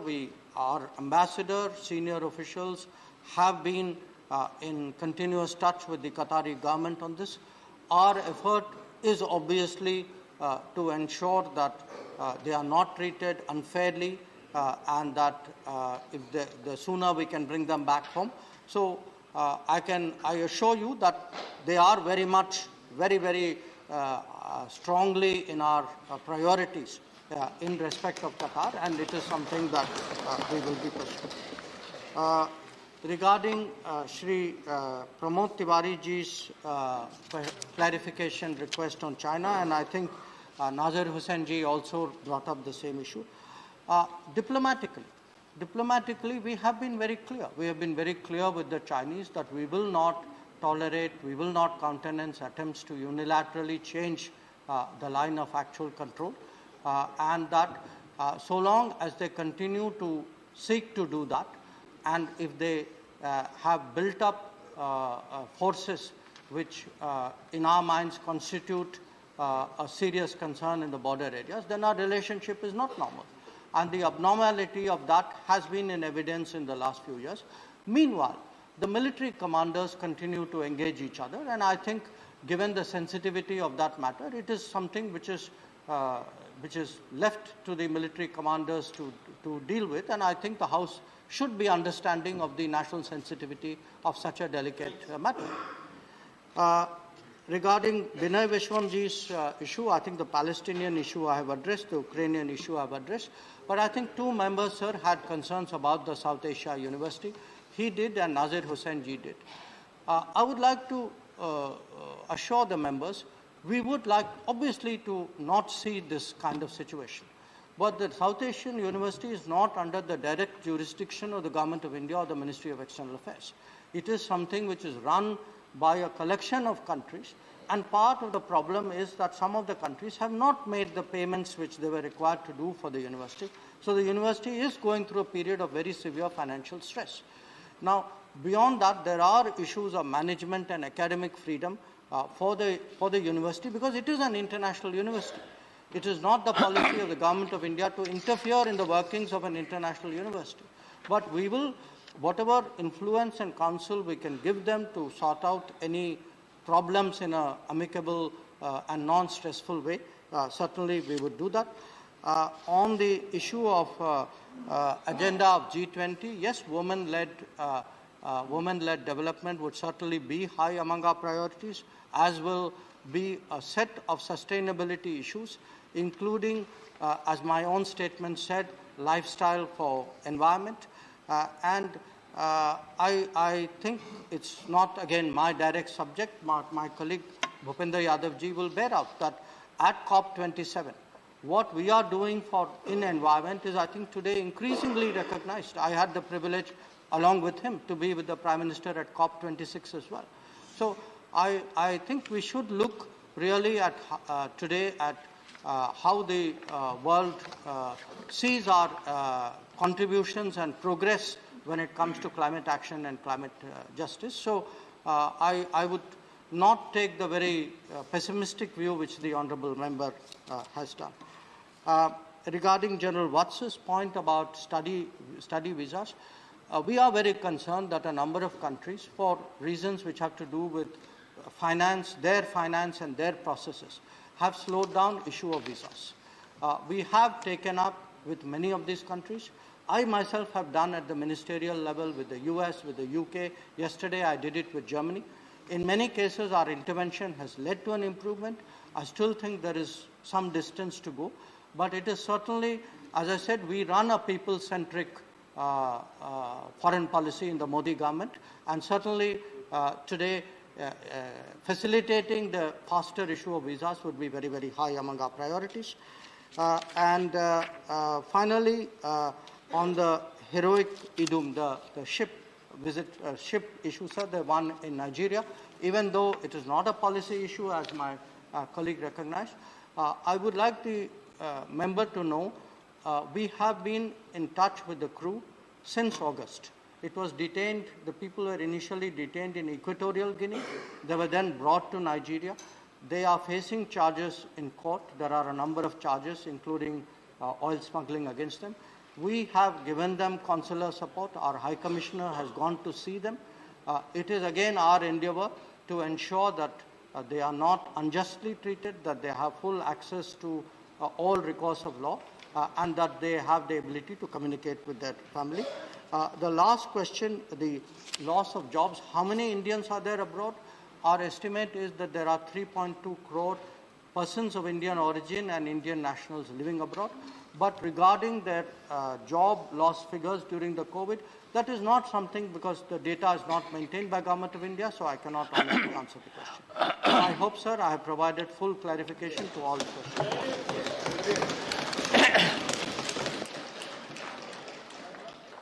The Wildlife Protection Amendment Bill 2022, Shri Bhupender Yadav to move a motion for consideration of the Wildlife Protection Amendment Bill 2022. Time allotted is 4 hours. Respected Chairman, sir, I move that the Wildlife Protection Amendment Bill 2022, as passed by the Lok Sabha to further amend the Wildlife Protection Act 1972, be taken into consideration.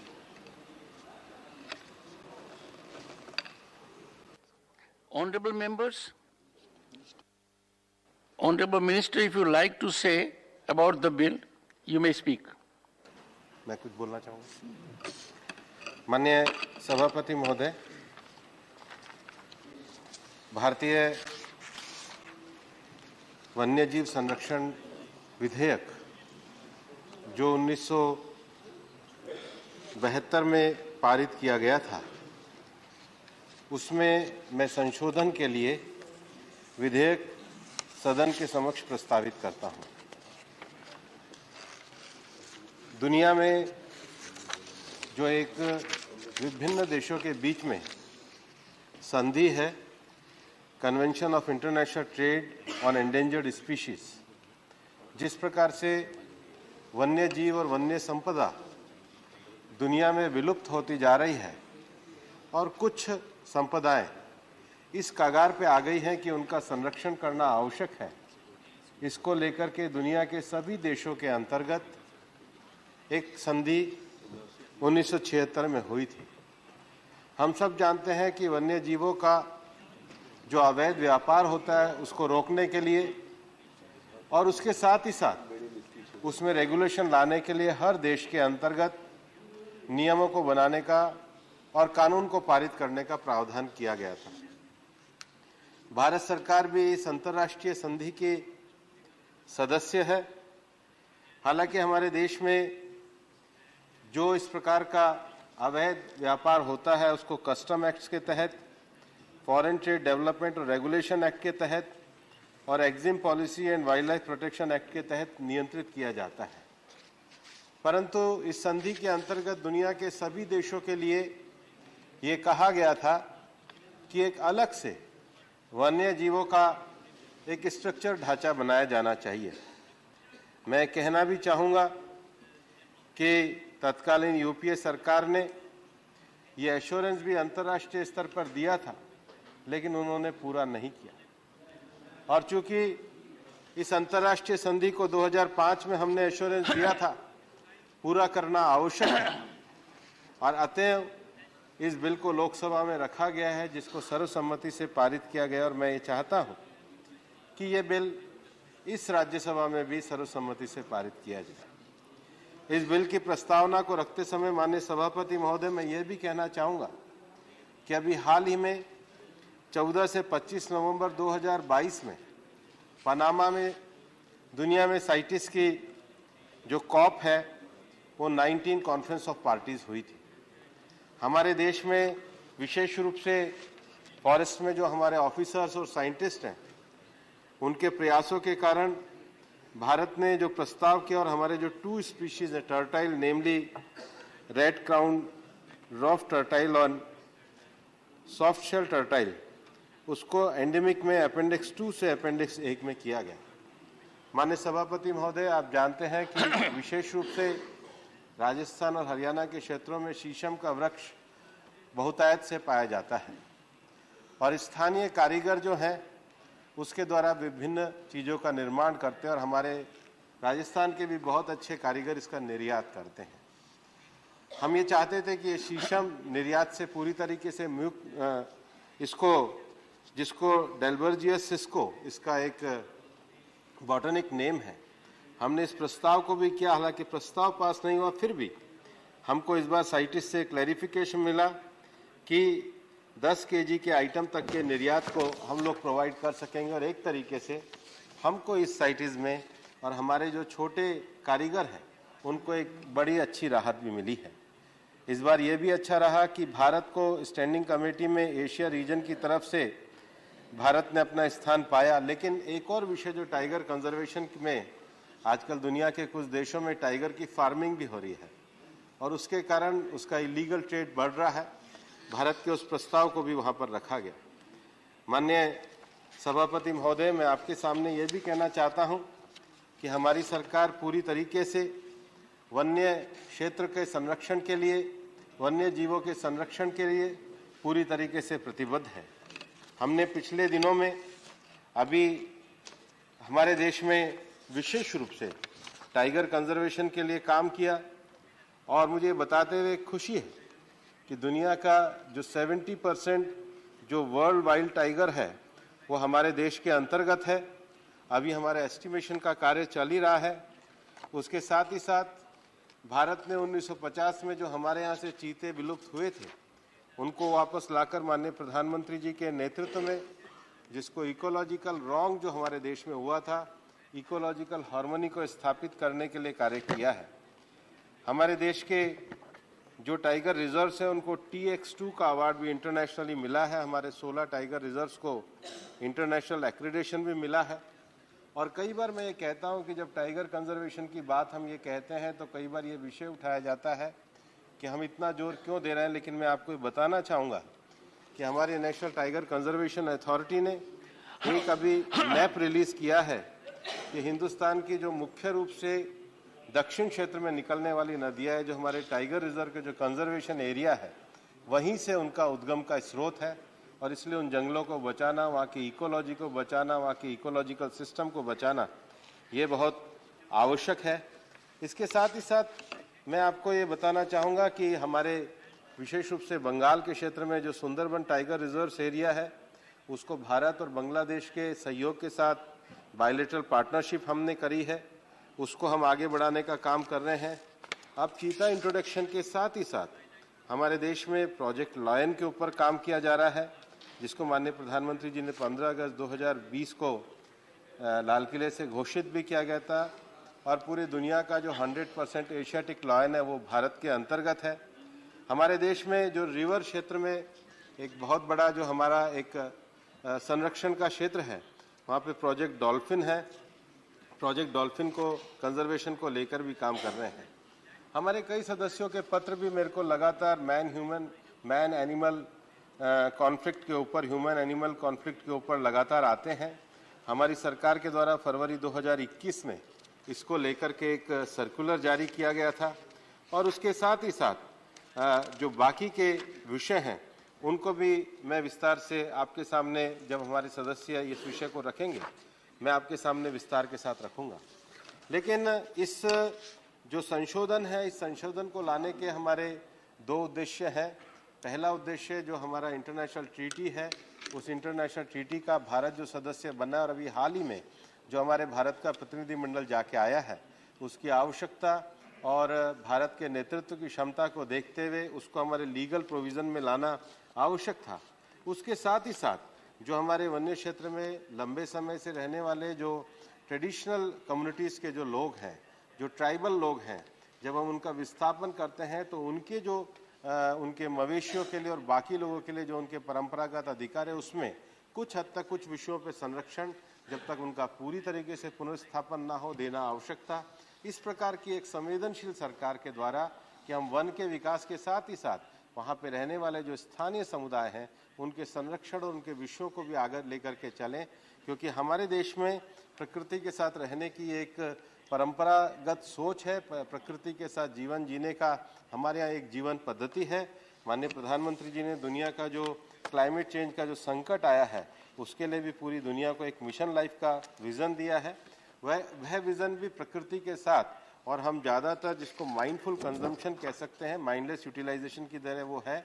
और इसलिए ये जो wild life act है, इसमें ये जो संशोधन है, ये आज के समय की अंतर्राष्ट्रीय संधि के अंतर्गत भी आवश्यकता है। और कुछ हम अपने स्थानीय प्रशासन को सुदृढ़ करने के लिए, अपने एडमिनिस्ट्रेशन को सुदृढ़ करने के लिए, स्थानीय समुदाय को रियायत देने के लिए हम इन संशोधनों को लेकर के आए हैं। मैं सदन से आग्रह करूंगा कि वो सर्वसम्मति से इसको पारित करें। इतना ही कह के मैं इस बिल की प्रस्तावना आपके सामने रखूं। Motion moved Shri Vivek Tankha.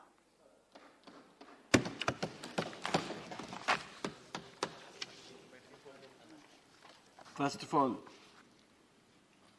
this is my first debate before the Honorable Chairman, and I hope the Chairman is still there for the debate.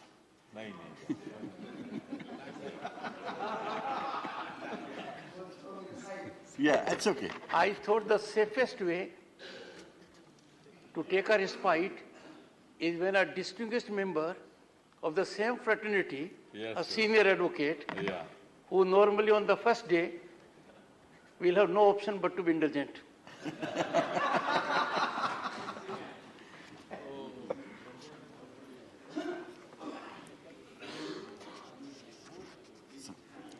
Sir, before I start, let me give a little brief background of this law. I'm sure most of the members would know this. Sir, this wildlife protection concept was the first time enacted by way of a law in 2012 when we brought Wild Birds and Animal Protection Act 2012. And that continued for many, many years. This power to enact on wildlife was basically reserved for the states. ये state का power था, state legislature का, but with the 42nd constitutional amendment in 1977, this power was transferred to the concurrent list from the state list. Pehले it used to be entry 20 of the state list. Now it is entry 17, 17A, 17B of the concurrent list. So आज के दिन, on this subject, both the state as well as the center can legislate, but if there is an overlapping field, then the state legislation can only come into effect with the assent of the President. That's the law. 1972, before the amendment of this Act, the Wildlife Protection Act was enacted. Even though at that time, the power was with the state, because about 11 states passed resolutions at that time that we want a central enactment. This is an all-India subject, and this subject is something which has to be addressed nationally. So that is why in 1972, the Parliament, under the constitutional power, made a law in terms of a state subject, which was called the Wildlife Protection Act, 72. इस Protection Act में बहुत सारे amendments हुए बीच में. Now this is one stage at which broad-based amendments have come, these amendments deal with Rio Treaty also. These amendments deal with many, many conventions. But I think the basic facet of this entire amendment is, as the Honorable Minister said, to fill up the loopholes, to fill up the gaps in the various sections across various chapters. But कुछ बातें ऐसी हैं जो मेरे opinion में आपसे छूट गई, क्योंकि कितना भी आप concentrate करके law बना लीजिए, if it doesn't go to a standing committee or a select committee, there will always be areas which get left out. So I'm going to basically be speaking on areas जो छूट गए हैं, which are left out. Now, let me start with section 43. Section 43 is the section जिसमें सबसे ज़्यादा विवाद है इस वक्त. This is the section, sir, in which you permit the transfer and transportation of elephants. ये हमारे गणेश जी हैं, और गणेश जी का ट्रांसफर और ट्रांसपोर्टेशन आपको अगर करना है तो उसके लिए आपको बहुत केयरफुल होना पड़ेगा. प्रॉब्लम अरोज बिकॉज जो एक्ट इन्होंने प्रोवाइजो लाए हैं, जो प्रोवाइजो सेक्शन 43 पे प्रपोज्ड है, it says this can be done, ये elephant transportation and transfer can be done for religious, वो तो ठीक है, और फॉर एनी अदर पर्पस. और एनी अदर पर्पस सेक्शन 63 में ये कहते हैं कि हम रूल्स के थ्रू डील करेंगे. Now that has left a big gap. आप एनी अदर पर्पस करके आपने इसको इतना वेग कर दिया है, depending on who is in power, who thinks how. ये चीजें में even touch human sensibility. Elephant has been a issue with the, आपको मालूम है पहले एलिफेंट यूज्ड टू बी, हाथी एक डोमेस्टिक एनिमल जैसे ट्रीट किया जाता रहा अंडर द एक्ट.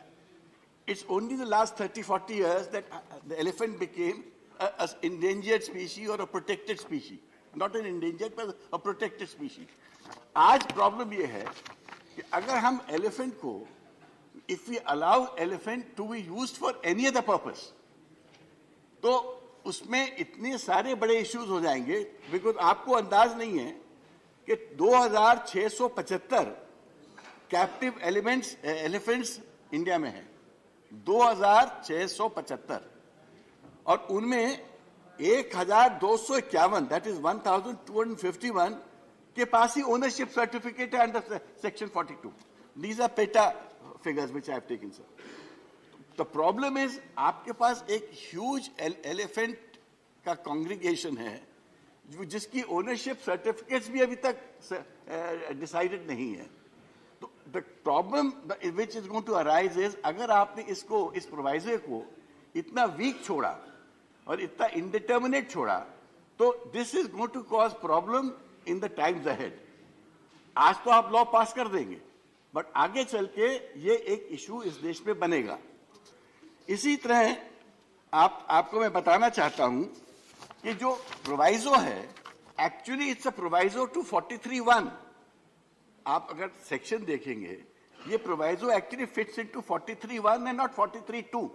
वो कोई बहुत बड़ी चीज नहीं है, but possibly it should have been a proviso to 43(1) and not 43(2).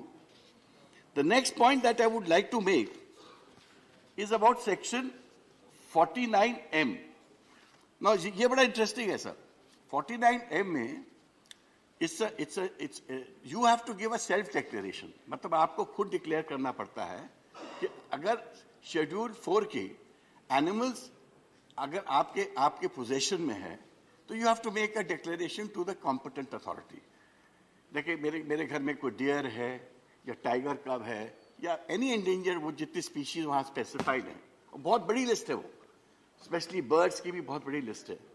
आपको एक डिक्लेरेशन देना पड़ता है, और how that declaration is to be made, वो 49M के बाद बहुत सारे सबसेक्शंस हैं. प्रॉब्लम इसमें दूसरी भी है कि आपने वो तो व्यक्ति के लिए तो बोल दिया कि he should give a declaration. The problem is that आपने थर्ड पार्टी को कंप्लेंट करने का हक नहीं दिया इन अ सेंस. तो अगर हमने सपोज डिक्लेरेशन नहीं दिया तो एक्ट में कॉन्ट्रवेंशन होगा. कॉन्ट्रवेंशन में पनिशमेंट होती है अंडर सेक्शन 51। वो किक स्टार्ट तभी होगा जब कोई फॉरेस्ट अथॉरिटी उसको डिस्कवर करेगा। सर, जिस बिल्डिंग में मेरा ऑफिस है, सिल्वर आर्च, आज से 10 साल पहले वहां ऑस्ट्रिच मिली थी। सालों से वो ऑस्ट्रिच वहां रहती थी। सडनली एक दिन डिस्कवर किया गया कि ऑस्ट्रिच वहां किसी ने पाल के रखी है। That is an animal or a species that has to be declared. तो somewhere एक ये provision भी अगर आप करें, it might help in the declaration process कि third party जिसको knowledge है, neighborhoods में जरूर knowledge होता है कि आपके neighbor के पास कौन से animals हैं, और neighbor जरूर जाके बता सकता है competent authority को that sir इनके पास ये है और इसके लिए he must be asked to declare. तो कुछ ये प्रोविजंस को अगर आपको स्ट्रिक्टली एनफोर्स करना है तो आपको पॉसिबली पब्लिक पार्टिसिपेशन को भी इसमें इनकरेज करना पड़ेगा। इसी तरह एक इशू है about entry of issue of every national park and sanctuary. Now this is something जो आपको कंप्लीटली आपने मिस कर दिया। Sir, there is what you call a 1 kilometer eco-sensitive zone rule. ये 1 kilometer eco-sensitive जो zone rule है, ये supreme court ने की जजमेंट से आया। अब क्या हो गया, द सुप्रीम कोर्ट ने अभी 30 नवंबर को एक ऑर्डर किया in the context of Tungareshwar wildlife sanctuary Mumbai के पास है, that this 1 kilometer eco-sensitive rule will not apply as it is, मतलब it is flexible. इसके पहले on 28 September also supreme court के पास जब ये मैटर गया था तो supreme court in the context of Sanjay Gandhi national park and Thane creek flamingo sanctuary it had relaxed this rule. अब आपने as a parliament you have this opportunity, you have an opportunity to amend. इस issue को आपने deal नहीं किया। अब problem यह है कि ये this law go by judicial verdict, case by case. National parks के पास जिनको इश्यूज आएंगे वो सुप्रीम कोर्ट जाएंगे। गोदा वर्मन की एक परमानेंट बेंच चलती है, हमारे ऑनरेबल मिनिस्टर उससे परिचित भी हैं, वहां आप एप्लीकेशन लगाएंगे और वो फिर रिलैक्स करेंगे 1 किलोमीटर के अंदर से इको सेंसिटिव जोन में रिलैक्स करा जा सकता है कि नहीं करा जा सकता, किन चीजों के लिए किया जा सकता, क्या यहाँ होटल आ सकते हैं, होटल आएंगे तो किस प्रकार के होटल आएंगे, क्या यहाँ पर वेलनेस सेंटर्स आएंगे, जो भी करना है इको सेंसिटिव जोन में आप जो भी करेंगे उसको आपको इको सेंसिटिव वे में ही करना पड़ेगा। तो उसके भी रूल्स बनने, उसके बारे में भी सोच होनी चाहिए थी। तो एक बहुत बड़ा एरिया जो कि एक अपॉर्चुनिटी थी टू एड्रेस, ये इस वक्त इनसे मेरे ओपिनियन में छूट गया है, बिकॉज ये area is now being dealt by Supreme Court rather than the Parliament or the Executive. And why I'm saying this is an opportunity lost, because eco-sensitive area जो है, इसका it is part of our heritage, sir. हमारी जो national heritage है उसका वो part है। हम पूरा जो heritage है 3 principles पे work करते हैं। Precautionary principle होता है कि हम चीजों को खराब ना होने दें, हम चीजों को बिगड़ने ना दें। दूसरा होता है पॉल्यूटर पेज, जो व्यक्ति इकोलॉजी को खराब करता है उसको आप दंडित करते हो, you take fine from him, you take penalties from him and make it so severe that he will not do it again. And third is inter generational equity, मतलब हम ये जो सब कर रहे हैं, rightly so, as the honorable minister said, we are doing this all for the future. ये हम अपने आगे वाली generations के लिए कर रहे हैं।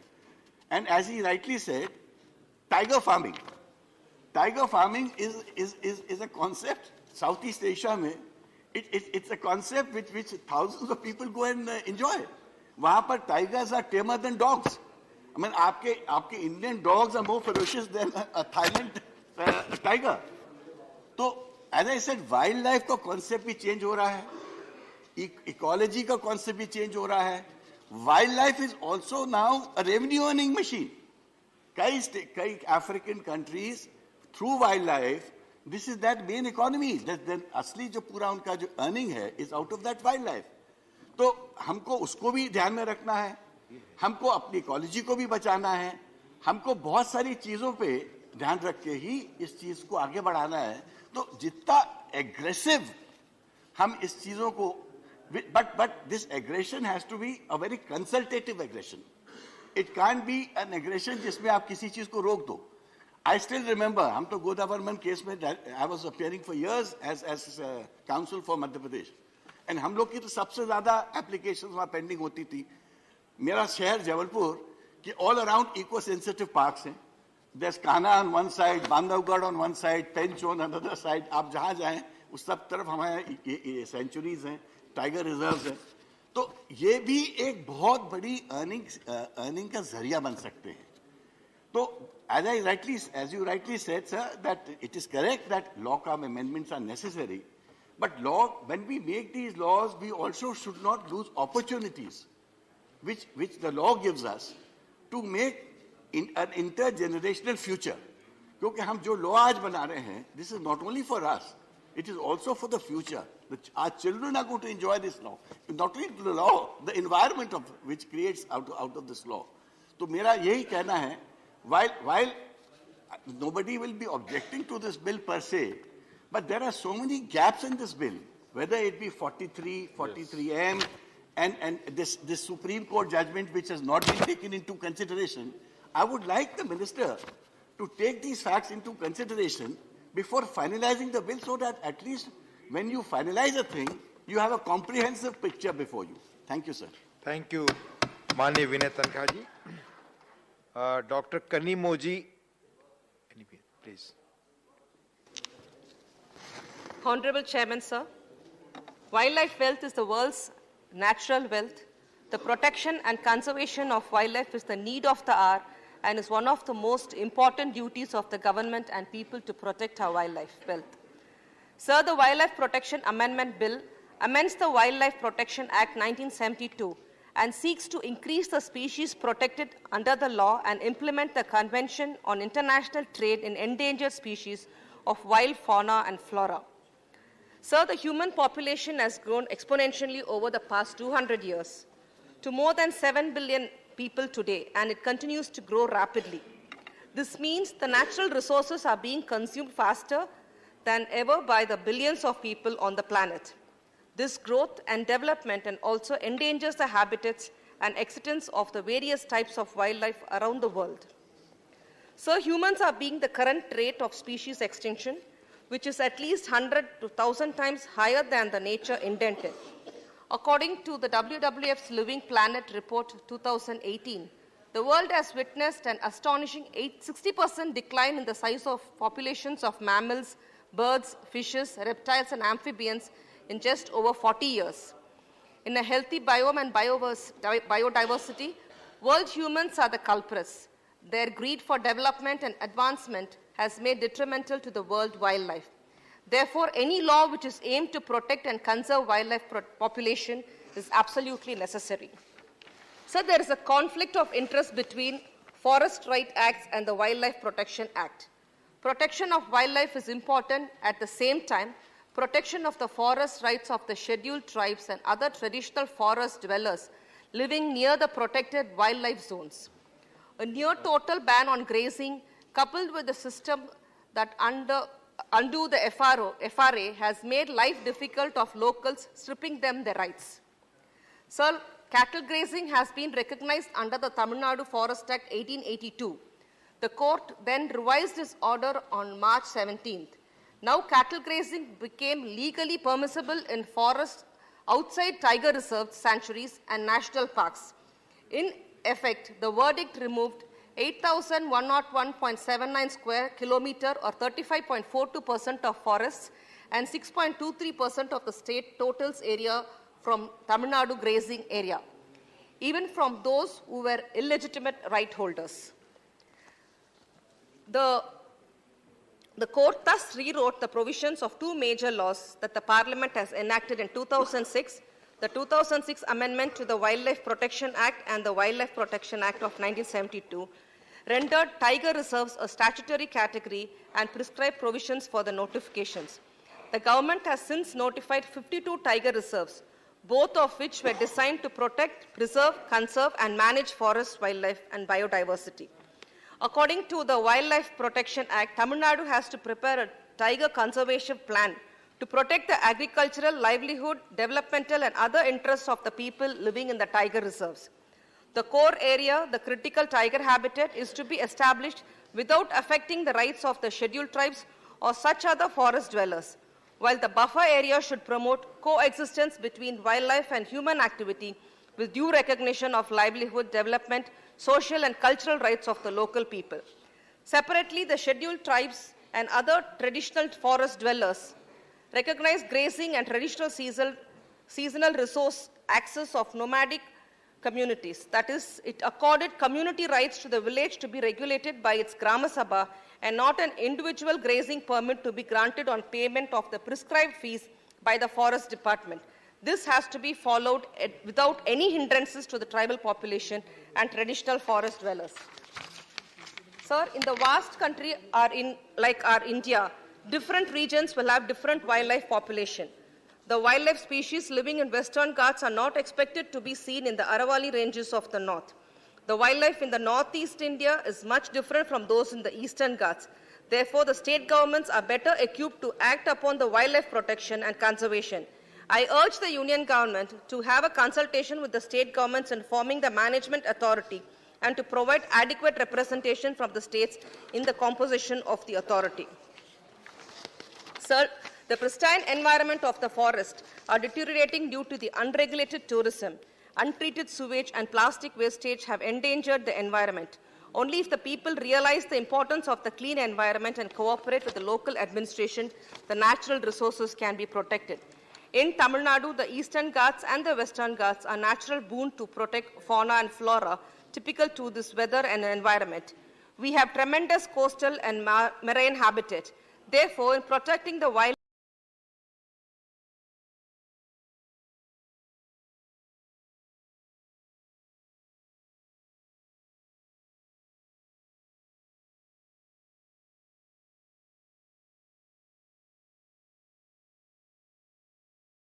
Tamil Nadu plays an important role. For DMK government in Tamil Nadu, several wildlife sanctuaries and wildlife parks, zoos, bird sanctuaries have been established in Tamil Nadu over the last 50 years. The project Save Tigers and Save Elephants have been successfully implemented in Tamil Nadu. Tamil Nadu is one of the best served countries in the countries as far as the wildlife protection is concerned. I take this opportunity to urge the Union government to provide Rs 2,000 crores for the government of Tamil Nadu for enhancing its wildlife protection and conservation activities. With this, I conclude. Thank you, sir. Thank you, Dr. Kanimoji. Mani Brijlal ji.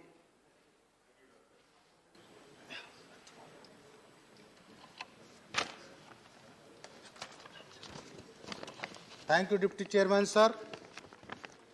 I thank you for giving me opportunity to speak on the Wildlife Protection Amendment Bill 2021, which proposes to amend the Wildlife Protection Act 1972 so as to incorporate the necessary changes to appropriately implement CITE, Convention on International Trade in Endangered Species of Wild Fauna and Flora in India. That is called CITES.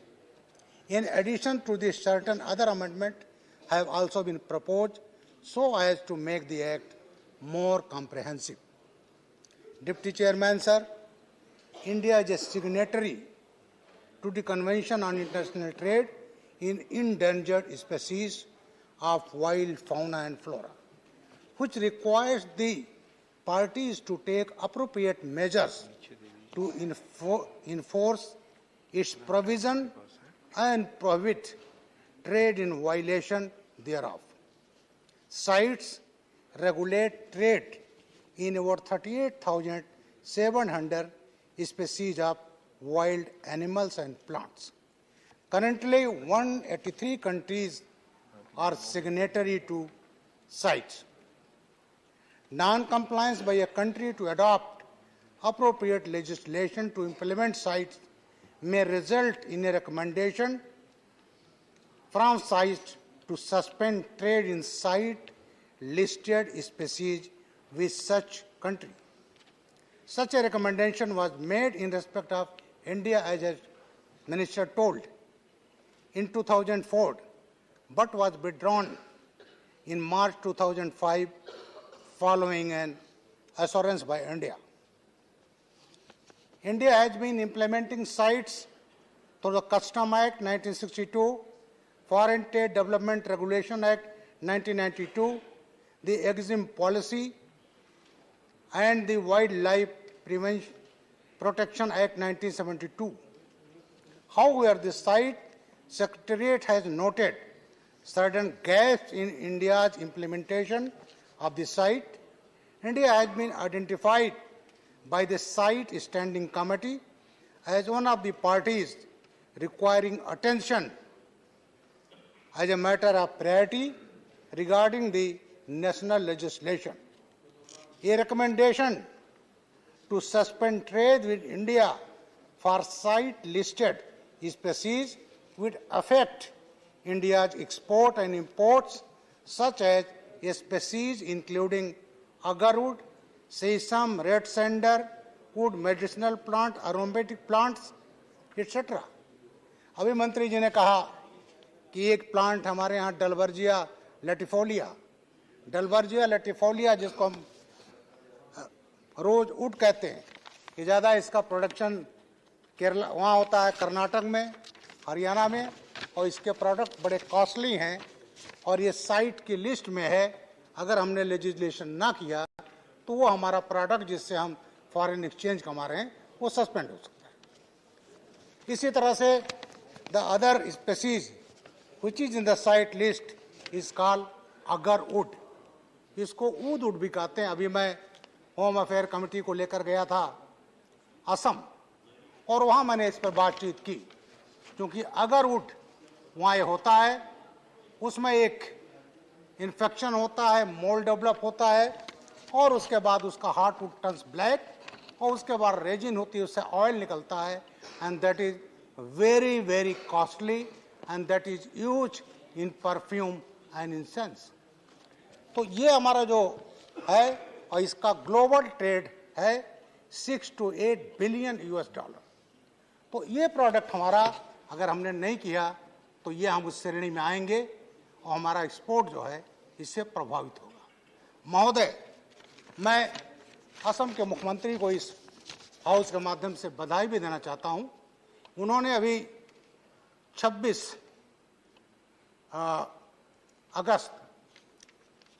June he has launched agro forestry development board. इसका purpose यह है कि farmers वहाँ ऐसे species grow करें जिसका use industry में हो. उसमें अगरवुड भी है, उसमें शीशम भी है, उसमें बम्बूज हैं, कि ऐसे प्रोडक्ट हों और इस प्रोडक्ट को किसानों को उसको हार्वेस्ट करने के लिए, उसको ट्रांसपोर्ट करने के लिए किसी परमिशन की ज़रूरत नहीं है. और इससे फ्यूचर में असम के किसानों को, नॉर्थ ईस्ट के लोगों को इसमें काफ़ी फ़ायदा मिलेगा. इसलिए ये लेजिस्लेशन ज़रूरी है कि जिससे साइट जो पाया सम गैप्स हैं उस गैप्स को हम पूरा कर सकें. महोदय, इसी तरह से हमारे यहाँ एक प्रोडक्ट है जिससे हम काफ़ी पैसा कमाते हैं और वो है रक्त चंदन. ये आंध्रा में होता है, पार्ट ऑफ तमिलनाडु में होता है, कर्नाटक में होता है. मेनली इसका यूज है म्यूजिकल इंस्ट्रूमेंट, मेडिसिनल पर्पजेस. जब मैं उत्तर प्रदेश में सेवा में था तो अपने होम डिस्ट्रिक्ट सिद्धार्थनगर जो नेपाल बॉर्डर पर है, करीब 2-3 ट्रक हमने उसको पकड़ा था. उसका वहाँ कोई यूज नहीं है, केवल पर्पस था वहाँ से नेपाल और नेपाल के थ्रू चाइना. तो ये रेड सैंडर जो है जिसको हम रक्त चंदन कहते हैं, इसका भी हम जो है एक्सपोर्ट करते हैं. और अनलेस ये लेजिस्लेशन पास नहीं होगा तो इस पे एक्सपोर्ट पर भी हमारी प्रॉब्लम आएगी. महोदय,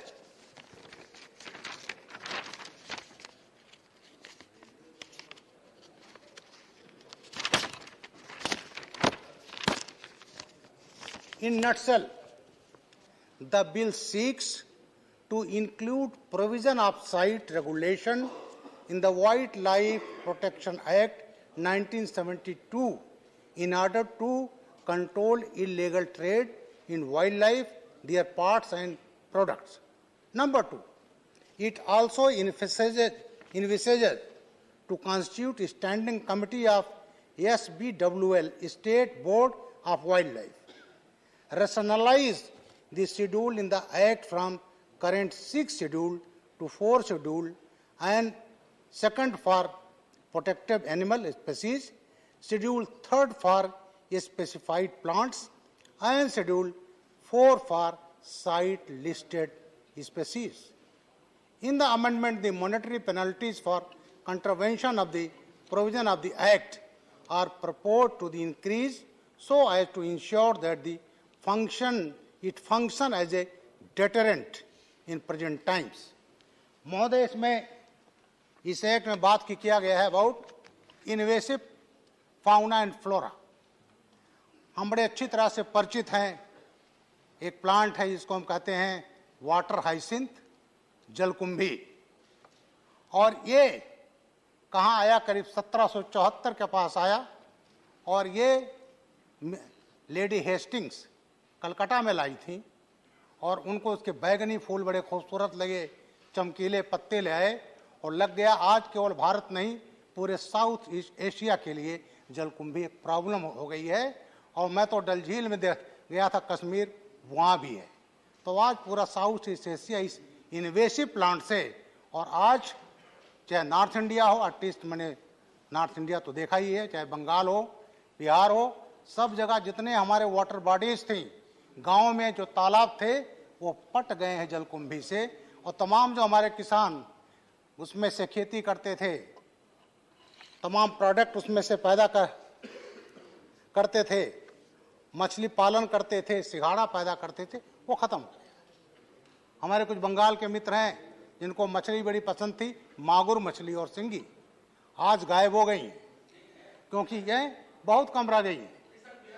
तो ये जो है इन्वेसिव प्लांट जो है, तो इसमें ये भी प्रोविजन है कि कोई हम इन्वेसिव प्लांट को ना ला पाए, उसको अगर लाते हैं उसके सजाओ. महोदय, इसी तरह से इस प्लांट को बंगाल में कहता है टेरर ऑफ बंगाल. इसी तरह से इन्वेसिव प्लांट के बारे में है लेंटाना कैमरा.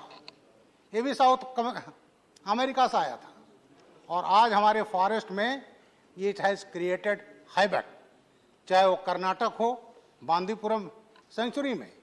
और जब गर्मी आती है तो सूख जाता है, फायर लगता है, और कर्नाटक में फायर से हजारों एकड़ जो फॉरेस्ट था वो जल गया, जिसमें बांदीपुर सेंचुरी का भी 40 हेक्टेयर लैंड था. तो ये भी एक लेंटाना कैमरा जैसा. तो ये मेरा कहने का मतलब ये है कि ये जो स्पीसीज हैं, जो फॉरेन स्पीसीज आई, जो हमारे देश की नहीं थी और हमारे लिए प्रॉब्लम क्रिएट कर रही हैं, उसका भी प्रोविज़न है, और उसके लिए सीरियस पनिशमेंट का प्रोविज़न दिए गए हैं, जिसके माननीय मंत्री जी को मैं बहुत बहुत धन्यवाद देना चाहता हूँ.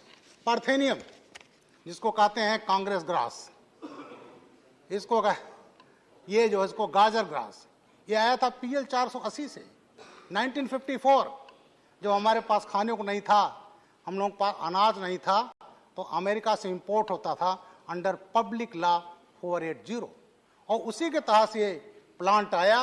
और आज ये हालत है, किसानों के लिए सबसे बड़ा प्रॉब्लम है. लखनऊ में अपने घर के सामने मैंने गार्डन लगाया, मैं रोज सफाई करता हूँ, फिर उगाता है. तो ये भी इन्वेसिव प्लांट है. तो इसके लिए प्रोविजन है कि साहब इन्वेसिव प्लांट्स, चाहे फाउना चाहे फ्लोरा. इसके बाद तो अपनी बात थोड़ी मैं कह करके समाप्त करूंगा अबाउट इन्वेसिव फाउना. आप देखते होंगे आज बाजारों में, जो मार्केट में आप जाएंगे तो थाई मांगुर बहुत मिलता है. थाई लैंड मांगुर के बारे में यह है, it eats everything in the river except crocodile. पहले लोगों ने इसको तालाबों में पाला, वाइल्ड में गया, और वाइल्ड में इसकी 6 महीने में इसकी साइज 3-4 किलो हो जाती है, जबकि हमारा देसी मांगुर 250-300 ग्राम का होता है. और आज इसकी वजह से जो तमाम हमारे जलीय जीव थे, हमारी ट्रेडिशनल मछलियां थी, इंडियन मेजर क्रॉप्स, कार्प्स, रोहू, कतला और ये मृगल, नैनी, ये सब गायब होती जा रही हैं। तो इसी का परिणाम है इन्वेसिव एनिमल का भी।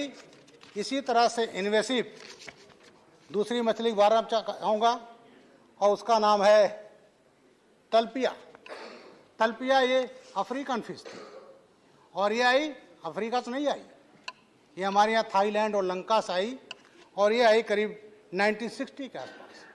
और आज तलपिया का ये हालत है कि हमारी जो देसी मछलियाँ चूँकि कई बार ब्रीड करती है और ये ब्रीड करने के बाद आज जो हमारी देसी मछलियाँ हैं जो नदियों में हैं उसको पूरी तरह से ये रिप्लेस कर रही है। तो मंत्री जी को मैं इस पर धन्यवाद देना चाहूँगा कि इसके लिए भी प्रोविजंस इसमें किए गए हैं। महोदय, कुछ चीज़ें अंत में बात करके मैं बात समाप्त करना चाहूँगा about the vermin species. Vermin species आप सभी परिचित हैं, nilgai. It is not a gai, it is not from a bovine family, it is an antelope. इसी तरह से वाइल्ड बोर, तो इसमें प्रोविज़न है वर्मिन का, वर्मिन डिक्लेयर करने का। लेकिन अभी जो तमाम है कि परमिशन मिल जाएगा, तमाम फॉर्मेलिटीज़ हैं जिससे उसका पालन नहीं हो पा रहा है। तो माननीय मंत्री जी से कहना चाहूँगा कि इस एक्ट में जो वर्मिन स्पीसीज हैं उसके बारे में clear cut directions state government के दिया जाना चाहिए, जिससे किसानों को जो खेती का नुकसान हो रहा है उस पर भी कंट्रोल किया जा सके। Thank you very much deputy chairman sir, आपने मुझे टाइम दिया, थैंक यू वेरी मच। धन्यवाद माननीय ब्रिजलाल जी। श्रीमती सुल्टा देव, मेडन स्पीच। नमस्कार ऑनरेबल डिप्टी चेयरमैन सर, मैं आपका तहे दिल से शुक्रगुजार हूँ मुझे इस बिल के जरिए कुछ बोलने के लिए देने के लिए। और मैं तहे दिल से शुक्रगुजार हूँ मेरे चीफ मिनिस्टर नवीन पटनायक जी का, जिन्होंने मेरे ऊपर आस्था रख के मुझे इतने बड़े सदन में भेजा, जो अगस्त हाउस में, जहाँ मैं कुछ बोल सकती हूँ। सर, हम लोग वसुधैव कुटुंबकम में विश्वास रखते हैं। ये एक ऐसा टर्म है, बस आदमी ही नहीं है वसुधैव कुटुंबकम में, इसमें मेरे ख्याल से पशु भी है, पेड़ पौधे भी है, नदी नाल भी है, सब कोई है। इस वजह से क्या होता है कि ये वसुधैव कुटुंबकम, हम सबका केयर करना चाहिए, हम लोग को सबको हमको बांध के रखना चाहिए, सबको जोड़ के रखना चाहिए। ऐसा नहीं है कि ये जो wildlife protection amendment bill हम लोग डिस्कशन कर रहे हैं, इससे पहले डिस्कशन नहीं हुआ या इससे पहले नियम नहीं बना। नियम भी बना है, कानून भी है, मगर तब मुश्किल होता है जब नियम को हम लोग पालन नहीं करते, इम्प्लीमेंटेशन नहीं करते। तो जितना भी कड़े से कड़े नियम बनाया जाए, नियम हम लोग बनाते हैं, लोकसभा में भी डिस्कशन करते हैं, अपर हाउस राज्यसभा में भी करते हैं, विधेयक आता है, फिर पास होता है, फिर नियम बनता है, मगर हम लोग जो है, जो नीचे पालन करने वाले हैं, वो उसको पालन नहीं करते। मैं नहीं बोल रही हूँ कि पालन करना सिर्फ उसको देख रेख करना, मतलब वो जो प्रोटेक्शन के लिए पुलिस है कि ये है, जो हम सबका ये दायित्व और कर्तव्य रहता है। जो ह्यूमन है, हम सबको लेके चले। भगवान ने जब ह्यूमन बनाए, जब आदमी बनाए, वो इतना सोच समझ के बनाए कि ये सबसे बुद्धिमान जीव है जो सबको साथ में लेके चले। ऐसा नहीं है कि ये जो नियम है हम लोग के लिए बहुत पहले से, मैं अगर आपको उदाहरण दूंगी तो बहुत पहले से भी देखा जाए तो ये नियम है, क्योंकि हमारे सारे भगवान जो है ना, वो किसी किसी एनिमल और पक्षी पशु से जुड़े होते हैं, वाहन के तरफ से। वाहन हम लोग उनको बोलते हैं, क्योंकि कभी ना कभी, कहीं ना कहीं हमारे जो पूर्वज थे, उनको लगता था कि सारे पशु पक्षी कहीं ना कहीं अगर विलुप्त ना हो जाए, इसके वजह से वो लोग भगवान के साथ में उनको जोड़ के रखते थे, उनके वाहन के, क्योंकि जब हम लोग उनको पूजा करेंगे, कम से कम हम लोग उनको नहीं मारेंगे। ऐसा भी नहीं है कि बस पशु पक्षी रहते थे, कितने पेड़ पौधे भी हैं जो हमारे जो पूजा पाते हैं, जैसे नीम है, जैसे बेल है, जैसे तुलसी है, ऐसे बहुत सारे पेड़ पौधे भी है। इस तरह से हम लोगों को सिखाया जाता है कि हम लोग कैसे करके हमारा जंगल को रखें, हमारे पेड़ पौधों को रखें और हमारे जो एनिमल्स और पक्षी है, रेप्टाइल्स है और मामाल से सबको हम कैसे केयर में रखें।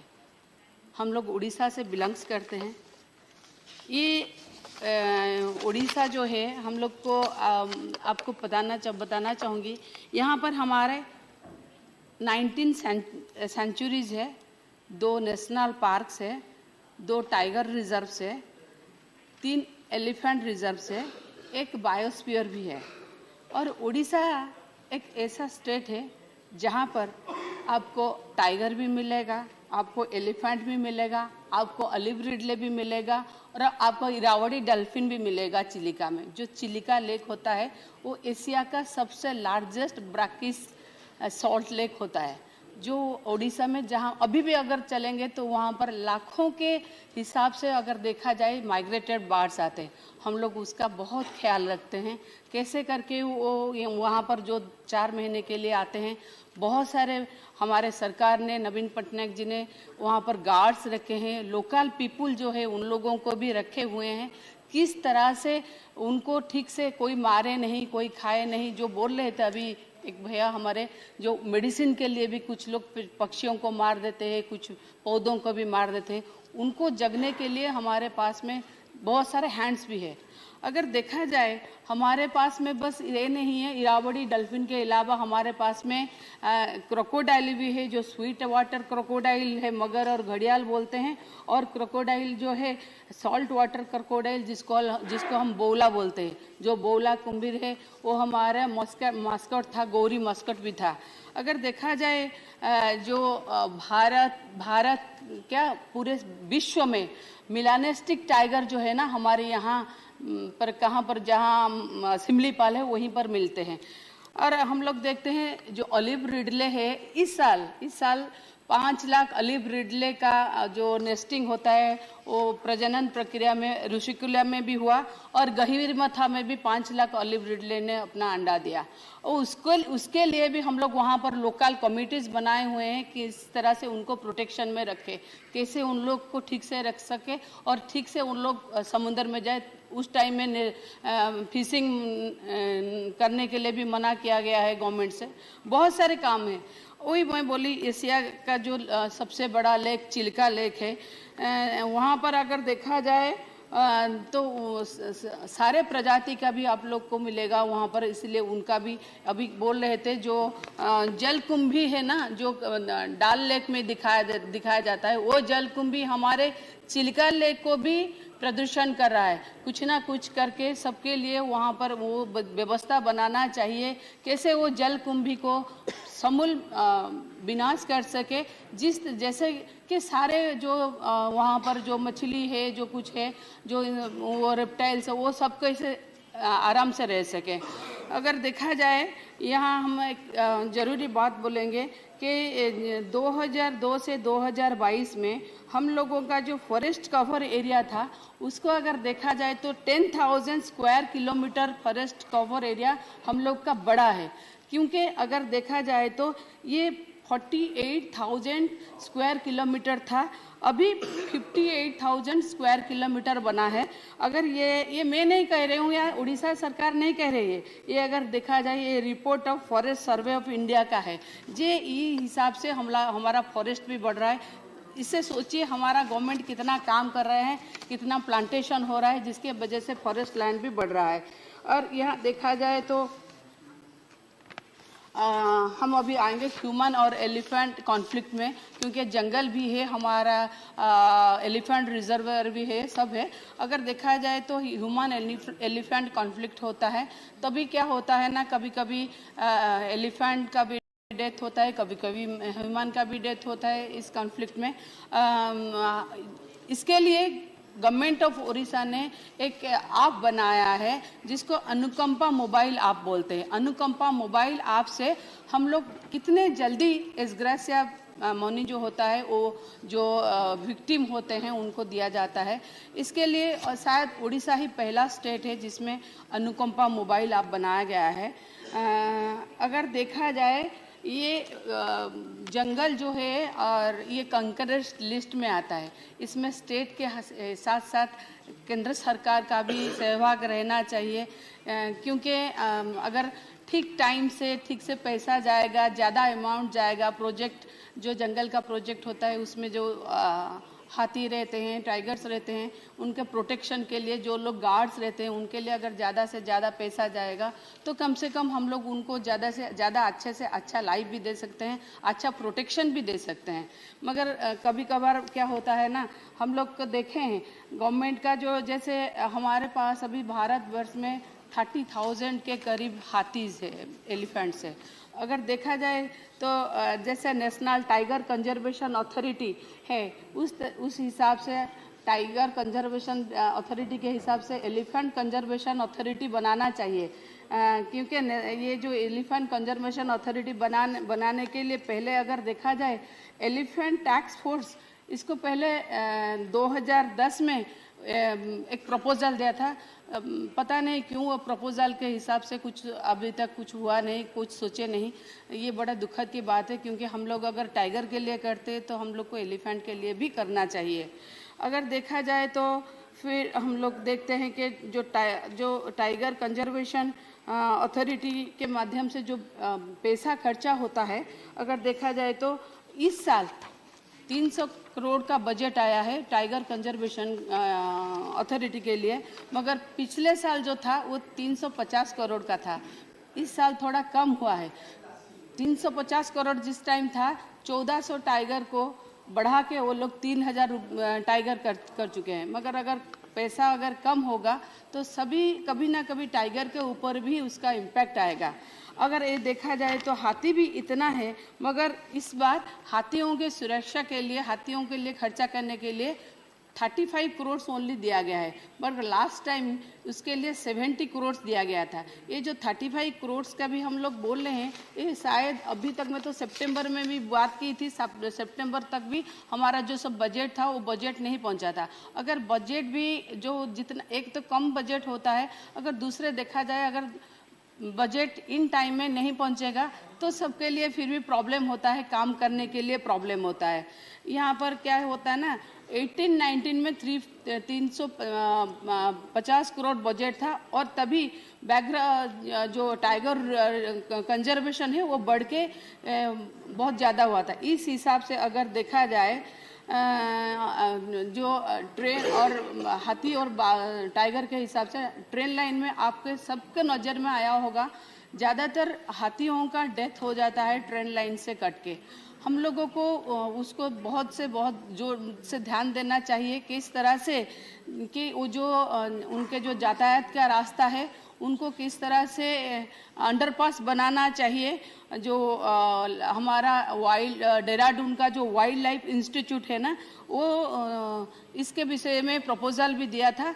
अगर देखा जाए पेंच टाइगर रिजर्व जो आता है मध्य प्रदेश और महाराष्ट्र में, उसमें नेशनल हाईवे अथॉरिटी ने किस तरह से अंडरपास किए गए हैं, NHI दोनों स्टेट मिलकर, वहाँ पर देखा जाए तो टाइगर को भी सेफ रखा जा सकता है। इस तरह से अगर उड़ीसा में भी NHI के जरिए अंडरपास जहाँ हाथी के ऊपर ट्रेन, हाथी जाने आने का रास्ता है, वहाँ पर अगर हम लोग NHI के हिसाब से NHI से मिलके गवर्नमेंट ऑफ ओडिशा उसको सपोर्ट करेगा और वहाँ पर अगर अंडरपास बनाया जाता है तो कम से कम जो हाथियों को भी हम लोग सेव कर सकते हैं। और एक बात है, ये जो हाथी है ना, हाथी क्या होता है ना, जो झारखंड हम लोग हाथी और ह्यूमन कॉन्फ्लिक्ट ओडिशा में ज़्यादातर दिखाई देता है। इसके वजह से झारखंड में जो डलमा है एरिया, वो डलमा अंचल से वो एरिया से पश्चिम बंग होते हुए बांकुरा और मेदिनीपुर से बहुत सारे हाथी ओडिशा में चले आते हैं। अगर देखा जाए वो मयूरभंज जिला है जो हमारे राष्ट्रपति जी, महामहिम राष्ट्रपति जी का जिला है, अगर वहाँ दिखा जाए मयूरभंज में रास गोविंदपुर और बेतनटी रेंज जो उसमें, और देखा जाए तो बालेश्वर की जड़ेश्वर और निर्गिल रेंज में ज़्यादा से ज़्यादा हाथी वहाँ पर आते हैं और सारे खेती बाड़ी नष्ट कर देते हैं। किसान बेचारा क्या करे। अगर देखा जाए जो वो फसल लगाता है, जब वो काटने का वो बोता है कितने मुश्किल से और इतना परिश्रम करता है, फिर उसका सब कुछ परिश्रम खत्म हो जाता है जब हाथी आकर उसका जो सुनहरा फसल है उसको सारा नष्ट कर देते हैं। वो मेरा ये सुझाव है, अगर बिल में इतना सारे सब काम है तो देखा जाए तो हाथी को पहले देखना चाहिए कि वो क्यों अपना जो स्थान है वो छोड़कर दूसरा स्थान जाता है। शायद वहाँ पर उनको ठीक से खाने के लिए नहीं मिल रहा, उनका खाने के लिए अगर प्रावधान वहाँ पर करना चाहिए जो डलमा में, और वहाँ पर अगर क्या पानी है, पानी कम है या खाना कम है, किस तरह से वो लोग वहाँ से निकलकर वेस्ट बंगाल के जरिए फिर हमारा उड़ीसा आते हैं और ख़राब होता है सारा चीज़, उसको देखना चाहिए और उसको ज़्यादा से ज़्यादा गुरुत्व देना चाहिए कि वहाँ पर कैसे उन लोगों को रखा जाए। पता नहीं, मैं तो सोचती हूँ कि एक सर्वे भी होना चाहिए। पहले हाथी लोग कितना दूर चलते थे खाना खाने के लिए, अभी हाथी कितना दूर चलते, इसका मतलब कहीं खाने के लिए कम होता है उनके आसपास। और ऊपर से अगर हाथी लोग चलते रहते हैं, जो स्टेट होके वो लोग जाते हैं, उन स्टेट को लेके कोऑर्डिनेशन कमेटी बनाना चाहिए। जो फॉरेस्ट डिपार्टमेंट है, जब हाथी आते हैं चल के, वो भी खाना खा के भी चले जा सकते हैं, मगर हम लोग उसके साथ छेड़खानी करते रहते हैं। जब जहाँ मिल जाए उसके साथ छेड़खानी करते रहते हैं। अगर कोऑर्डिनेशन कमेटी बनाया जाएगा तो कम से कम छेड़खानी नहीं होगी। हाथी लोग अगर आएंगे भी वो अपने रास्ते से भी चले भी जा सकते हैं। ये बहुत सारे ये, मगर हम लोग के स्टेट में हम अभी भी बोलते हैं कि स्टेट में हमारा जो बिजू पटनायक के नाम से माननीय मुख्यमंत्री नवीन पटनायक जो लोग अच्छे काम करते हैं उनके नाम से हम लोग उनको अवार्ड करते हैं। कम से कम ऐसा अवार्ड होना चाहिए सारे भारतवर्ष में। जो आगे बढ़ के जो लोग वाइल्ड लाइफ को और फोना और फ्लोरा को जो लोग प्रोटेक्शन देंगे उन लोगों को अवार्ड होना चाहिए। और देखा जाए तो हमारे फ्लोरा और फोना को भी हमारा प्रोटेक्शन के साथ साथ सबके लिए वो बहुत इम्पोर्टेंट है। क्योंकि हम अभी बोल रहे थे गाजर घास, हमारे यहाँ भी गाजर घास दिखाई देता है। जो गाजर घास सारा जमीन का है ना, जो खेती होता है वो सारे जमीन के खेती को नष्ट कर देता है। ये हमारा शेड्यूल एरिया, हाँ हम एक मिनट में साथ, जो शेड्यूल एरिया दिया गया है बहुत सारे अच्छे विचार भी है इसमें। जैसे आर्म्स का जो रिन्यूअल होने के लिए 5 किलोमीटर था, अभी 10 किलोमीटर क्या दिया गया है, ये बहुत अच्छा है। मगर जो खेती होता है, जो किसानों का जो नुकसान होता है ना, उसके भरपाई के लिए मैं तो इसमें चाहूँगी, गुजारिश करूँगी थोड़ा अच्छे से अगर आप कंपनसेशन दे दे, कम से कम किसान भी बच जाएगा और जानवर भी कहीं ना कहीं बच जाएगा, जानवर भी नहीं मरेगा। और हमारा जो डाइवर्सिटी, बायोडाइवर्सिटी है उसको हम सबको मिलके बचाना है। ये हम सबका दायित्व है और ये सबका रिस्पॉन्सिबिलिटी है, सरकार का भी है, हमारा भी है। हमारा सरकार कर रहा है, उड़ीसा सरकार। मैं चाहूँगी कि केंद्र सरकार का हाथ अगर आगे थोड़ा आए तो हम लोग और ज़्यादा अच्छा काम कर सकते हैं। नमस्कार। वंदे उत्कल जननी, जय जगन्नाथ। धन्यवाद श्रीमती सुल्टा देव जी। माननीय Ayodhya Rami Reddy ji. Sir, I want to thank you for giving me this opportunity to speak on the Wildlife Protection Amendment Bill 2021. Positives of this bill. The Act prescribes imprisonment terms and fines for violating the provisions of the Act. The bill increases these fines from up to 25,000 to up to 1 lakh rupees for a general violation and 10,000 rupees to 25,000 for a specially protected animals. Such a provision is a good step towards reducing incidences of poaching, cruelty towards animals or any other related violations. Implementation of CITES. This bill aims to implement the Convention on International Trade in Endangered Species, an international agreement that regulates the international trade of wild animals and plants in order to prevent any threat to their extinction of the species. The bill will provide for the designation of a management authority which grants export or import permits for trade of specimens, and specific authority and scientific authority which gives advice on aspects related to impact on the survival of the specimens being traded, thus bringing us under a global agreement and is therefore a welcome provision. So problems need to be addressed in this bill. The issue of vermin. In the Wildlife Protection Amendment Bill 21, any species falling under Schedule 2 may be declared as vermin. The bill also does not define the word vermin, thereby empowering the central government to directly declare any species as vermin. The particular species will not be covered under the Wildlife Protection Act and can be hunted or culled without restriction and once declared vermin. This specific change is projected to impact 41 species of mammals, 864 birds, 17 reptiles and amphibians, and 58 insects, as they may be declared vermin and will be subject to hunting and killing. Thus, a more scientific approach should be taken in declaring an animal as vermin. Human-wildlife conflict is another issue that needs to be addressed. This issue of vermin is a part of bigger problem of human-wildlife conflict. Several states have reported crop loss, incidents of crop raiding, and other incidents of crop damage due to animals. However, if the central government starts declaring a lot of these animals as vermin, they would be up for indiscriminate killing. The act of killing could result in severe ecological imbalance and impact the food chain in the region. Thus, a more specific approach has to be taken up in declaration of any species as vermin, and also the human-wildlife conflicts have to be addressed in a better way.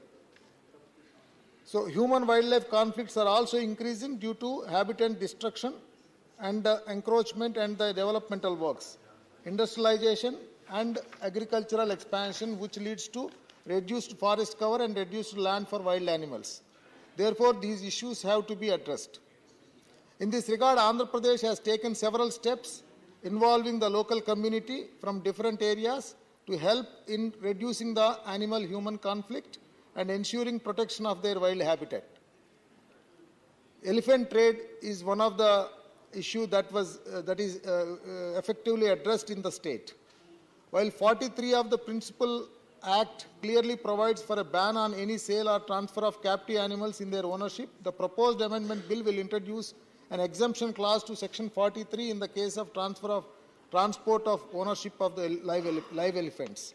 This exception has the potential of encouraging commercial trade of elephants, which may lead to elephants being subject to captivity and brutality. Therefore, the earlier ban should be upheld even in the case of elephants, and additional mechanism may be introduced for acquiring elephants for religious institutions. Missing species. The species listed in all the 3 schedules of the bill is incomplete, as has been pointed out by several wildlife organizations, as well as the report submitted by the Parliamentary Standing Committee on the bill.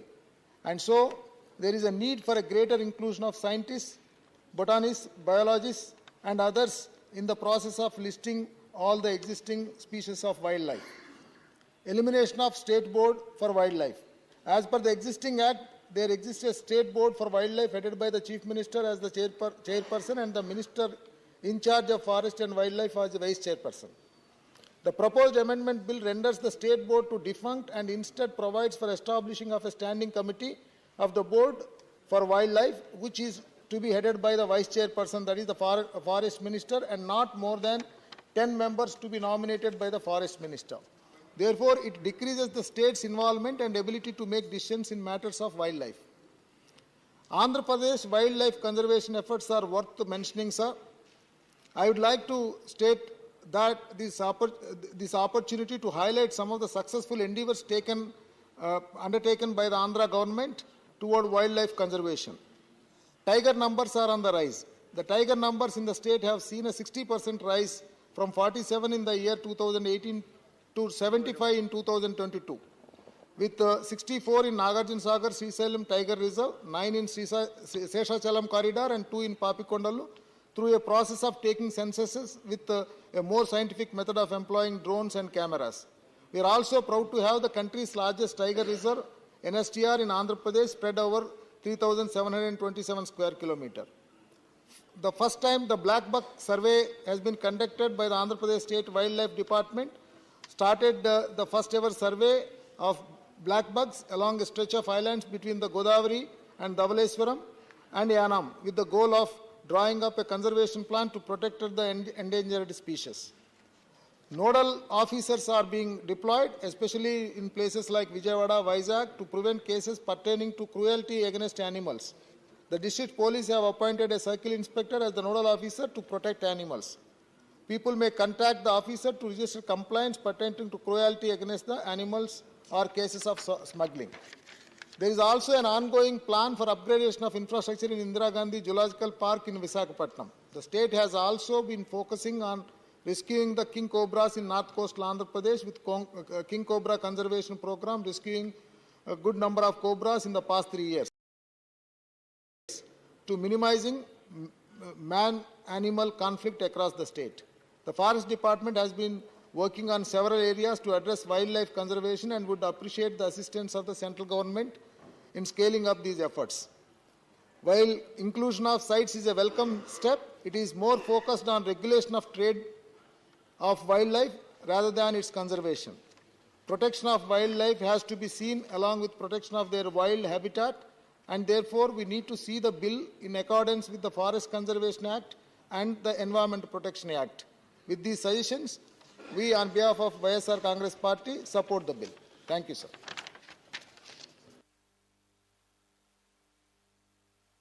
Thank you. Professor Manoj Kumar Jha. शुक्रिया उपसभापति महोदय। ये wild life protection bill कई बाधाओं को पार करके आज इस मुकाम तक पहुंचा है। मैं माननीय मंत्री जी का बहुत बहुत धन्यवाद करता हूं।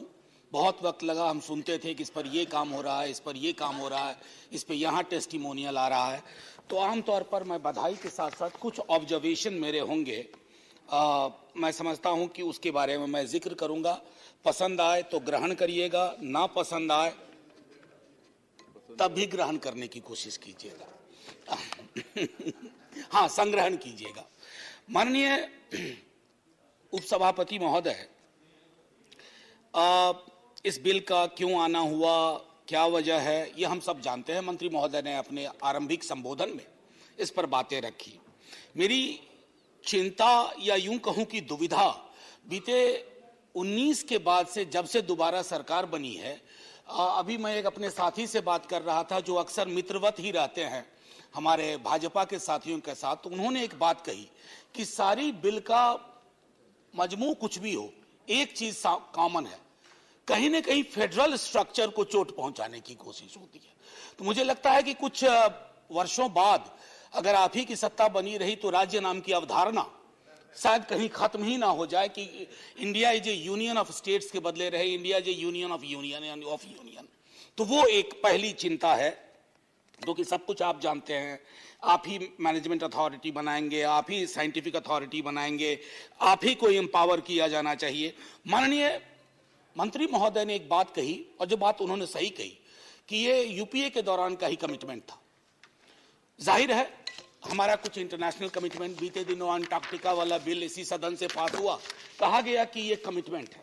तो मैं सदन के समक्ष आपके मद्देनजर, आपके माध्यम से कुछ वैसे कमिटमेंट्स भी रखता हूं जिस पर फौरी तौर पर पहल होनी चाहिए, because we have largely been silent on दोस।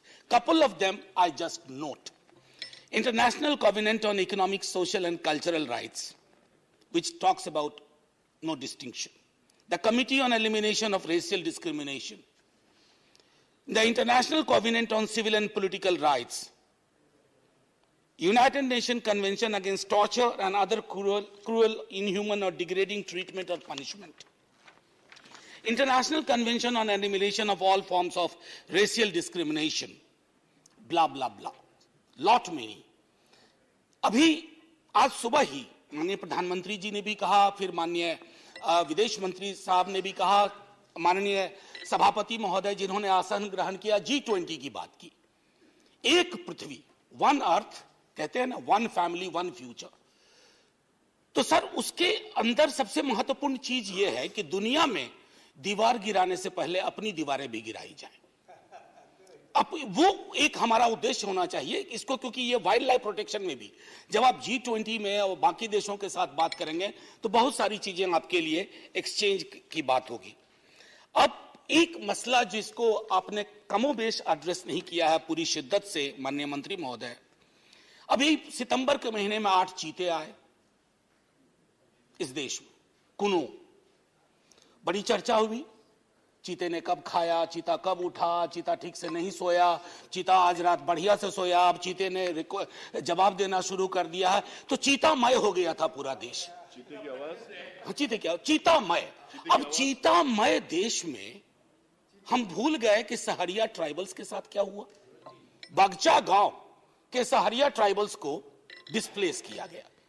तो मैं देखिए, मैं जानवर एनिमल विरोधी नहीं हो भी नहीं सकता, बहुत ट्रेनिंग मिली है, लेकिन सर ईश्वर न करे कभी ऐसी विधा हो हमें चुनना पड़े कि जिंदा इंसान उनके सरोकारों से विमुख जा कितना दूर तक हम जा सकते हैं। ये इससे पहले सर एशियाटिक लायन आया था, तब भी ये डिस्प्लेसमेंट हुए थे, ये ऑन रिकॉर्ड है।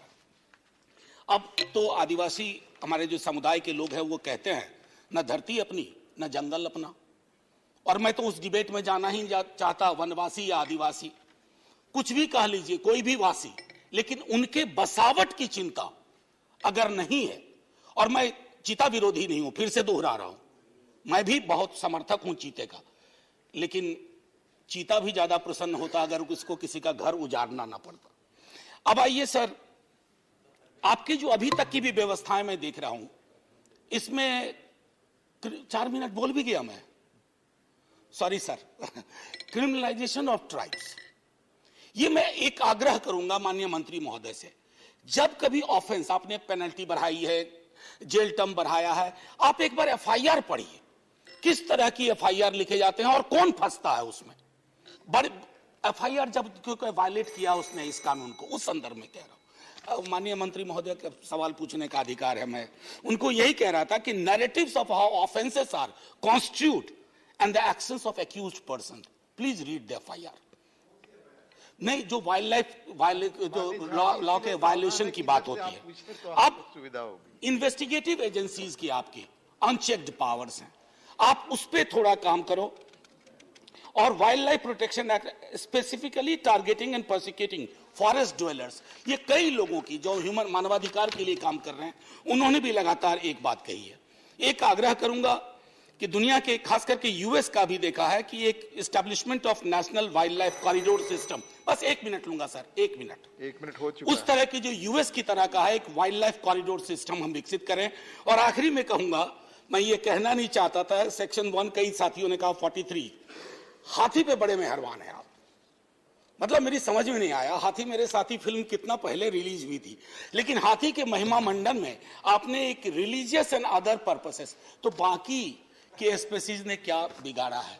और कभी अगर हाथी अपनी जुबान से बोल पाए तो वो भी ये रिलीफ नहीं चाहता होगा, क्योंकि हाथियों के संदर्भ में भी कहा जाता है कि पोस्ट ट्रॉमेटिक डिसऑर्डर जब उसका डिस्प्ले होता है, एग्जिबिशनिज्म की पॉलिटिक्स होती है, तो उसका क्या होता है। बहरहाल सर, मैं यही खत्म करूंगा, माननीय मंत्री महोदय को धन्यवाद देते हुए, और जैसा शुरू में कहा था, ग्रहण करना हो करिए, लेकिन चीते और हाथी की कीमत पर अपने आदिवासी समुदाय और बिछड़ न जाए। शुक्रिया सर, जय Hind. Doctor John विटास।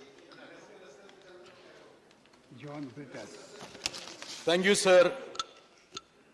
Sir, so much has been talked about the various provisions, and the Honorable Minister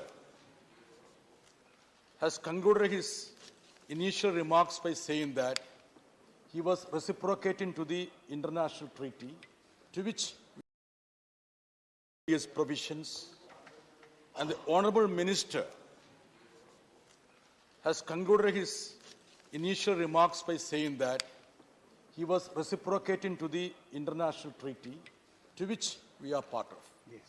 So I have no comments about it.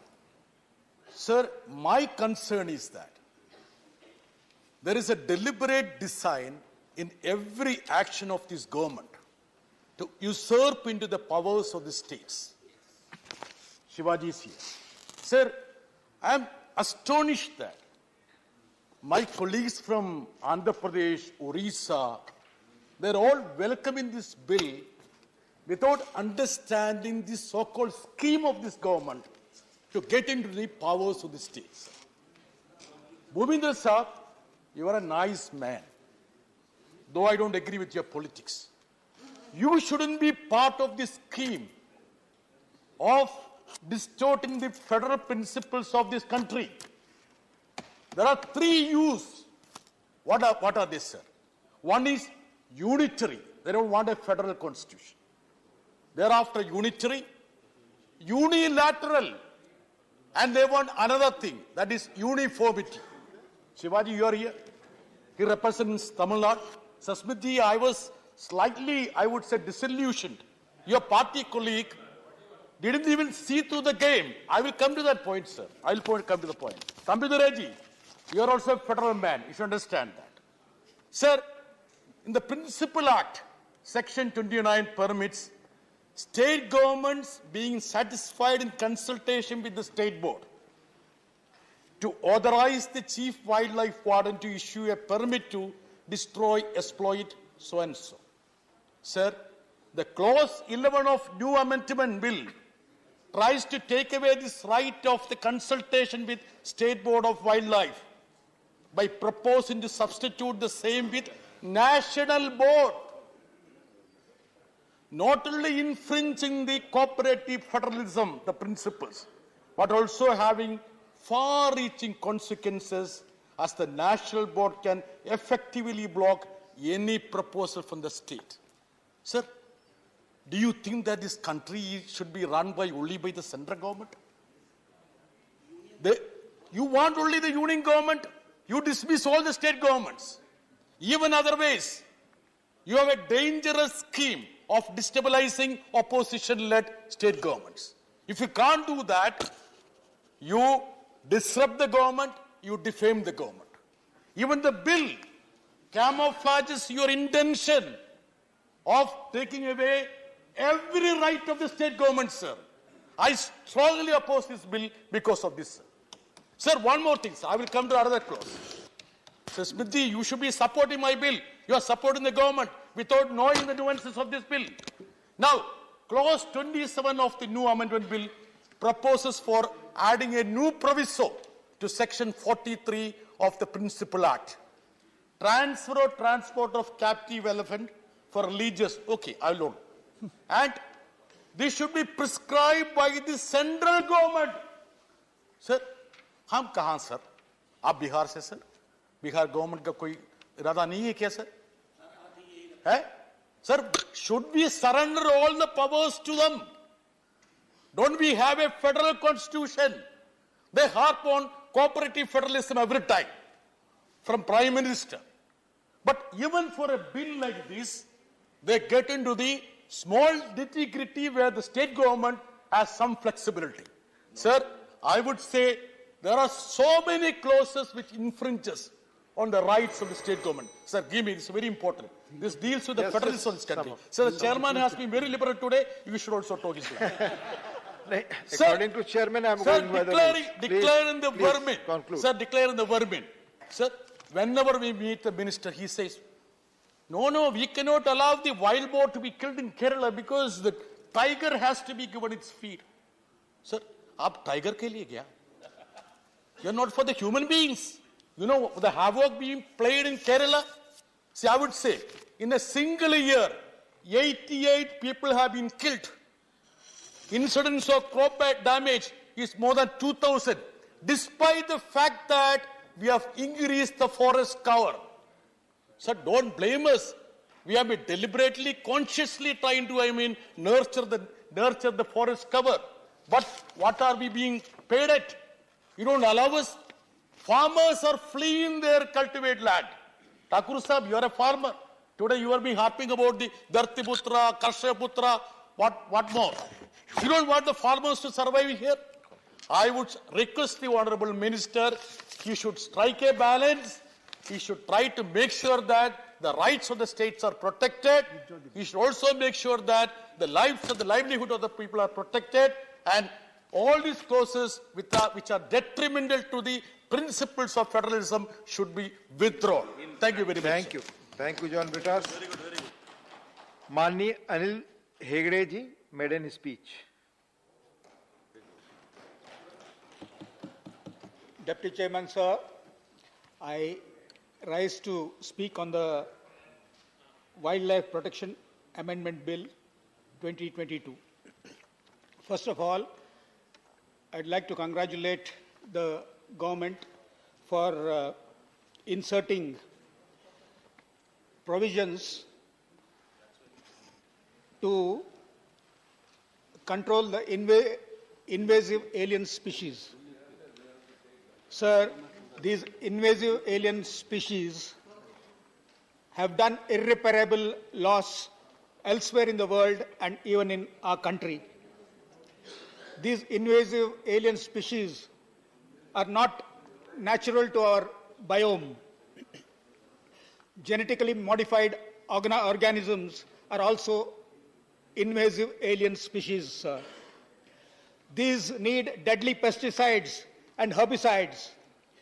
These herbicides and pesticides harm the bees. Bees are, they are pollinators. Because of the pollination, we get more yield. Sir, आपने हाथी के बारे में, elephant के बारे में भी इसमें जिक्र है. मैसूर के पास जो बंडीपुर फॉरेस्ट एरिया है, वहां पर उस इलाके में एचटी कॉटन लोग का फसल वो उगाते हैं. वहां पर ड्रोन में ये हर्बिसाइड्स का छिड़काव होता है. वहां पर ये हाथी अधिक संख्या में वहां पर आता है कॉटन का फील्ड में, और इसके बारे में आज तक स्टडी नहीं हुआ है कि हाथियों के ऊपर ये जो हर्बिसाइड का छिड़काव के वजह से क्या हानि पहुंचा है. ये सब चीज का ध्यान में रखते हुए हमारे पार्टी का नेता और बिहार के मुख्यमंत्री जी और 2009 में उस समय का तत्कालीन एनवायरनमेंट मिनिस्टर को चिट्ठी लिखे थे जब बीटी ब्रिंजॉल का जो वहां पर जीएसी ने क्लियरेंस दिया था. और मैं I want to congratulate Jairam Ramesh ji, who was then environment minister. इन्होंने देश भर में इसके बारे में लोगों का पब्लिक हियरिंग 7 जगह पे रखे और लोगों को ऑपोजिशन को सुना और उसके बाद उन्होंने मोरेटोरियम लगा दिए.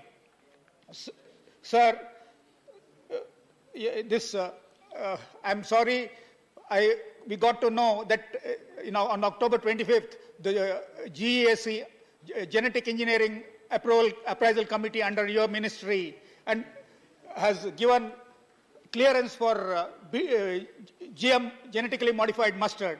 Sir, India is a center of origin, center of diversity for mustard, sir, and because of this, these will need lot of herbicides, because of which the pollinators will die, pollinators will get extinct. माननीय हेगड़े जी, माननीय मंत्री जी कुछ कहना चाहते हैं. लेकिन मेरा ये कहना है कि चर्चा जो है वो वाइल्ड लाइफ एक्ट पे है, जीएम क्रॉप्स पे नहीं है. उसके लिए अलग से प्रश्न आएगा, मैं जवाब दूंगा. आप पॉलिनेटर्स खत्म हो रहा है, बीज खत्म हो रहा है, इसके जिसको हर अमेरिकन टेक्नोलॉजी आप लेके आ रहे हैं. आप ऑर्गेनिक फार्मिंग के बारे में बात करते हैं. माननीय Hegde ji, the subject is wildlife protection act. ठीक, मैं एक आधा minute. So my appeal to you, sir, is that GMOs also should be listed as invasive alien species, and I request you, I appeal to you to take care that these invasive alien species are not introduced in the country, and because based on the precautionary principle, I appeal to you through the Deputy Chairman that we should not rush through the bill in a hurry. Thank you.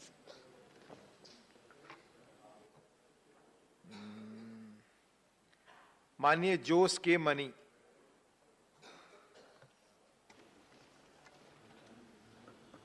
Thank you, sir. Thank you, sir. Sir, this Wildlife Protection Bill amendment has a lot of concern in general and also in particular to the state of Kerala. As you know, Kerala is a small strip of land of the national level extent. 1.1% only Kerala has. And population, densely populated about 3.13% when you compare to the national level population. And we have about the forest area of approximately 27-28%, which is more than the national forest. And also the forest cover, it is 54% when you compare to the national level. The government of India is aiming at 33%, we have 54%, sir. So it is evident that the state government or the Kerala state or the farmers, the people protect the forest and also the environment. Now, this bill has totally neglected the human-animal conflict is neglected by the bill. Kerala is one of the densely populated states in the country. It has, as I said, the forest cover is very high. Since 2011, 34,875 instances of wildlife conflict were reported in Kerala. During the last decade, more than 1,300 humans lost their lives and more than 7,000 injured. This is what has happened in Kerala alone, sir. Now, the Wildlife Protection Act states the meaning is to protect the animal from the human. That is presuming that the animals will be inside the forest. Now it is about 50 years back, actually it was introduced in 1972. For more than 7 decades have lapsed. The situation has changed. Now the animal has started coming to the habitat area and attacking the human beings. Suppose for self-protection, if we kill the animal, we are behind the bar and the animal is protected. As the Bita said, if you ask the government why, even if you take up the wild boar, it's a huge population. The wild boar actually after the 2018, the flood, you see 40% of the wild boar animals are not in the forest, they have come to the habitat area. Now it is food for the tiger. Actually, the tigers are coming out to the habitat area to catch the wild boar and they attack the human beings. This is the fact of life, actually. Now, for this, we need to amend some suggestions are there to the government. That is, one, declare the animals like wild boar as vermin, as their population has multiplied in 1,000 times, now lives in human habitations. Government should amend the Wildlife Act 1972 to allow the state government to declare wild animals as vermin as when the situation arises. Second, based on the existing wildlife law, people are not able to protect themselves against the attack from wild animals that encroach into their life space or agricultural lands. Amend the law to give protection to people who attack animals in self-defense and exempt from their charges. In lines of Motor Accident Claims Tribunal, set up a Wildlife Accident Claims Tribunal for granting adequate and timely compensation for the loss of life and agriculture crop due to the wildlife attacks. The last point, in order to prevent further loss of human lives and to control the damage caused by the wild animals in areas outside the forest, 500 meters interior from these should be forest boundary, human sensitive zone, so as to restrict wild animals at the HSZ, that is human sensitive zone border. Because you see that Kerala House, the forest cover of 54%. We are protecting the environment and the forest. So the sensitive area should be inside so that the animals does not come to the it's not going on record now. Please. Shri Kanak Medla Ravind Kumar ji. Sir, thank you, Chairman, sir, for giving this opportunity.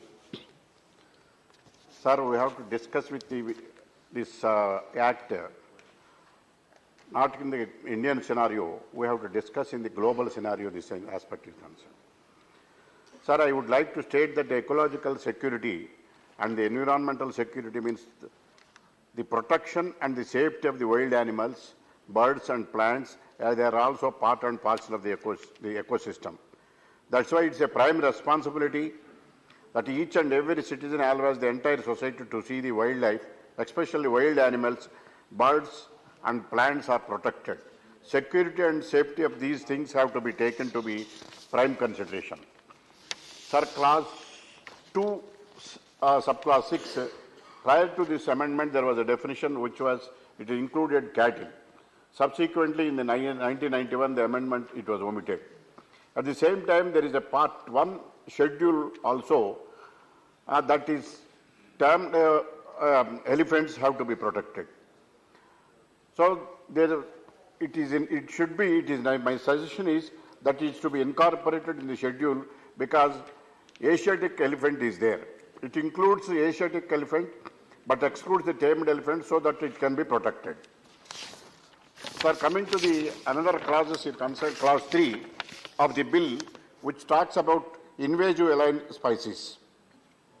I will give an example from my home state of Andhra Pradesh, how introduction of an exotic plant spices 1980s in Seshachalam Hills. It covers, it has distributed ecological balance in Chitturu, Kadapa and Nelluru districts of Andhra Pradesh. Now we have to replace it with native spices. Otherwise, the entire biosphere of Seshachalam, which is home for several epidemic plants, like lead sand, cycas, etc., would be destroyed. Clause 3, which deals with, it's a good move, sir. Secondly, Appendix 2, Schedule 4, Item 444, it has mentioned that Petrocarpus, it is the scientific name for red sandal tree, which is available only in Seshachalam forest in Chitturu, AP. It is smuggled out of the country by local smugglers. You might have seen, if you saw the movie, that there is a recently movie also taken in Pushpa. And sir, it is smuggled on our country, and any action for smuggling of red sander is under Customs Act, not under the Wildlife Protection Acts. It is because the tree is not in a scheduled species. So I suggest for consideration of the Honourable Minister to include the red sandal under the relevant schedule with the help of the taking action under the legislation remedy.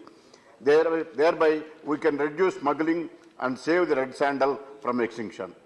Because in Andhra Pradesh is a large, huge amounts, crores of rupees are getting by the smugglers, and the local government is also not taking care of to curb that practices. Sir, the next point are clause 62 of the bill empowers the government of India to declare any animal as vermin. We call it vermin as a nuisance animals, as they destroy our crops and kill livestock and spread diseases. It does not mean that we kill them and left and right. Nothing has been mentioned in this clause on the process to be followed identified by animals vermin. No transparency and accountability process based on ecological and social evidence has been prescribed. Sir, the movement of wild animal is declared as a vermin. It loses and its legal protection, and such animals become a domestic animal and can be killed, tamed or traded. So I feel it is ecological consequences which led to imbalance. Even the Supreme Court, please conclude. Animal Wildlife Board also that have given, categorically given certain directions. So the bill proposes to increase the penalties. That is also welcome.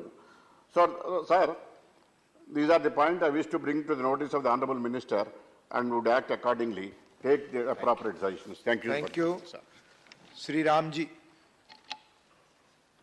धन्यवाद श्रीमान जी कि आपने मुझे इस bill पर बोलने का अवसर प्रदान किया। Wild life protection amendment bill 2022 के बीच में जो सरकार के द्वारा माननीय मंत्री जी ने कहा कि साइटिस के बीच में इंटरनेशनल एग्रीमेंट होगा सरकार के द्वारा, तो इसमें कुछ शंकाएं मन में आती हैं कि हम इंटरनेशनल लेवल पे क्या अपने वाइल्ड एनिमल्स का या प्लांट्स का कोई ट्रेडिंग करने की शुरुआत करने जा रहे हैं। इसको रोकने के लिए क्या कोई व्यवस्था इसके अंदर है, क्योंकि साइटिस में ये बात देखी गई है कि कहीं ना कहीं से पूरे देश वर्ल्ड में लीगल या इलीगल रूप से वाइल्ड एनिमल्स या प्लांट्स का भी एक ट्रेडिंग की शुरुआत हुई है। इस पर कई सारी संख्याएं हैं। और दूसरी, श्रीमान जी, माननीय मंत्री जी के आपके माध्यम से माननीय मंत्री जी से मैं कहना चाहूँगा कि कई सारी चीज़ें देखने को मिली कि वाइल्ड लाइफ प्रोटेक्शन बिल के तहत जो आदिवासी जंगलों में रहते हैं या वनवासी जंगलों में रहते हैं, उनको विस्थापित करने की व्यवस्था है और उनको सिर्फ 10 लाख रुपए का मुआवजा मिलता है। लेकिन इस 10 लाख रुपए में ना तो वो जंगल से बाहर जाके अपना घर बना सकता है, ना ही अपने जीवन का भरण पोषण की कोई व्यवस्था कर सकता है। इसको देखते हुए माने आपके माध्यम से सरकार से कहना चाहूंगी, इस व्यवस्था को बढ़ा के 10 लाख की बजाय से 25-50 लाख रुपए देने की व्यवस्था की जाए। और साथ ही अगर ये जंगल जमीन किसी उद्योगपति के लिए खाली कराई जाती है तो उसके लिए कोई कठिन से कठिन नियम कानून बनाए जाएं, ताकि ये जंगल और जमीन में रहने वाले लोगों को सिर्फ प्रॉफिट के लिए उन्हें नहीं हटाया जाए। और चूंकि अभी एक ऐसी घटना देखने को मिली है छत्तीसगढ़ के जंगल में, हासदेव अरण्य को बचाने के लिए पूरे वहां पे छत्तीसगढ़ के आदिवासी भाई लोग एक हुए, लेकिन वो अपने हासदेव अरण्य को नहीं बचा पाए। उसमें 4.5 लाख पेड़ काटने का आदेश हुआ, 10,000 आदिवासियों को विस्थापित करने का आदेश हुआ, जबरन फोर्सफुली उनको विस्थापित किया गया जबकि वो नहीं चाह रहे थे। उसके बाद वहां से बड़ी बड़ी कंपनियां आएंगी, वहां के वन संपदा के साथ ही जो वहां पे भूमि संपदा है, खनिज संपदा है, उसका दोहन करने का काम करती हैं। ये चीजों को मैं माननीय मंत्री से आपके माध्यम से कहना चाहूंगा कि इसके लिए कोई ना कोई ठोस कदम उठाएं, कोई ठोस व्यवस्था की जाए, ताकि उनका जो वनवासी हैं, आदिवासी समाज के लोग हैं, उनको बचाया जा सके। साथ ही मैं आपके माध्यम से माननीय मंत्री जी का ध्यान मैं अपने लखीमपुर खीरी की तरफ लाना चाहता हूं कि लखीमपुर खीरी का जो अधिकतम क्षेत्र है वन आच्छादित है और तराई क्षेत्र होने की वजह से वहां पर कई सारे जीव जंतु वहां पे जंगलों में देखने को मिलते हैं। टाइगर भी हैं, भालू भी है, हाथी भी है और वहां पे चीतल भी है, हिरण भी, तमाम तरह के वन्य जीव देखने को मिलते हैं। और इन वन्य जीवों का और मनुष्यों का वहां पे रहने वाले लोगों के बीच में कई बार आपस में उनका एक द्वंद्व होता है। उसमें कई सारे हमारे लोगों की जानें गई हैं। पिछले 2-3 महीने के अंदर 6 लोगों की मौत टाइगर के द्वारा हुई है और वहां पे सरकार की तरफ सिर्फ 5 लाख रुपए का मुआवजा है, जबकि वहीं महाराष्ट्र के अंदर कोई अगर वन्य जीव के द्वारा किसी भी व्यक्ति की मौत होती है तो 20 लाख रुपए मिलता है। तो ये प्रावधान सरकार लेके आए कि एकरूपता होनी चाहिए। एक मनुष्य की जो जीवन है महाराष्ट्र में 20 लाख रुपए है, उसी मनुष्य का जीवन उत्तर प्रदेश में 5 लाख रुपए का है। इस पर भी एकरूपता होनी चाहिए। मैं माननीय मंत्री जी की तरफ आपकी तरफ से ध्यान देना चाहूंगा।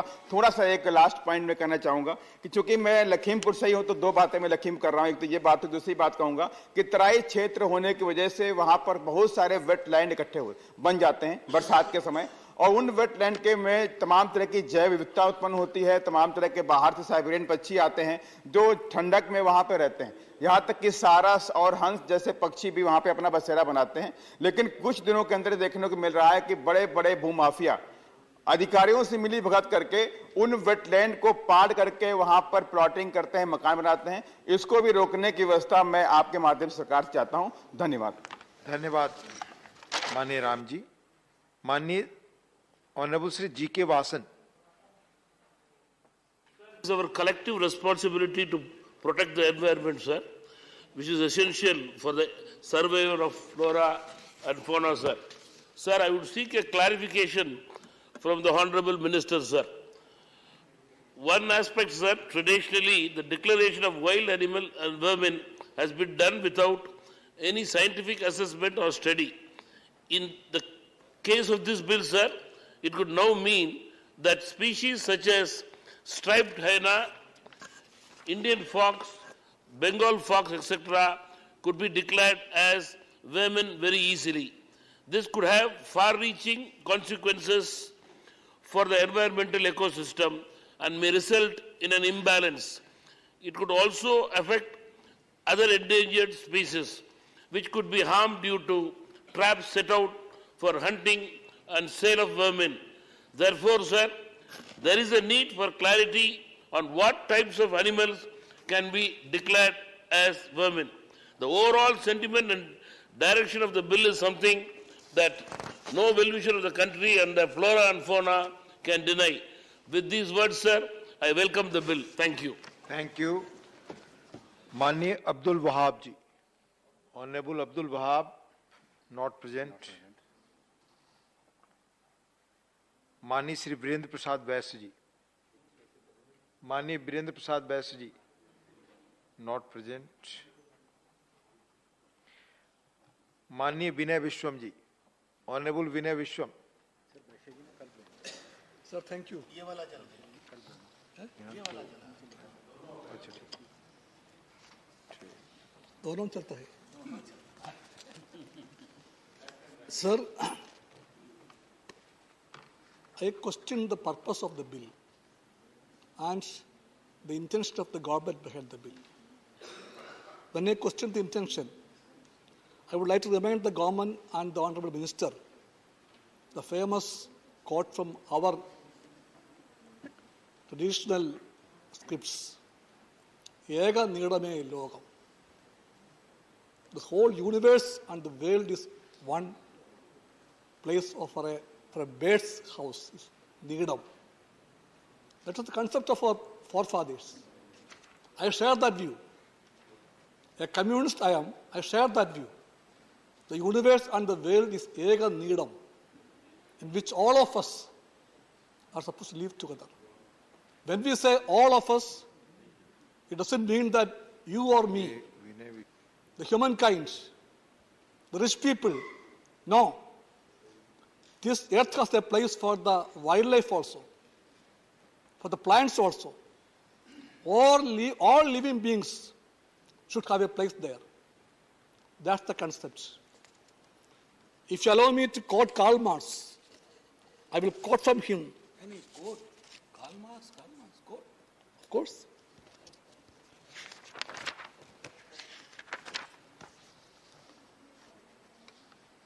Sir, Marx wrote, man lives on nature, means that nature is his body, with which he must remain in continuous interchange if he is not to die. That means physical and spiritual life is linked to nature, means simply that nature is linked to itself, not man is a part of nature. This is the importance of nature, sir. I am asking you whether this idea is being shared by your bill. Indian scripts, modern scientific outlook, all are ignored. Sir, again from Marx, even an entire society, a nation, or all simultaneously existing societies taken together are not owners of the earth. They are simply its possessors, its beneficiaries, and have to bequeath it in an improved state to succeeding generations. That's our duty. So we have to bequeath it to the coming generations. And we of today are not fulfilling that. This government is committed to Paris Agreement.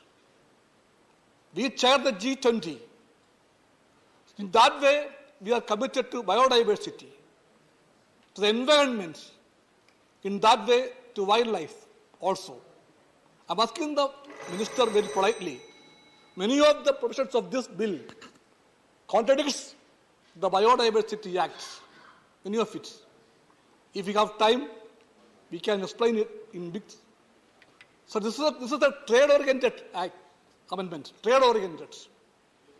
You are mainly for trade. Trade is for profits. Wildlife and all its subsidiary parts are for trade, for international trade. You talk of cities. Cities is regarding trade only, sir. The full form is clear.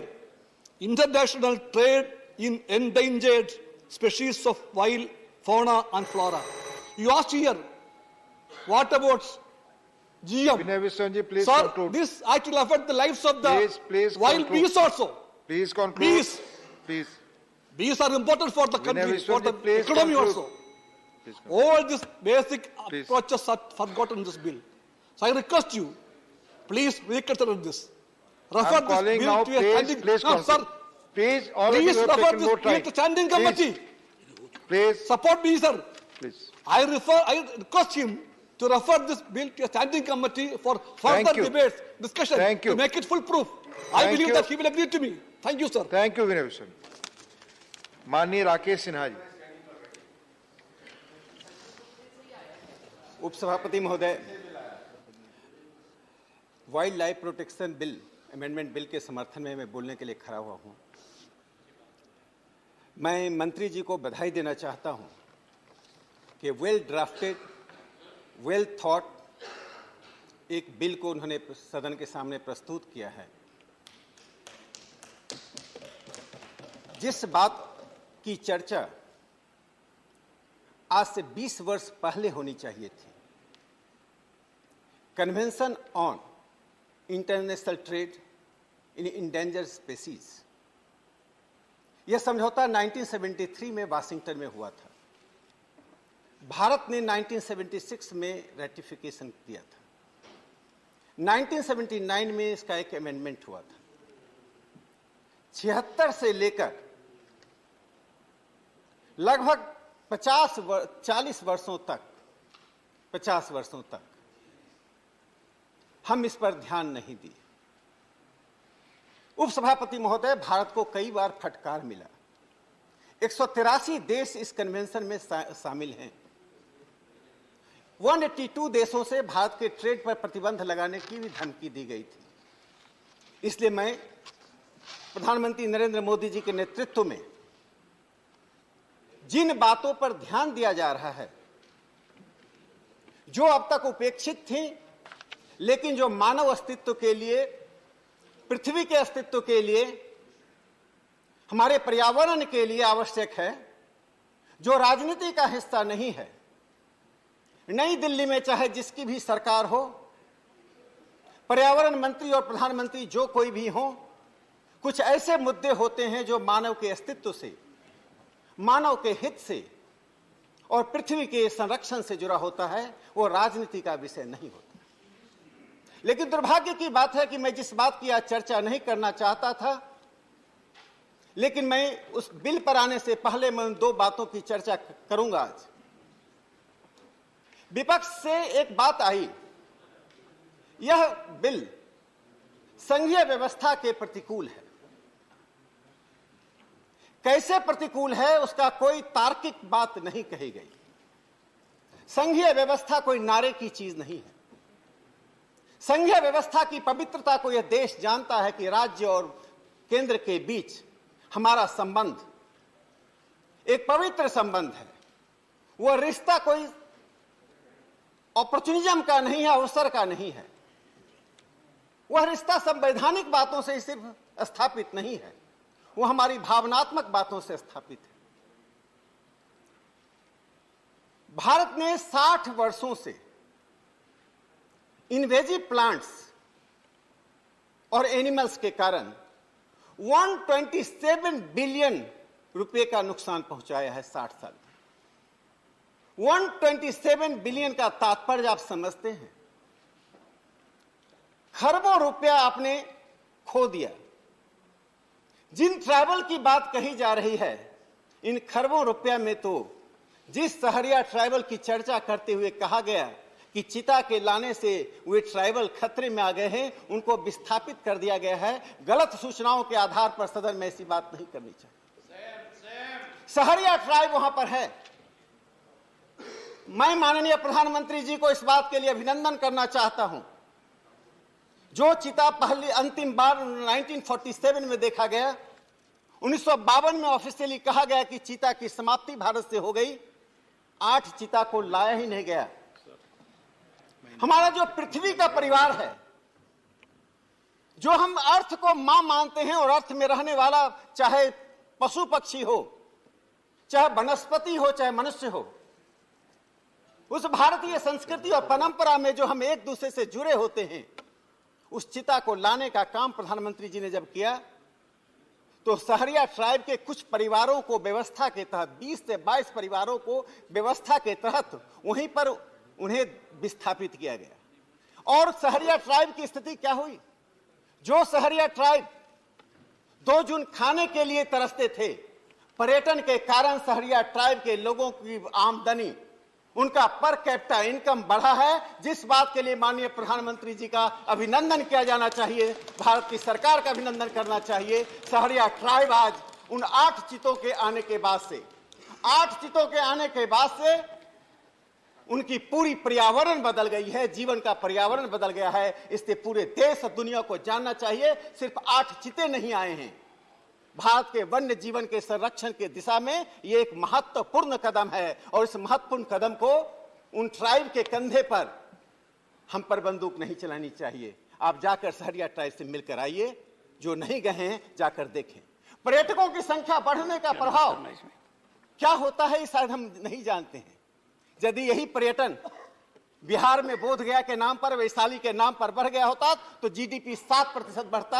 आप पर्यटन नहीं बढ़ा रहे हैं, हम पर्यटन बढ़ा रहे हैं। जहां मौका मिलेगा हम लोगों के जीवन स्तर को बढ़ाने का काम कर रहे हैं और वनवासियों के जीवन को सुरक्षित संरक्षित कर रहे हैं। सभापति महोदय, भारत में पूरी दुनिया का 8% वाइल्ड लाइफ है। जो विविधता हमारे जीवन में, वो विविधता हमारे वन्य जीवन में भी है। उस विविधता के संरक्षण में हमें कहां चूक हुई? जब प्रधानमंत्री जी अमृतकाल कहते हैं तो अमृतकाल सिर्फ हमारे लिए ही नहीं है, उन पशु पक्षियों के लिए भी है जिनका भारत शरण स्थल है। हम जिस संस्कृति से आते हैं उस संस्कृति में सिर्फ स्वयं को नहीं देखते हैं, स्व को नहीं देखते हैं, हम स्व में की परिधि को इतना बड़ा करते हैं कि हमारे इर्द गिर्द आने वाले पशु पक्षी और वनस्पति भी आता है। क्या आपको मालूम है कि ऐसे पशु पक्षी 50% पक्षी विलुप्त हो चुके हैं? क्यों विलुप्त हुए हैं? एक कारण तो प्रदूषण और पर्यावरण का होता है, दूसरा कारण ट्रैफिकिंग का है। दुनिया में जिस प्रकार के ट्रैफिकिंग होते हैं, पहला ट्रैफिकिंग का नारकोटिक्स में है, दूसरा ह्यूमन ट्रैफिकिंग है, तीसरा फॉरफिटेड चीजों पर है, और चौथा जो ट्रैफिकिंग में आता है वह वाइल्ड लाइफ की चीजों का आता है। इसका मार्केट कितना बड़ा है सभापति महोदय? $19.2 बिलियन का मार्केट 2021 में इस ट्रैफिकिंग से हुआ है। जो भारत के आंकड़ों में देखा जाए तो खरबों रुपए का ट्रैफिक पूरी दुनिया में हो रहा है, जिसमें भारत की भागीदारी 20% है। यदि 150 खरब है तो उसका 20% ट्रैफिकिंग भारत से होता है। जब हम उस ट्रैफिकिंग को रोक रहे हैं, जब उस ट्रैफिकिंग को रोकने के लिए हम कानून बना रहे हैं, तो उसमें कौन सी संघीय व्यवस्था को क्षति पहुंच रही है? क्षति उन माफिया को पहुंच रही है जो अपने स्वार्थ के लिए पर्यावरण को समाप्त कर रहे हैं, जो अपने लाभ के लिए संघीय व्यवस्था को मोहरा बनाकर हम पर आक्रमण कर रहे हैं। उन माफिया को जो वन्य जीवन को समाप्त कर रहे हैं, उनके लिए खतरे की घंटी नहीं है, उनको सीधा सीधा ये चेतावनी है। सभापति महोदय, 1,20,000 प्लांट्स और एनिमल्स इन्वेजिव हैं। इन्वेजिव प्लांट्स और एनिमल्स उनको कहते हैं जो किसी खास देश का नहीं होकर बाहर से आते हैं। बाहर से आने वाले हुए प्लांट्स और एनिमल्स जो स्थानीय अर्थव्यवस्था को, पर्यावरण को खतरा पहुंचाता है, यानी इकोनॉमी को, इकोलॉजी को और एनवायरनमेंट को जो खतरा पहुंचाता है, ऐसे इन्वेजिव प्लांट्स हैं। इनकी संख्या 1,20,000 है, जो पूरी दुनिया के 6 देशों में है। उन 6 देशों में भारत भी है। वे देश कौन है? यूनाइटेड स्टेट है, यूनाइटेड किंगडम है, ऑस्ट्रेलिया है, ब्राजील है, साउथ अफ्रीका है और भारत भी है। यानी 1,20,000 प्लांट्स और एनिमल्स भारत पर भी हैं। उसका मैं एक नाम लेना चाहता हूं। उसका लोटाना कैमरे नाम का एक इन्वेजिव प्लांट है जो 1800 ईस्वी में भारत आया था। आज टाइगर रीजन जिसको कहा जाता है, हिमालयन रीजन, उसका 1,54,000 स्क्वायर किलोमीटर में ये प्लांट्स फैला हुआ है। इसका हमारे क्लाइमेट पर, इसका हमारी इकोनॉमी पर क्या प्रभाव पड़ता है? इन्वेजिव प्लांट्स का हमारे सॉइल की प्रोडक्टिविटी घटती है, हमारे एग्रीकल्चरल प्रोडक्टिविटी घटती है, हमारा क्लाइमेट परिवर्तित होता है। यदि इन इन्वेजिव प्लांट्स को समाप्त करने के लिए बात हो रही है, जो 350 से अधिक आइडेंटिफाई किया जा चुका है, और 3% ऐसे इन्वेजिव प्लांट्स हैं जिनकी अब तक हम जानकारी भी नहीं प्राप्त कर पा रहे हैं, क्योंकि दशकों से, सदियों से ये प्लांट्स भारत में आते रहे हैं। Honorable member, you may continue tomorrow. Thank you, sir. Now I will take up special mentions. Shri Biplab Kumar Dev,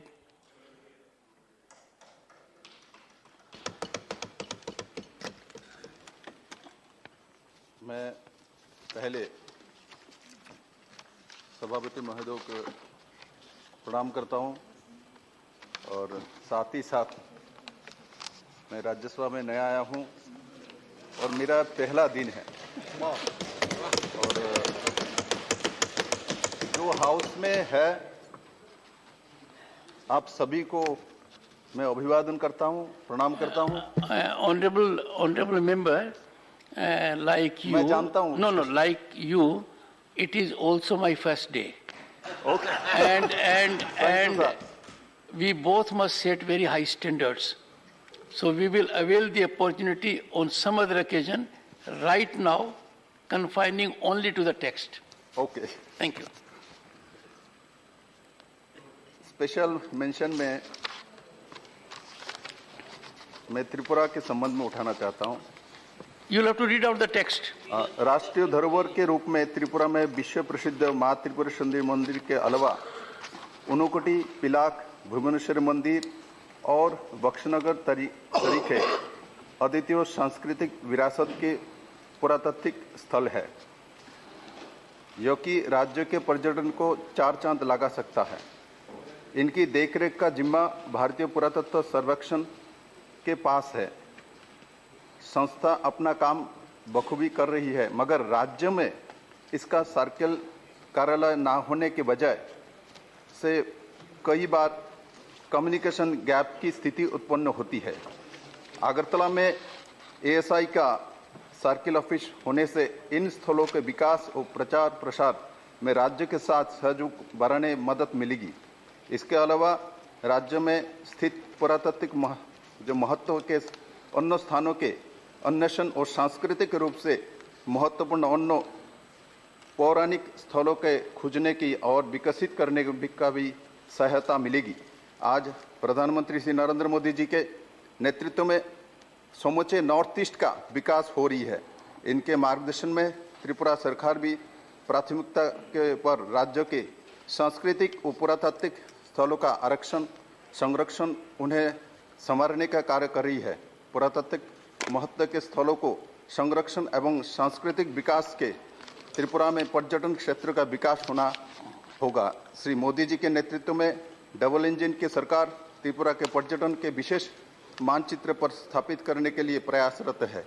इसलिए राज्य में एएसआई की सर्किल कार्यालय की स्थापना से प्रदेश के पुरातात्विक महत्व और स्थानों को संपूर्ण विकास और उनके संरक्षण में महत्वपूर्ण योगदान मिलेगा, जो कि नॉर्थ ईस्ट क्षेत्र के भारत के अष्टलक्ष्मी के रूप में स्थापित करने के मददगार साबित होगा। सरकार से अनुरोध है कि त्रिपुरा में भारतीय पुरातत्व सर्वेक्षण की सर्किल कार्यालय बनाने का कृपा करें। धन्यवाद। श्री सुजीत कुमार, श्री संतोष कुमार। और अंधविश्वासों के विरोध प्रतिबंधित करने के लिए राष्ट्रीय कानून। भारतीय संविधान की अनुच्छेद 51A वैज्ञानिक समभाव के विकास को हर नागरिक का एक मौलिक कर्तव्य बनाता है। इसके बाद भी देश की सभी हिस्सों से काले जादू और जादू टोने की खबरें बड़ी संख्या में आती है। ऐसी कुप्रथाओं के कारण अनेक नागरिकों की मृत्यु तक होती है। ये कुप्रथाएं संविधान के अनुच्छेद 21 द्वारा प्रदत्त जीवन के अधिकार का स्पष्ट उल्लंघन करती है। साल 2021 की राष्ट्रीय अपराध रिकॉर्ड ब्यूरो की रिपोर्ट के अनुसार मानव बलि के कारण 6 जानें गई, जबकि जादू टोने 68 हत्याओं का कारण बना। साल 2020 में जादू टोने के कारण 88 मौतों हुई और 11 हत्याएं मानव बलि के रूप में हुई। वर्तमान भारतीय दंड सहित काले जादू और अन्य अंधविश्वासी प्रथाओं के कारण के लिए अपराधों को रोकने के लिए सक्षम नहीं है। हत्या की सजा देने वाली आईपीसी की द्वारा 308 भी मानव बलि का संचालन हत्या होने के बाद ही लेती है। भारत के कुछ राज्यों जैसे महाराष्ट्र, कर्नाटक, छत्तीसगढ़ आदि ने इन कुप्रथाओं के निपटने के लिए पहले है कानून बनाया लिया है, परंतु अभी भी ऐसा कोई केंद्रीय कानून नहीं है जो विशेष रूप से जादू टोना, अंधविश्वासों या तंत्र मंत्र के संबंधित गतिविधियों को कारण किए गए अपराधों से निपटना हो। राष्ट्रीय स्तर पर कानून के अभाव में काले जादू की परिभाषा भी निर्धारित नहीं है। इन सभी कारणों पर विचार कर केंद्र सरकार को राष्ट्रीय स्तर पर एक व्यापक अंधविश्वास विरोधी कानून बनाने की पहल करनी चाहिए जो सभी राज्यों और केंद्र शासित प्रदेशों पर लागू हो। Shri professor Manoj Kumar Jha.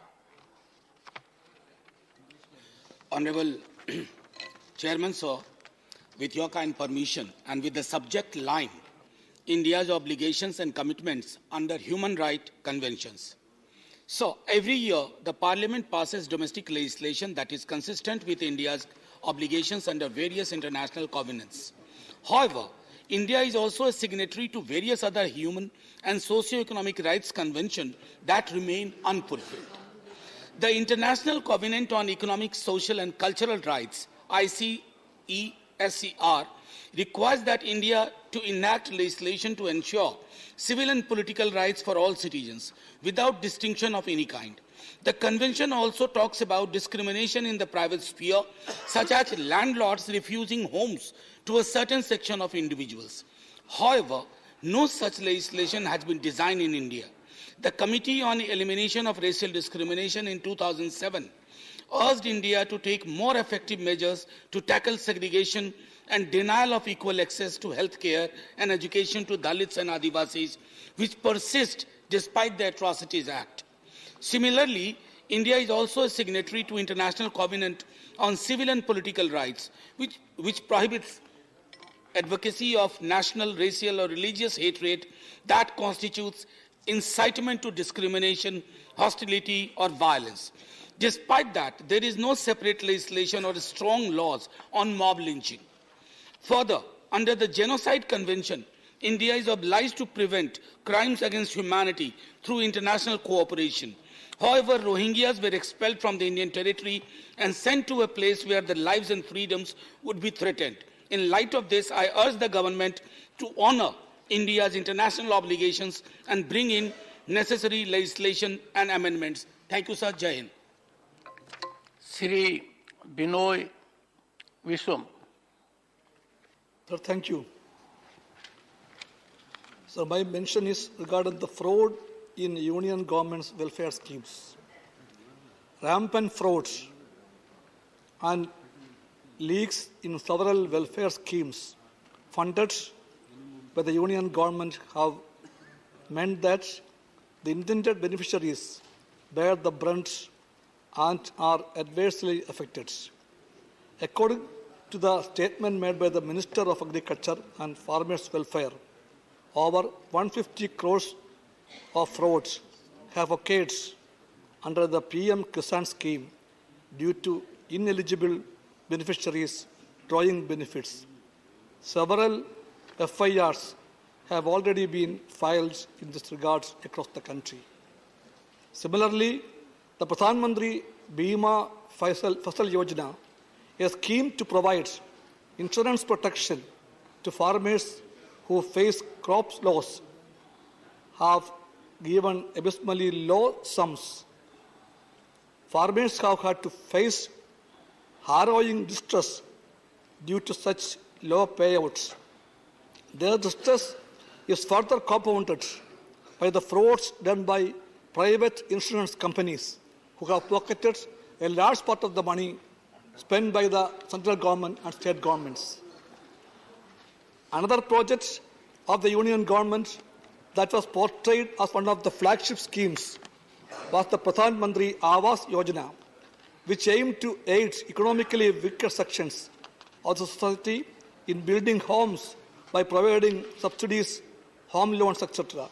This scheme has also fallen prey to fraud, with the CBI having uncovered thousands of crores of scams where loans have been granted under fictitious and fake names. Considering this magnitude of scams in question, the government can no longer afford to remain silent. There is an urgent need for the government to immediately conduct an independent audit by the CAG into the working of the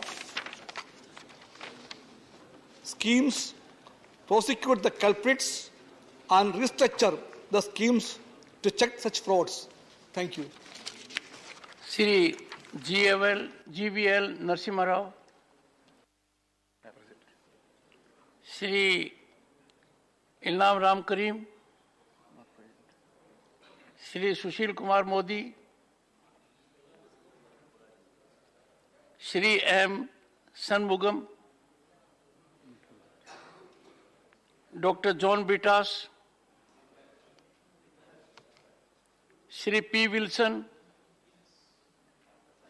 Chairman, sir, I wish to raise a matter of urgent public importance relating to the revising of the income ceiling limit for OBCs. Chairman, sir, the expert committee headed by R.N. Prasad on 10/3/1993 identified creamy layer for exclusion of socially advanced persons, and the committee submitted a report categorizing the list of creamy layer persons for exclusions from OBC reservations, which was accepted by the DOPT on 8 September 1993 and adopted for implementation of the scheme of reservation for OBC in central services as well as state services. And regarding the exclusion of creamy layer, the income limit threshold was initially fixed at ₹1 lakh in 1993, and the same was increased and last revised from ₹6 lakhs to 8 lakhs in September 2017 by DOPT. The said income ceiling has not been revisited for more than 5 years and does not take into account the inflation and changes in monetary value and time, leading to OBC persons from achieving equality, thereby hampering the goal to social justice. The 3-year period for revision of the ceiling of ₹8 lakhs for OBCs has already ended on 1/9/2020, and therefore it is a dire need of the hour to revise the income ceiling to ₹15 lakhs as per the recommendation of NCBC in 2015, with explicit mention that income from salaries, agriculture, and traditional artisanal professions are excluded from the income test. This will enable the OBC students to apply for admissions in higher educational institutions as well for the government employment from the academic year 2023 onwards. Alongside, the factors determining creamy layer should also be amended to include more than just the economic factors alone. I therefore urge upon the government to take necessary steps for revising the income ceiling limit for the OBC. Much obliged. Honorable members, if the House permits, the sitting be continued till the completion of his special mentions. Shri Abdul Wahab. Sir, my special mention is on minimum pension for ex-service men who fought for Bangladesh Liberation War in 1971. In 1971, India and its army played a significant role in the liberation of Bangladesh. However, after the war, many of the soldiers who bravely fought the Pakistan army were forced to retire, citing various reasons. For a long time, these ex-servicemen were demanding for minimum pension and include them in ECHS scheme. On February 22, 2019, our Honorable Prime Minister, though agreed to their request to be accepted for medical expenditures under the ECHS, but the demand for consideration of minimum pension for ORS personnel, other rank service, were not taken into account.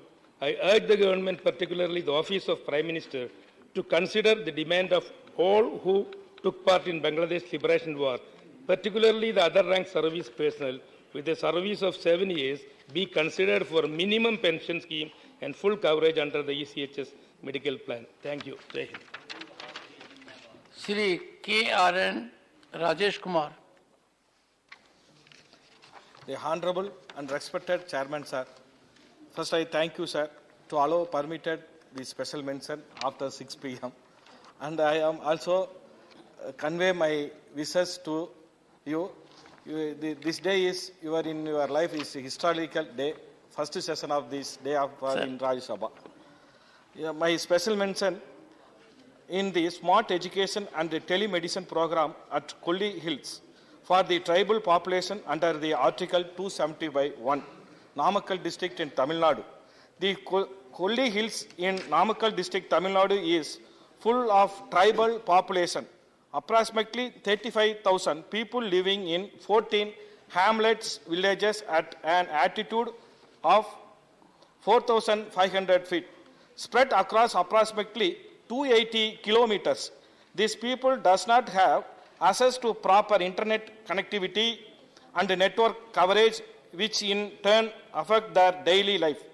People from this village are climbing up and down daily for their medical, commercial and another needs, assessing employment and job portal, receiving the email communications, internet banking facilities, online education are a nightmare for them. Under Article 275(1) of tribal development grants, to develop their livelihoods and to bridge the gap between scheduled tribe population and others, to accelerate development of STs by ensuring education and health needs. The Chief Secretary of Tamil Nadu sent a proposal to develop the infrastructure to attain the below goals, giving a high-speed internet connectivity through long-distance wireless points, to and monitoring the tribal student through online interaction from different parts of the world by experts to bring them at par with urban students, connecting primary health center to give telemedicine facilities with the help of the community assistants, the addressing the many nutrition and another basic health issues for tribal student and the community. The total estimate for the 122 hamlet village places, approximately 5 crores and 0.69 lakhs. I humbly request the Honorable Minister of Tribal to via the Honorable Chairman in this special mention under the 180A to approve the allocate funds for this project for the betterment of the ST people at Kolli Hills, Namakkal district, Tamil Nadu, under the Article 275(1) of Tribal Development Grants. Thank you, sir. Shri Mujibullah Khan. Shri A.A. Rahim. This opportunity. The HLL Life Care Limited is a Government of India owned public sector undertaking in Thiruvananthapuram, Kerala. It produces various healthcare products and its brand have large market share in the country and abroad as well. Hindustan Latex Limited has its head office in Thiruvananthapuram and factories in 7 locations across India. 4 of the factories were built in Kerala, such as Perurkada, Akkulam, Kakkanad and Airapuram. The rest 3 factories are in Belgaum, Manesar and Indore. HLL currently has 220 pathology labs, 47 imaging centers and 6 labs under the brand name Hind Labs. It runs a total of 253 pharmacies across our country. HLL runs a subsidiary with the name of HLL Infratech Service Limited. In 2020-21, the company reported a turnover of rupees 5,081 crore.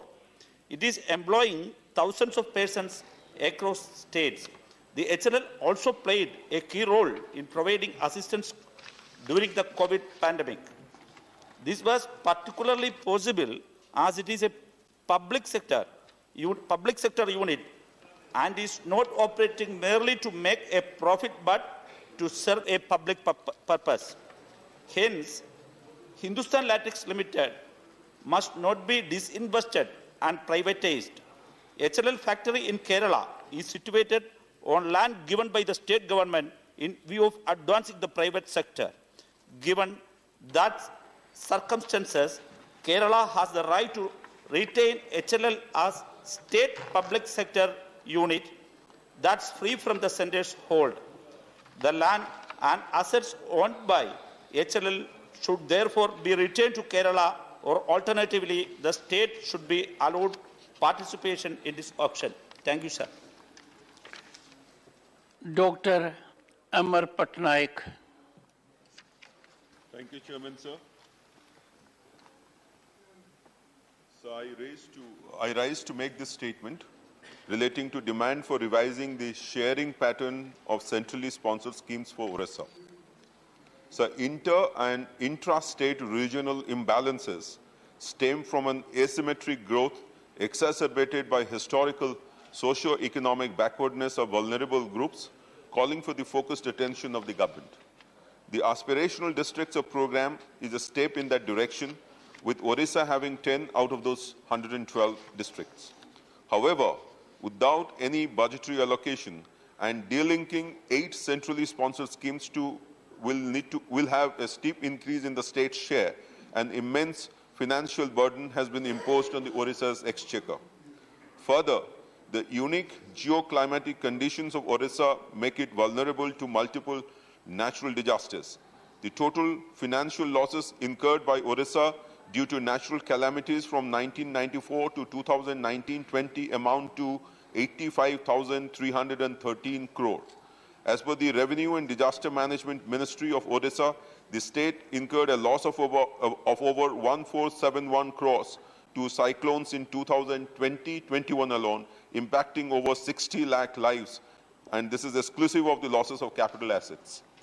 Honorable Chief Minister Naveen Patnaik, representing 4.5 crore people of Orissa for the last 22 years, has been demanding natural calamity to be included as a criterion for special category status, or have the status of special focus states with benefits at par with northeastern and Himalayan states. Thus, sir, through you, I urge the central government to rework the sharing patterns of centrally sponsored schemes in line with the geoclimatic, economic, and sociological necessity of states like Orissa.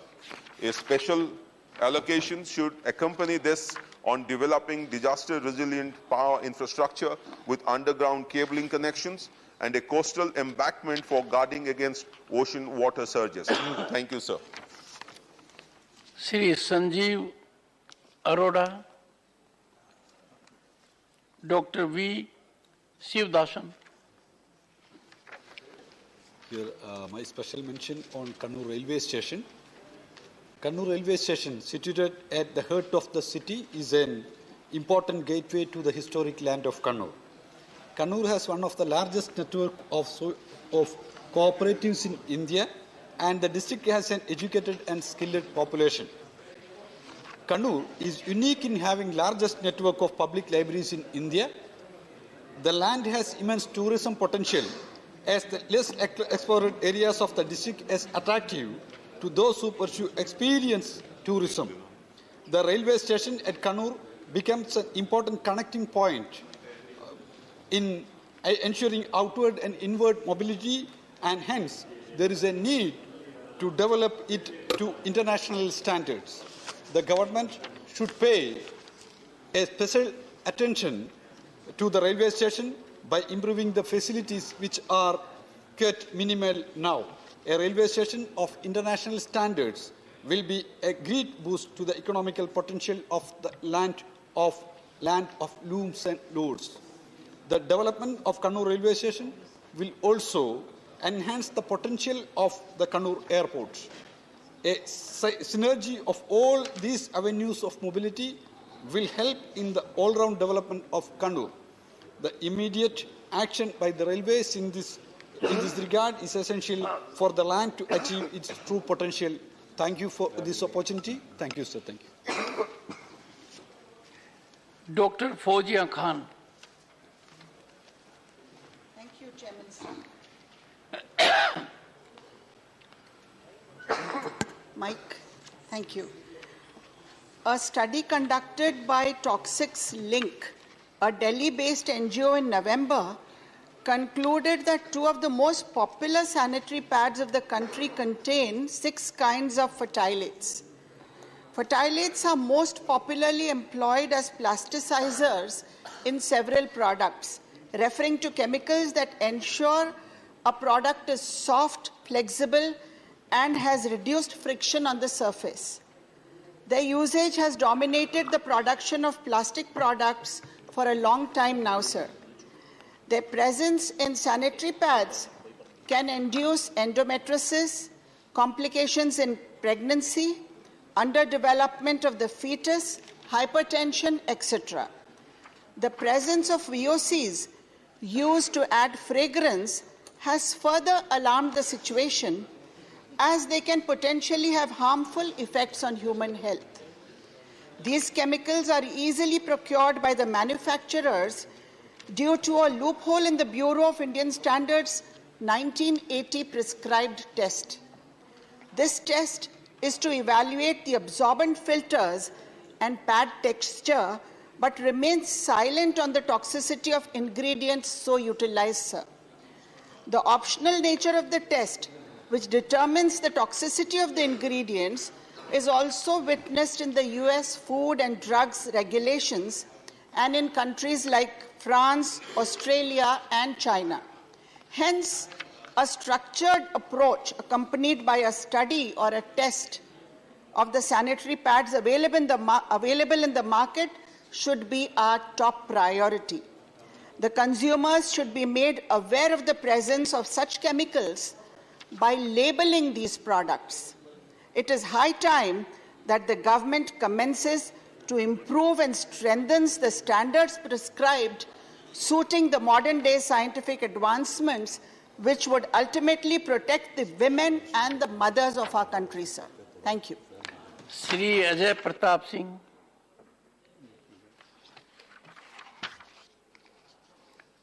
Dr. John Britas. Sir, Honorable Chairman, thank you very much. And please don't take objection to what I'm going to say now, because this is with regard to the role of governors and center-state relations.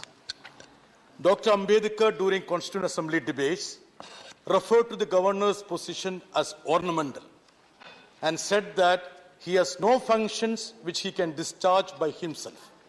Article does not confer power to overrule the ministry on any particular matter. According to the principles of the new constitution, he is required to follow the advice of his ministry in all matters. I am quoting Dr. Ambedkar, unquote.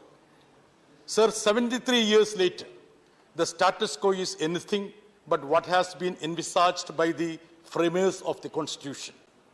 Sitting on a bill passed by the assembly, instead of ascending or returning it for reconsideration as soon as possible, as per Article 200, misquoting the limited discretionary power of governors under Article 163, etc., are common occurrences these days.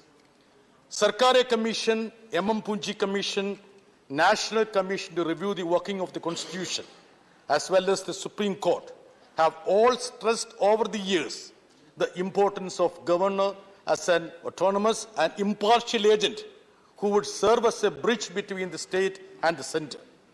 Various commissions also recommended for introducing the procedure of consultation with the state chief minister in the selection of governors and time limit for taking decisions by governors on granting assent or reserving a bill for consideration of the president or returning a bill for reconsideration.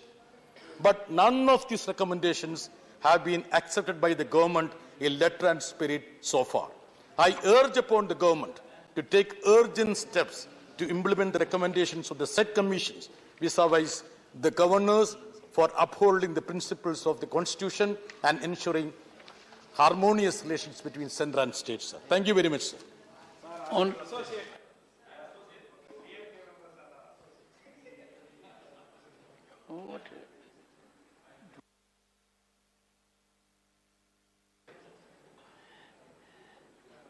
I think everyone has had it. Honorable members, the House stands adjourned to meet at 1100 hours on Thursday, the 8th December 2022.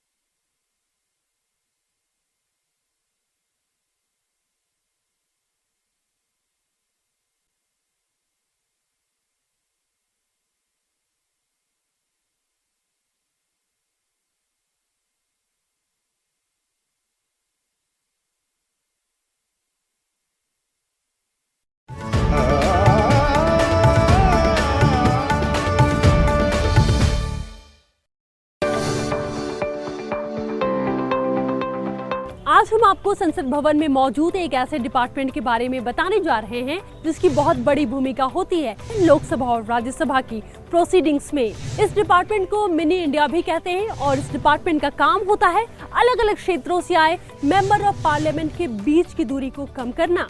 ये department कैसे काम करता है, आइए जानते हैं। Interpretation department कहें या भाषांतरण विभाग, इसका काम होता है प्रोसीडिंग्स के दौरान सदन में बैठे हर मेंबर तक किसी भी भाषा को इंटरप्रेट करके पहुंचाना, फिर चाहे वो हिंदी, अंग्रेजी या कोई भी रीजनल लैंग्वेज हो। माननीय अध्यक्ष महोदय, आपका आभार कि आपने इतने महत्वपूर्ण विषय पर मुझे बोलने का अवसर प्रदान किया। Sir, I am completely new here and I thank you for giving me opportunity to speak here as a new member. भाषाओं से सजी हमारी संसद में देश के कोने कोने से सांसद चुनकर आते हैं और इस तरह मिनी इंडिया के बीच भाषाओं की दूरी को कैसे मिटाया जाए, यह देखने का काम इंटरप्रिटेशन डिपार्टमेंट या भाषांतरण विभाग का होता है। संसद के पहले सत्र की शुरुआत 13 मई 1952 को हुई। तब तक हिंदी से अंग्रेजी में और अंग्रेजी से हिंदी में ही भाषांतरण होता था। पार्लियामेंट में इंटरप्रिटेशन की सबसे पहली शुरुआत 7 सितंबर 1964 को 22 भाषाओं के साथ की गई, क्योंकि तब तक ये ज़रूरत महसूस की गई कि यही वो कड़ी है जिसके जरिए एक मेंबर ऑफ पार्लियामेंट दूसरे मेंबर ऑफ पार्लियामेंट की भाषा को आसानी से समझ सकते हैं। ये डिपार्टमेंट प्रोसीडिंग्स के बाद भी उतना ही एक्टिव होता है जितना कि और दिनों में। और पार्लियामेंट में मौजूद किस किस डिपार्टमेंट के लिए यह काम करता है, जैसे standing committees, parliamentary committees, speaker office में, लोकसभा अध्यक्ष की बैठकों में, फॉरेन पार्लियामेंट्री डेलीगेशंस की मीटिंग में और सेमिनार्स और एडवाइजरी कमेटीज की बैठकों में। मेंबर ऑफ पार्लियामेंट को जब भी अपनी मनपसंद भाषा में सदन में बात रखनी होती है तो उनको कुछ नियम मानने पड़ते हैं। अपनी मनपसंद भाषा में बोलने के लिए एक सांसद को नोटिस देना पड़ता है। संसद में आधे घंटे पहले सांसद देते हैं नोटिस। प्रश्नकाल में चर्चा में भाग लेने के लिए सांसद को एक दिन पहले इंटरप्रिटेशन डिपार्टमेंट को बताना पड़ता है। अपनी मनपसंद भाषा में बोलने के लिए सांसद को लोकसभा अध्यक्ष की अनुमति लेना अनिवार्य है। और अब बारी है खास बात की। खास बात यह है कि भाषांतरण और ट्रांसलेशन में बहुत बड़ा अंतर है, इसलिए दोनों को एक समझने की भूल आप बिल्कुल नहीं करना। भाषांतरण के लिए हमारे पास बिल्कुल भी वक्त नहीं होता है, जबकि ट्रांसलेशन के साथ ऐसा बिल्कुल नहीं है। उम्मीद है कि आज की ये जानकारी आपके जरूर काम आएगी। अपना पूरा ध्यान रखिए और हाँ, लोगों से अपनी दूरी भी बना करके रखिए, क्योंकि सावधानी ही सबसे बड़ी सुरक्षा है। Goodbye and keep watching Sansad TV.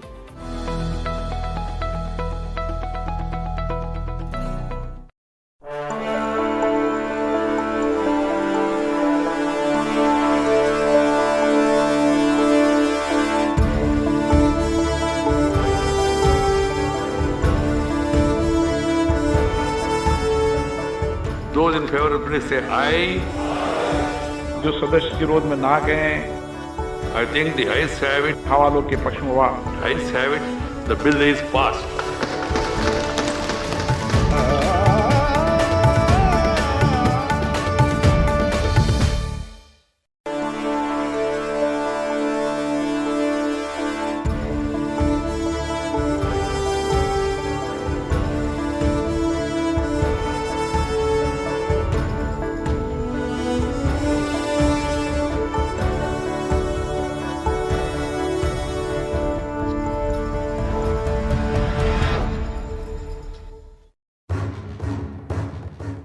मैं भारत का संविधान हूं, दुनिया के सबसे बड़े लोकतंत्र की आस्था का केंद्र हूं। मुझे याद है जब मेरे निर्माण के दौरान मेरे तमाम शिल्पकार एक बुनियादी बात को लेकर एक मत थे कि भविष्य का भारत तमाम तरह के भेदभाव से मुक्त हो। शायद इसीलिए मेरे प्रति सबका नजरिया और सबके लिए मेरा नजरिया समान रहा और इसी समान भाव को मूर्त रूप दिया संविधान सभा की सदस्य हंसा मेहता ने। मेरे शिल्पकारों ने मेरे देश की एक अलग पहचान के लिए राष्ट्रीय ध्वज होने की जरूरत समझी और तिरंगे को अपनाया। 14 अगस्त 1947 की आधी रात को भारत आजाद हुआ। सत्ता हस्तांतरण के इसी ऐतिहासिक अवसर पर संविधान सभा को आजाद भारत की महिलाओं की तरफ से हंसा मेहता ने देश के पहले राष्ट्रपति डॉक्टर राजेंद्र प्रसाद को तिरंगा झंडा दिया और वही तिरंगा झंडा रात के 12 बजे फहराया गया। तिरंगा देते हुए हंसा मेहता ने कहा, We have fought, suffered and sacrificed in the cause of our country's freedom. We have today attained our goal. In presenting this symbol of our freedom, we once more offer our services to the nation. We pledge ourselves to work for a great India, for building up a nation that will be a nation among nations. Hansa Mehta मेरी उन विद्वान महिला सदस्यों में एक थीं जिन्होंने सामाजिक परिवर्तन के लिए प्रयास किए।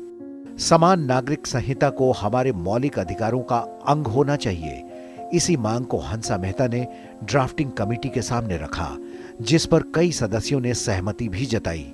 लेकिन कुछ सदस्यों की असहमति के कारण आज भी हंसा मेहता की ये मांग पूरी नहीं हो पाई है। सामाजिक बुराई को लेकर संविधान सभा में हुई चर्चा के दौरान हंसा मेहता ने अपनी राय रखी। शराबबंदी पर हुई चर्चा के दौरान हंसा मेहता ने कहा कि शराब बनाने और खुलेआम इसकी बिक्री पर पाबंदी लगाना फायदेमंद होगा। ऐसा होने से शराब पीने वाला प्रलोभन से दूर रहेगा। हंसा मेहता के कई प्रयासों में से एक सबसे महत्वपूर्ण प्रयास था बेटियों के लिए आर्थिक आजादी की मांग। आजादी के बाद संसद में हिंदू कोड बिल पर बहस के दौरान पुरजोर तरीके से पिता की संपत्ति में बेटी और बेटे के समान अधिकार की बात कही। सिर्फ यही नहीं, अंतर्राष्ट्रीय स्तर पर भी उन्होंने लिंग पक्षपात को लेकर अपनी संवेदनशील सोच का परिचय दिया और पूरी विश्व बिरादरी को एक बड़ी गलती सुधारने के लिए सहमत कर दिया। I cannot say that I feel as exhilarated as I did when we adopted the draft Universal Declaration of Human Rights. We have not found solution on some of the fundamental points. The measures of implementation are not adequate. 10 दिसंबर 1948 को UNHRC के article 1 में बड़े बदलाव का श्रेय हंसा मेहता को ही जाता है। नतीजा ये कि आज हम बात all men are born free and equal की नहीं, बल्कि all human being are born free and equal की करते हैं। देश की पहली महिला कुलपति, सुप्रसिद्ध उपन्यासकार और पद्म भूषण हंसा मेहता ने न्याय और समानता के सिद्धांतों को विश्व व्यवस्था से लेकर भारतीय संविधान में स्थापित कराया। अगली बार बात एक ऐसे ही और संविधान निर्माता की।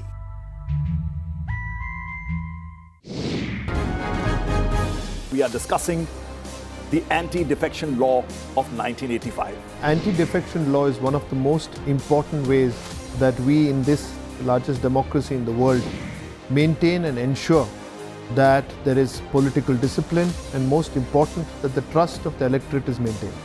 Whether speaker should have all the powers or not, whether some other kinds of quasi-judicial authority or judicial authority should be there to decide defection-related matters, that we must ponder over and we must rectify.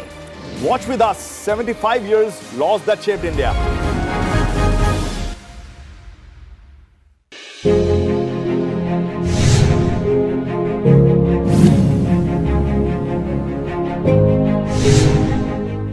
किसी मुद्दे की ओर संबंधित मंत्री का ध्यान दिलाने के लिए ध्यानाकर्षण प्रस्ताव लाया जाता है।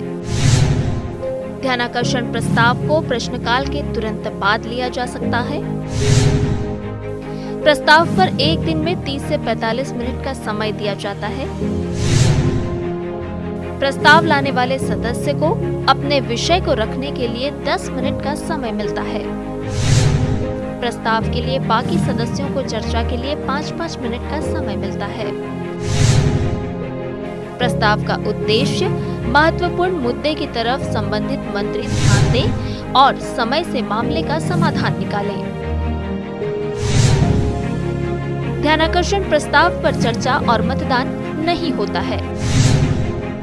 सदन में ध्यानाकर्षण प्रस्ताव के लिए लोकसभा अध्यक्ष अनुमति आवश्यक होती है।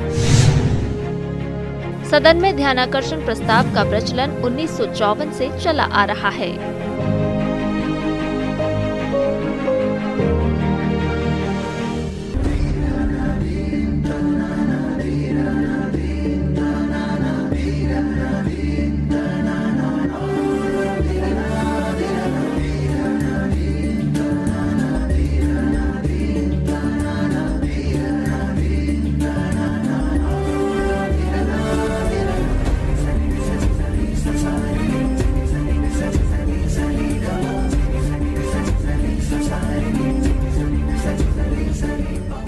धार्मिक आस्था और आध्यात्मिक ज्ञान में रचा बसा काशी।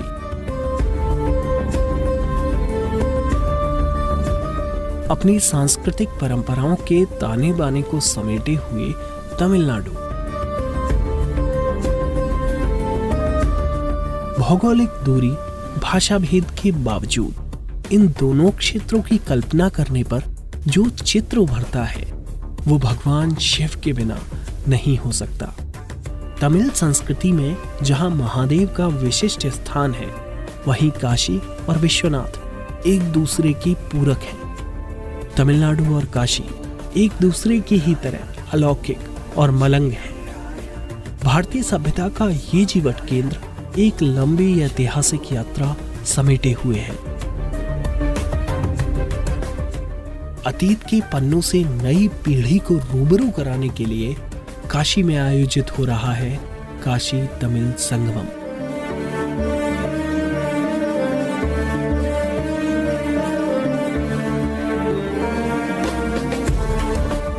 अतीत वो है जहां हम जीवन के लिए शिक्षा लेते हैं और भविष्य वो है जहां हम उस शिक्षा का प्रयोग करते हैं। काशी और तमिलनाडु ये भारत की प्राचीन सांस्कृतिक विरासत के प्रमुख केंद्र हैं। दोनों के बीच सदियों से अटूट रिश्ता है।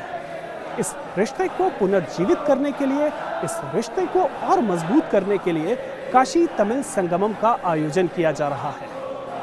नमस्कार, स्वागत है आपका संसद टीवी में। मैं हूं नवविक्रम सिंह। आज अपने विशेष कार्यक्रम में आपको बताएंगे काशी तमिल संगमम के बारे में।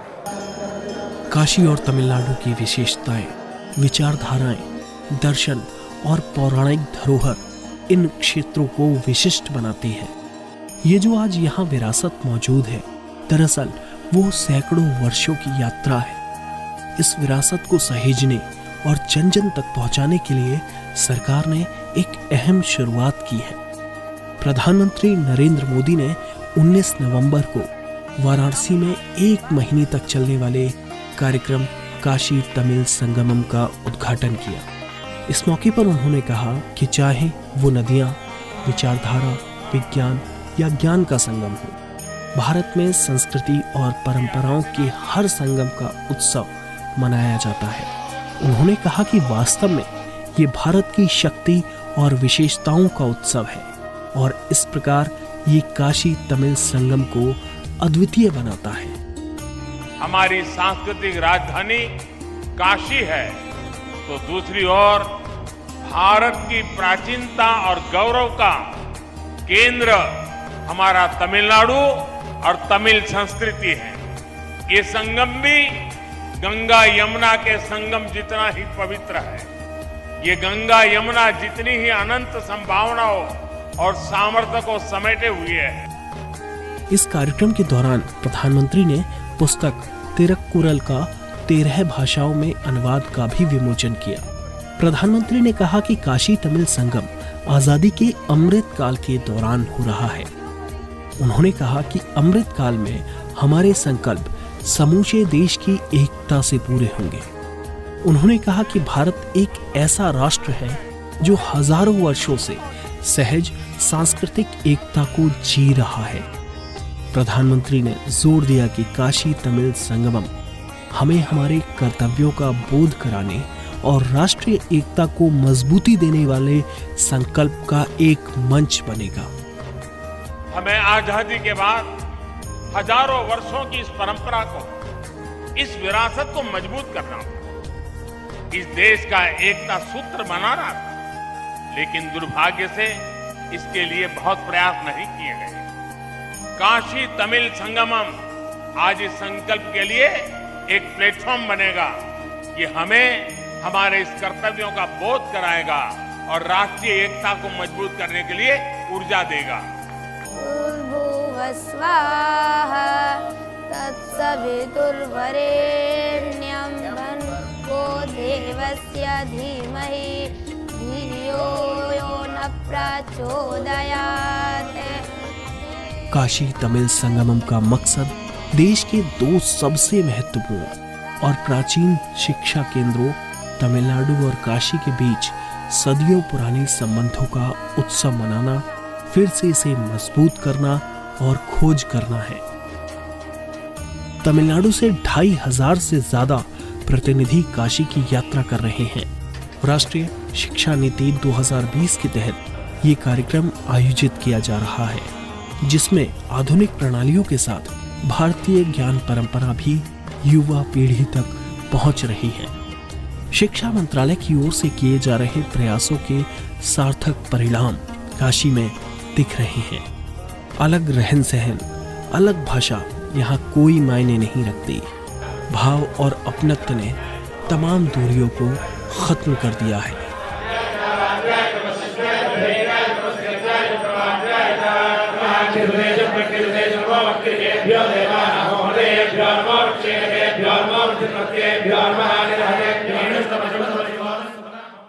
काशी तमिल संगमम देश की महान विरासत से जुड़ने और उसे समझने का मौका है। यहाँ कला संस्कृति के अलग अलग रंग दिखाई दे रहे हैं। काशी तमिल संगमम उस भावना को मजबूत करता है जहाँ एक भारत और श्रेष्ठ भारत की भावना को प्रगाढ़ करने का संकल्प है।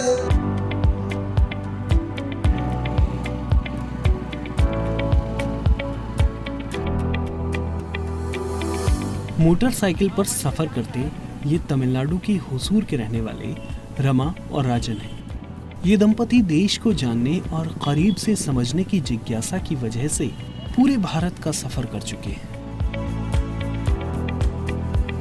रमा और राजन ने जब काशी तमिल संगमम के बारे में सुना तो पहुंच गए काशी इस अनूठे उत्सव में शामिल होने के लिए।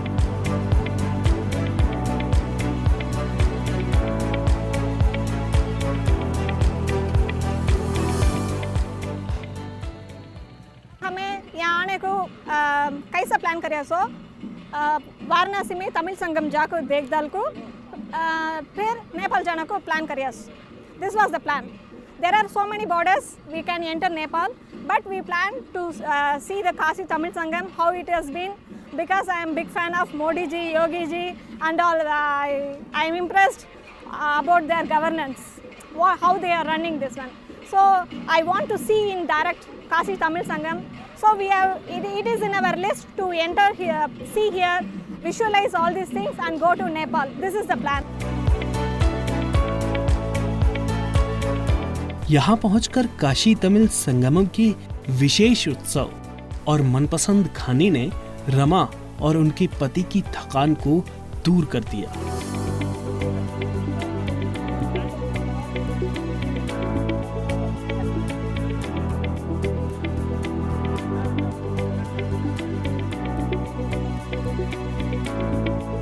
रमा और राजन की यात्रा सिर्फ खुद के लिए नहीं बल्कि समाज को संदेश देने के लिए भी है।